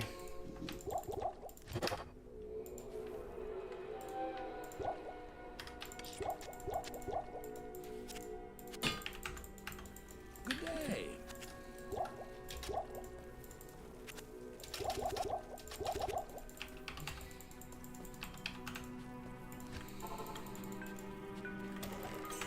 But it is coming along, man. Again, we're like a little over a year, I think, in development of it. And I think there's a lot to be proud of with it. Oh, nice little beetle burst spawn if we want.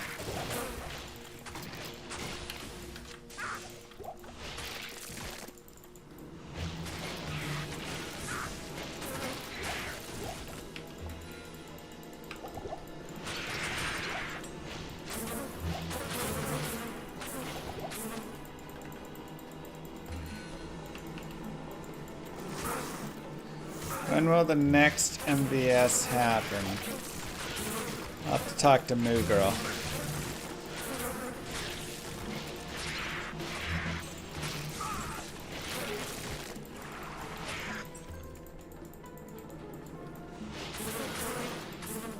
Figure out when's good.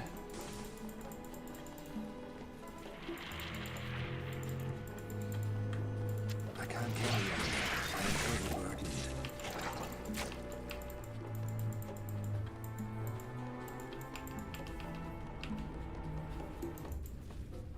The inevitable, wow.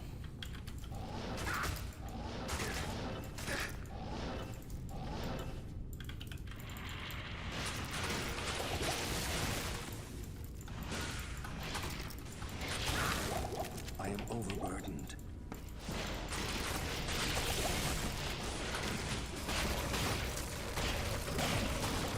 I can't carry anymore. Okay. Just do it better.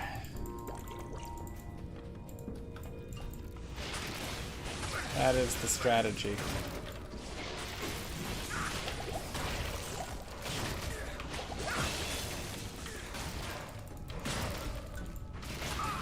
Like before, but better. I am overburdened.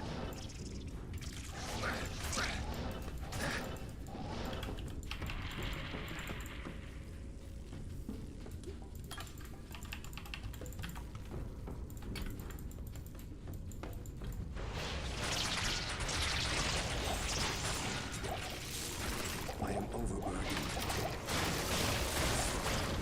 I can't carry anymore.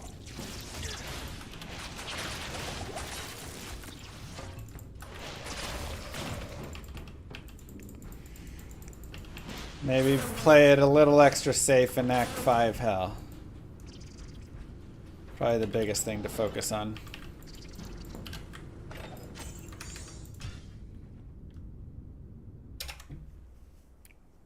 In your behind the game documentary, am I going to detail how you're able to sucker War into helping? With money, I pay him. There's nothing the right portion can't cure. Greetings. Basically, finding help from somebody for coding, it was, you know, okay, there were people that wanted help with coding here and there and do a little bit and all that was great, but trying to find somebody to full-time help coding and commit enough time to actually get the game moving forward was just pretty much impossible. So I said, all right, I guess I'll have to pay somebody for this part because it is just beyond that of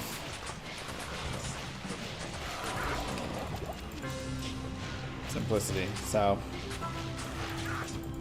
I offered Warren a deal he couldn't refuse, which mostly came in the way of flexibility. I pay him a fair market wage, but I give him all of the flexibility in the world, Dark as a tomb. which is something that you can't get at a lot of companies. You could go make a little bit more working at a higher end company, but they're going to expect him to be there 8 hours a day from 8 to 5, you know, whatever, to get his hours in, do his goals, do all the corporate BS, go to all the meetings. I said, look, here you don't have that. So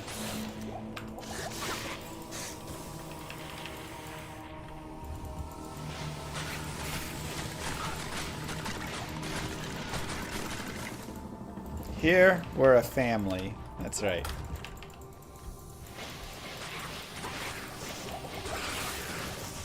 You know what's crazy is I'm still not even max block, even with all the points.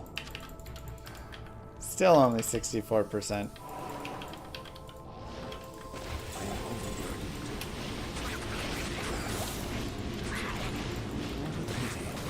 I was beginning to enjoy the darkness.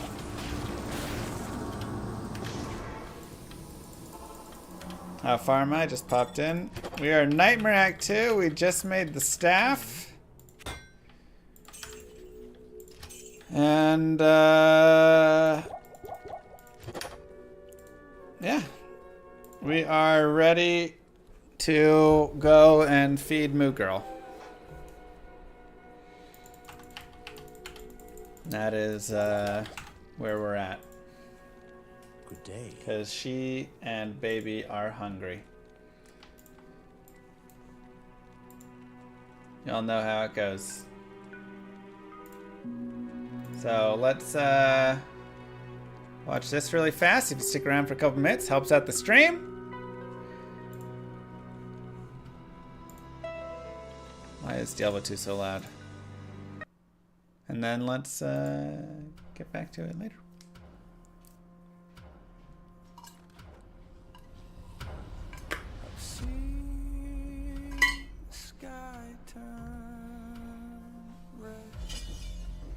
I lost someone years ago. Now I'm looking for him.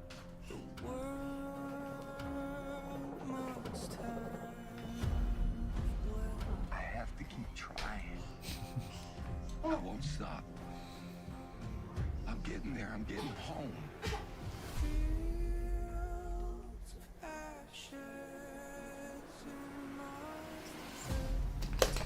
It's been so long. Your phone, you know what it says? The Japanese? Believe a little bit longer. Aw. This is the most powerful military on the planet. Why do you even think I'm gonna go along with all of this? Because everything will change. Burn it all again. We're the last light of the world. You have to know that.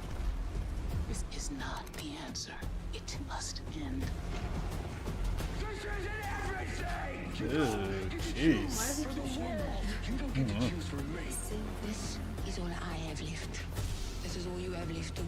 She's not gone. There has to be a sacrifice. It's a broken world, so it's together. We couldn't do anything. Burn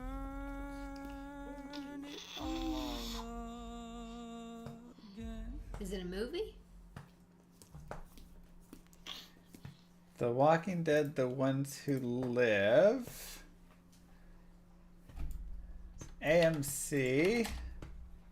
No, it looks like a season there. Huh. How's it different from the other Walking Dead? It's just a spin-off of it. Oh, okay. I only saw one episode of the other one. The first episode, and it was too scary for me. Interesting. We shall see. All right, you guys. Mwah. Goodbye, everybody. Have a wonderful rest of your day, night, wherever you are. And I'll see you guys tomorrow. Can you wave? Peace. You want to wave? Bye. It's okay. You can smile. That's cute too.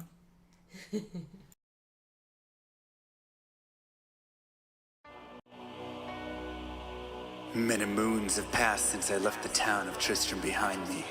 Since then I've tried to forget the terrors I beheld beneath the cold earth and the twisted nightmares that have haunted my every waking moment. There's something dark within me now. I can feel it. Eyes blast to the past, a bitter killer's mastery class, an orb of ice, a centrifuge recasted the fast, a frozen mass. They shattered into glasses of ash, a chill and blizzard wizards cast, and now I'm gone in a flash. And we don't stop, a Nova proc, a weapon swap, a unique drop. We're tearing through this chaos, listen to our master rap to rock the last who popped the moment, stopped, he's finally free. Not even death can save you from me. Holy bolt, holy shield, holy freeze. I might smite the Lord of Terror unto his knees. I'll set free the beast within just to watch him bleed. Pure concentration, no salvation, just to restore peace and bring order to the world. The desecration from my sword, he start a war. I'll massacre the core foundation of the law. This ain't no soul in search of answers, just a hero with a T. And by the time I finish slaying, there won't be Diablo 3. Lord of destruction, Lord of corruption, Lord of the hate and pain. I instigate a flow so great, eviscerate the syndicate. I decimate, eradicate my foes in turretonic state. They suffocate, choke on my name. Lord of seduction, Lord of disruption,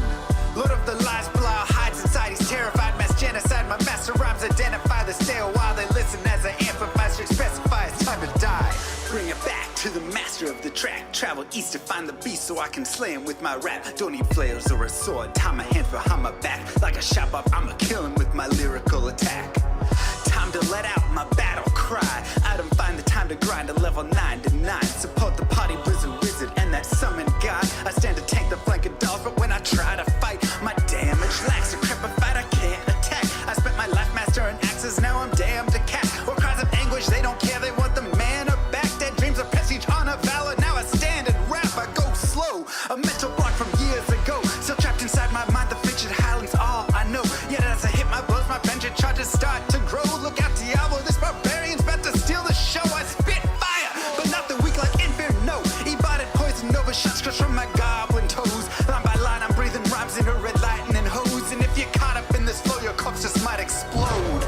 Lord of destruction, Lord of corruption, Lord of the hate and pain. I instigate a flow so great, eviscerate the syndicate. I decimate, eradicate my foes in turretonic state. They suffocate, choke on my name. Lord of seduction, Lord of disruption, Lord of the lies, Belial hides inside. He's terrified, mass genocide. My master rhymes identify the stale while they listen as I amplify. Should specify it's time to die. It's a catastrophe, matactalic bashing me. Can't throw blows cause I chose my caricature. Tornadoes, dodging mobs like it's an allergy. Path and war's a product of a master mastery. I pray to D, pray straight blasphemy. I pray to find a glitch or bug to get me past these three. I'll lose my mind if Talik's extra faster, I can't see. Maddox throws it's time to focus, DJ drop that beat. They're afraid of the pain that I ingrain in the brain. Degrade the brave escapades by throwing shade at the name. My rage builds ends, her lame volcanoes burning away. Can't level for a hurricane, chill to the core, can't escape. Soon be no more disengrave statues of gold that'll say you're worthy hero. Now go slay the Lord of Destruction today. Source and controls through its fate. Get to the throne to delay your only hope. Take a moment now, ready, set, play.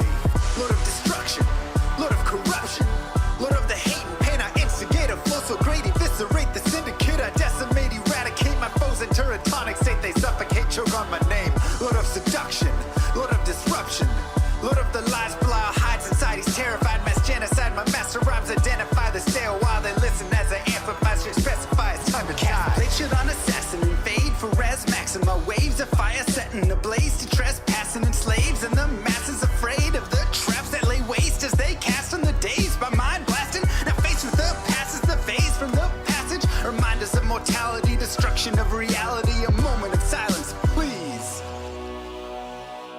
Beware, foul demons and beast.